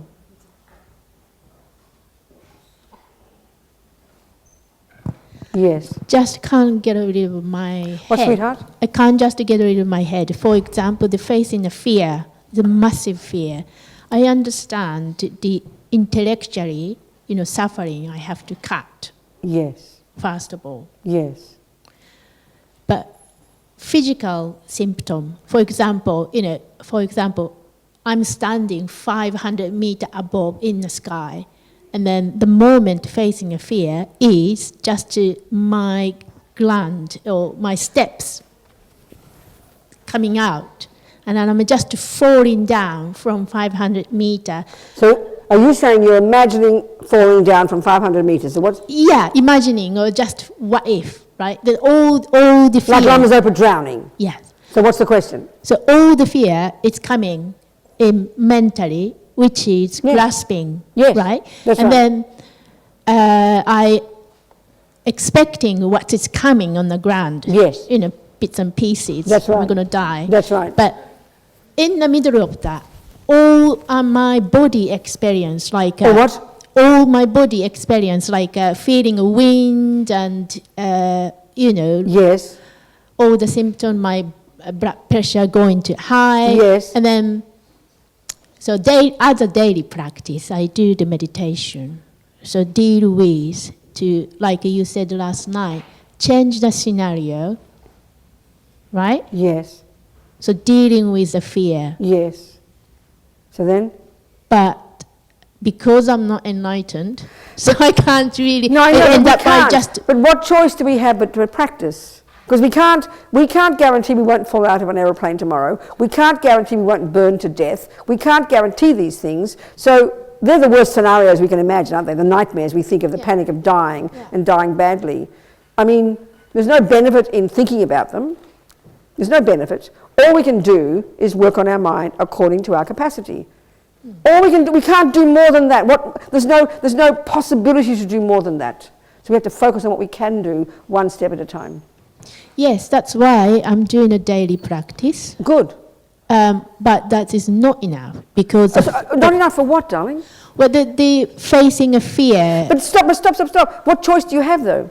No, I don't. So then, therefore, don't be content with what you can do. You can't do more. You've got to be content with what you can do. But you know that it's coming down on bits and pieces. What, darling? But you're not falling out of the sky yet, so don't make it up. I know, the feeling like you're feeling like a physical pain. What are you feeling? But you're not falling out of the sky yet. No. Well, then why think about it? Why make things worse But than imagine? that's why, fear is powerful. What? So daily practice is not enough. But darling, you get me a bit confused. What are you suggesting you should do then? What's your recommendation that you should be doing? What are you telling me? I don't have any recommendation. So but then, how do I deal with it daily? Deal with what daily? Every day. You mean your baby examples of fear? When someone offends you, or the red light is there, or something unhappy happens. You deal with the baby events. You look at your mind, you notice attachment is there that wants things to be lovely. You notice that you broke the cup when you washed the dishes. You notice your husband was mean to you. You notice the light was red. You notice the baby things, and you catch your mind, and you reinterpret it. That's how you get rid of fear. And then when you have to fall out of the airplane, you'll be ready. I suppose I'm trying to get some inspiration. How do I make enjoying the moment falling down? But you're not falling down yet. But feel like you're falling down. But because you've got when to go you once. face the Okay, fear, how do you prepare? Okay, what you're talking about is this. You've just begun to play the piano. You just begin to learn, you're in grade 1, and all you're thinking about is being on the concert stage in Wigmore Hall, giving a concert. Well, if that helps you play grade 1, then please think about the concert when you're a fully developed piano player, fully developed, playing at Wigmore Hall, making everybody blissful. But you'll just have a panic attack if you think that. So the only way to be ready for Wigmore Hall is to practice grade 1 now. What choice do you have? I don't. Well, then be quiet and do that, and be content with it, and enjoy being in grade 1. There's no other choice, because you can't guarantee the future. You can't guarantee that you might fall out of an aeroplane. You don't know what's going to happen. So stop speculating. It's wasting your life. All you can do is deal with the baby fears now. All you can do is deal with the baby fears when they come. Would you agree with that? What else can you do? That's where you're at now in grade 1. You do your best in grade 1, and you deal every moment with the unhappy things that happen, and train your mind to change and see it as good and forgive and do that. That's your training. What else can you do? It's incremental, one step at a time. There is no other choice. There is nothing else to do. I'm talking about the massive fear. Which fear? Stop. For example, Would you please stop? Did you hear what I said first? Yeah. If you're learning you've got to go one step at a time in what you're learning. Do you agree with that? Yeah. You're going one step at a time, and that's all you're capable of. Do you accept that? So what's your question now? What's your question now? We've agreed all you can do is one step at a time. So now full stop, turn the page, and now ask me a fresh question. What's your question now? What's the question? My question is, when the face is, I can't I beg your pardon? There is no step. Oh, because What's the question, darling?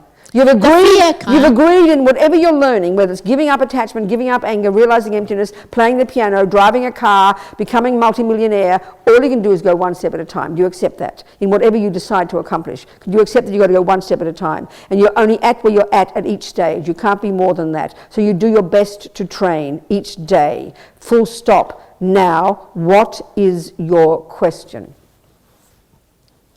My question is, practice playing piano, grade 1. All you can do is that. All I can do right now. And then, question is, so what's your question? What's your question now? When I can't really... So what's your question now? Frozen. What is your question? No, you're anticipating problems. And that is a meaningless waste of your time. You're completely living in speculation and nonsense. So stop that. That's the answer to you. Stop thinking that way. Very simple. Just stop it. And just relax and be where you're at and enjoy it. Know you could die in a minute. That's it. Relax. Enjoy your practice and rejoice. Knowing the best way is knowing you could wake up in the morning dead in another body. So just relax and practice every day. That's it. Very simple. Don't complicate it. Okay. Don't complicate it, darling. Thank you. Are you hearing me? Yes. Thank you. Okay.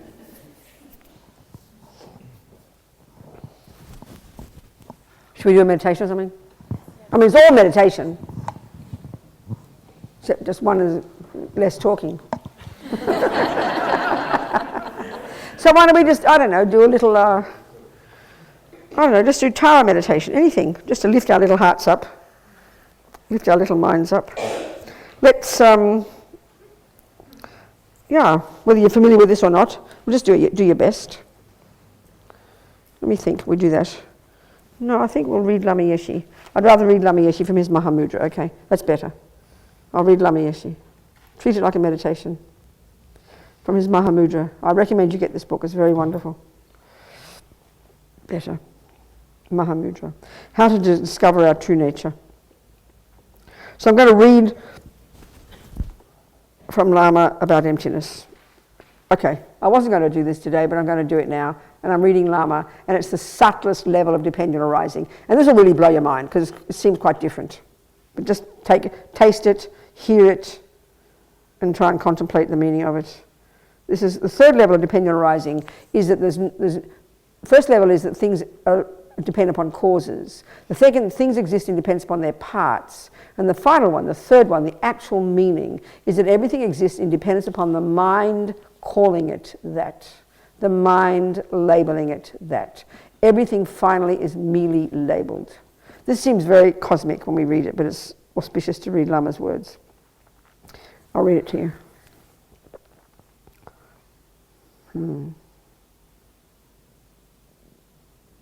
Okay. I'll just read this. Meditate on the meaning. Okay.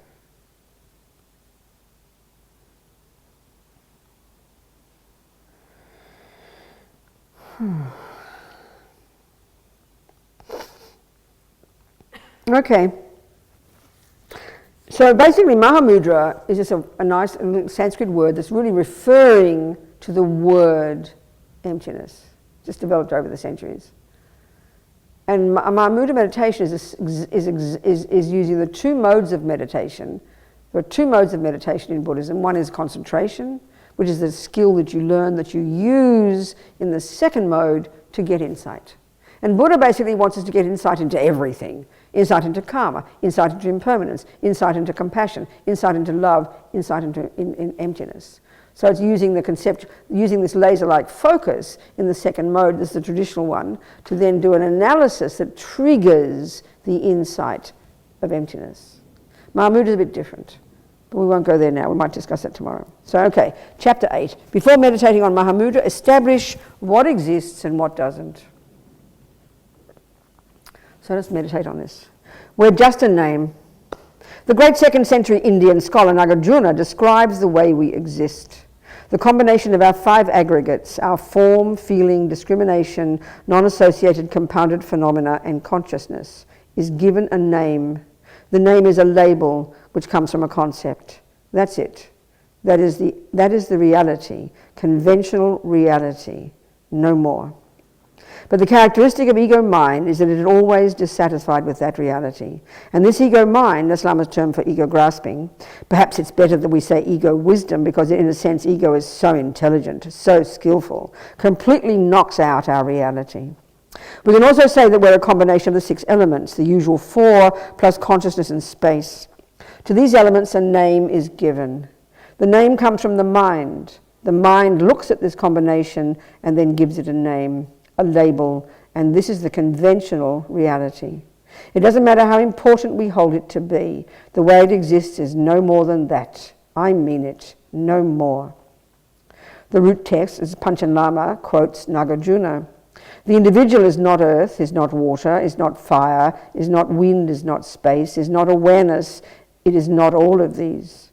So it's neither of those, but yet what individual is there other than these?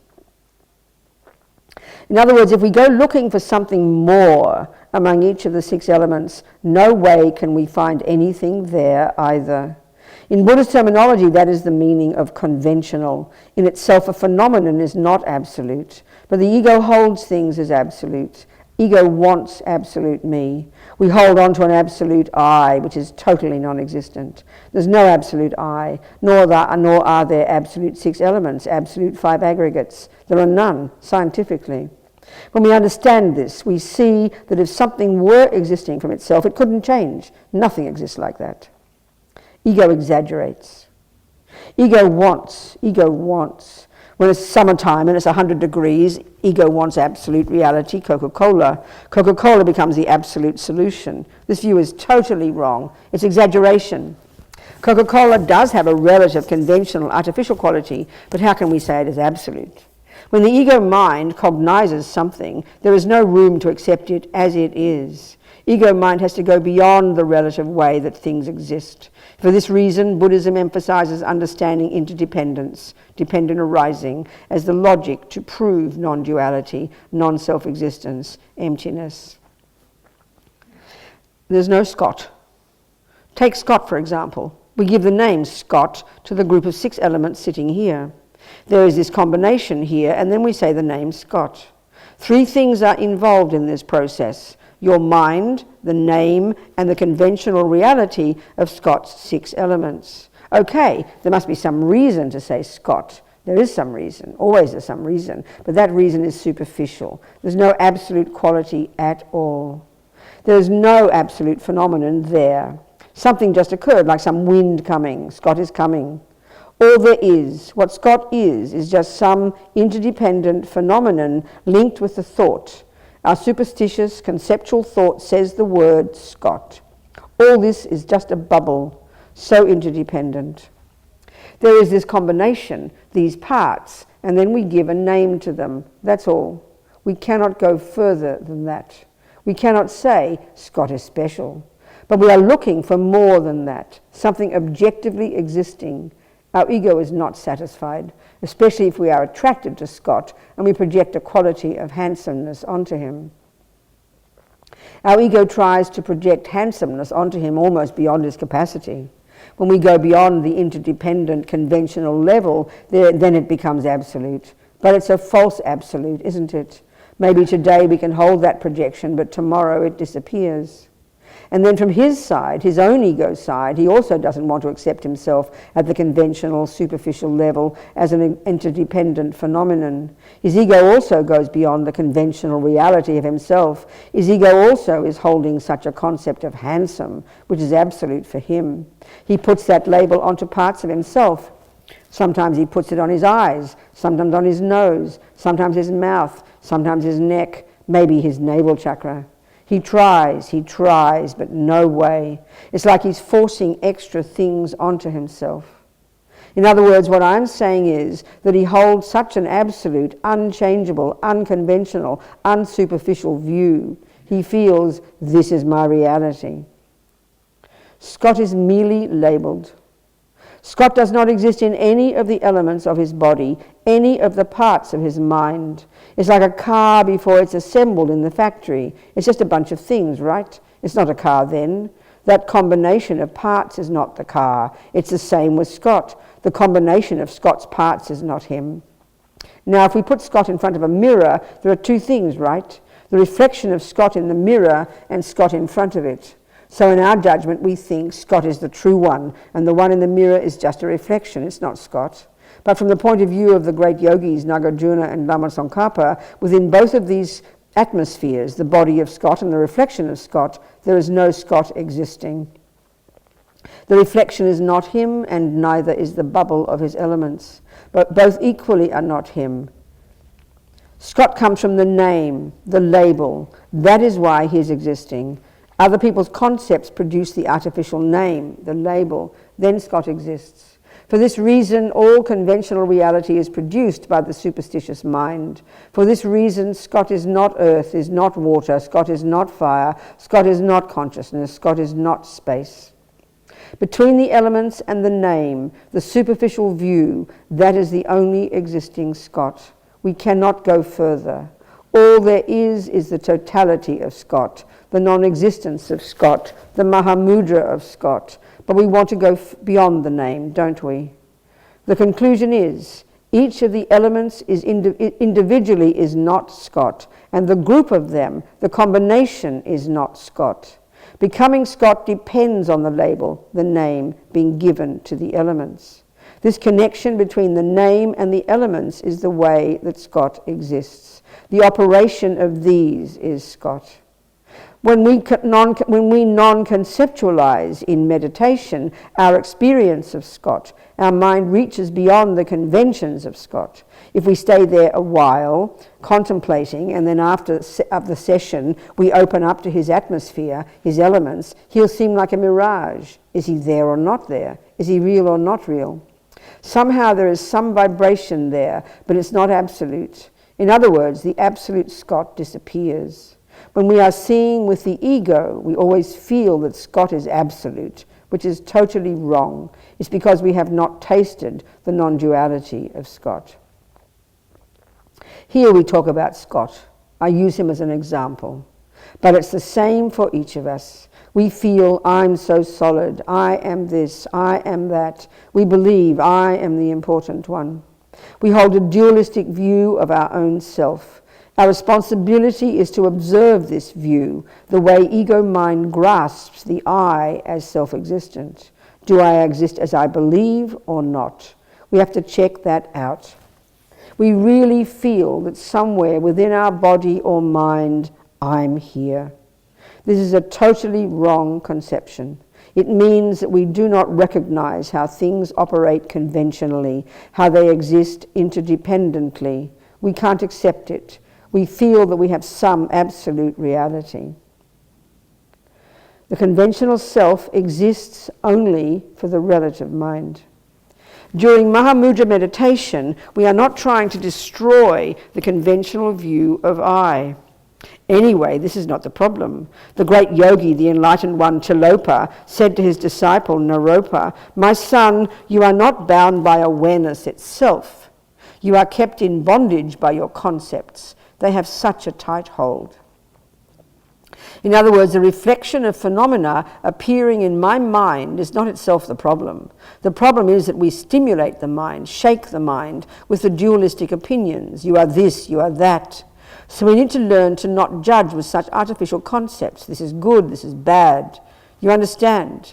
We need to eliminate this kind of thinking and to broaden our view of reality. I want you to understand that the conventional I exists only for the conventional mind, a valid conventional mind. But ego mind feels that there is an I here that isn't dependent, that exists without depending on any other phenomenon, that is solid. That is ego's concept. Conventional relative Coca-Cola operates only for the relative mind. It's not possible for Coca-Cola to become absolute. It's a combination of elements gathered together, and then we give it a name, then it becomes Coca-Cola. It's the same with ourselves. What we call I am this, I am that, is only the connection between the name and the elements. That's the only way we exist. Because of our superstitions, our delusions, we create the fantasy of conventional existence. But the ego mind doesn't want to accept this. It wants to make it absolute, but it's not possible. We need to knock out the intuitive ego. The problem is, as long as we hold the concept that our self exists objectively within the five aggregates, that such an I is existing from itself, without depending on anything, then we do not touch reality. We either overestimate or underestimate. So the unique skill of this Mahamudra meditation technique is that it banishes these conceptions.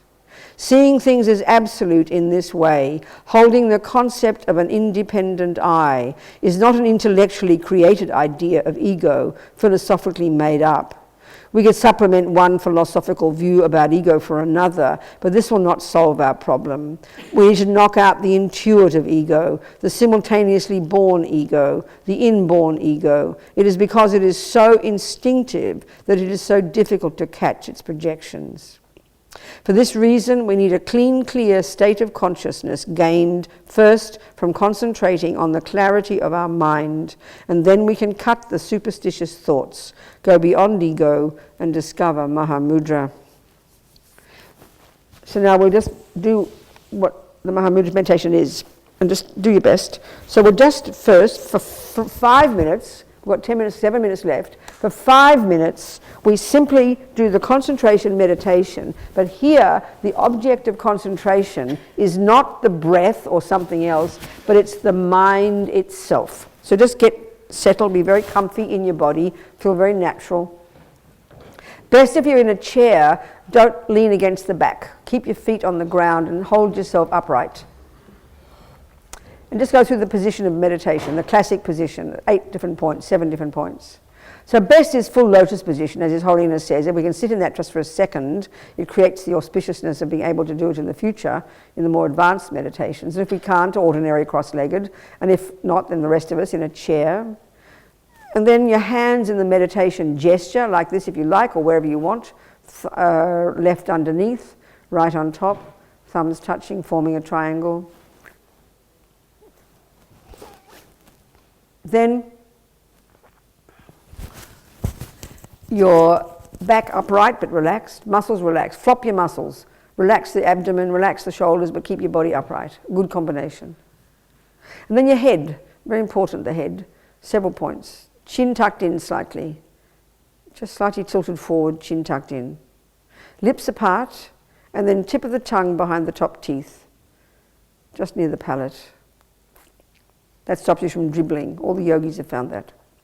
But we're only going to do it for 5 minutes, so it's okay. And your eyes, looking beneath your eyelids, along your nose, as if you're looking at the ground. So just settle into this position now, very unself-consciously. And forget about the body, because the body doesn't meditate. The mind does. So now, very simple, for about 3 minutes, with determination, we're going to pay attention to whatever pops up in your mind. So the object of the mirror, the object of your subject, the subject is your mind, your attention. There's many parts of the mind. The bit that does the looking is called attention.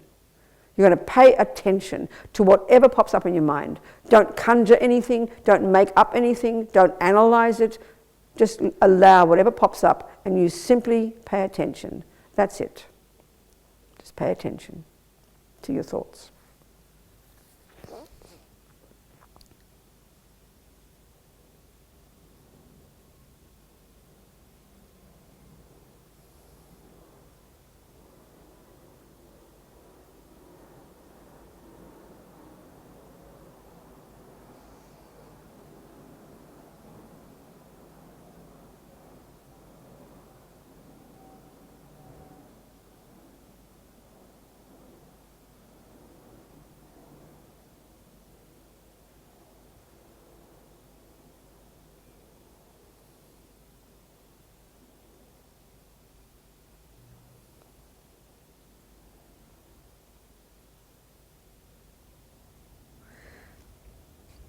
Just stay focused. Pay attention just to the thoughts.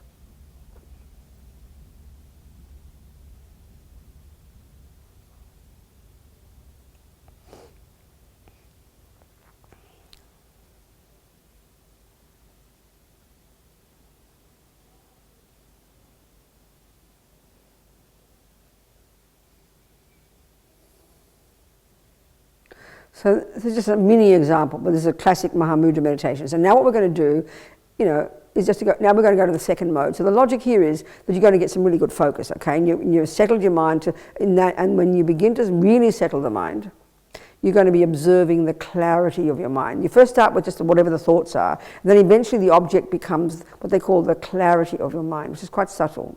Let's just pretend we've got that.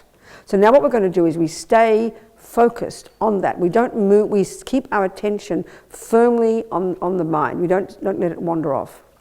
But just, Lama said, it's like if you're walking on the road, you're focusing exactly on the road, but part of your mind is observing what's going on, isn't it? You don't get distracted, but you're aware of the sounds, you're aware of the cliff, you're aware of the clouds, but you keep your attention on the road. It's like that. You keep your attention on the mind, but now as you conjure, Of course, this is when the mind is very subtle, so just pretend. But as Panchen Lama says it, you conjure this subtle, like a subtle wisdom, a very subtle part of your mind kind of snucks out and is going to,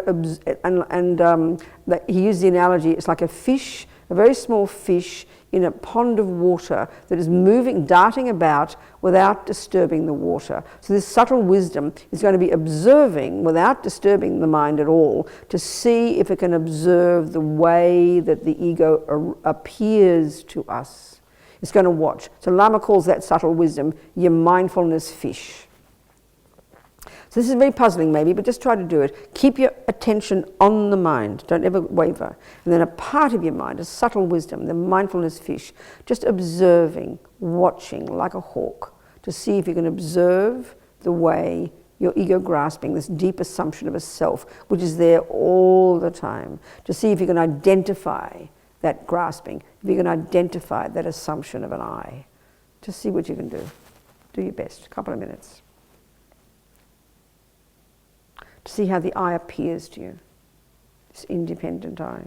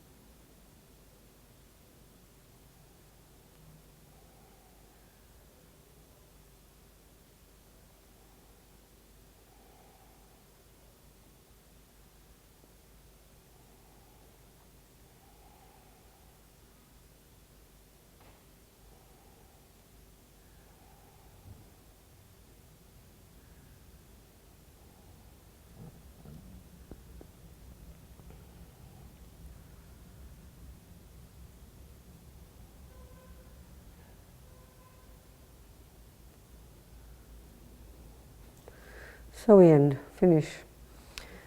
So given that not a single thought goes astray, then every millisecond of what they've been today, these thoughts have gone in, they've gone into our memories, and we think how marvellous that is. We've got them to be able to be accessed, you know.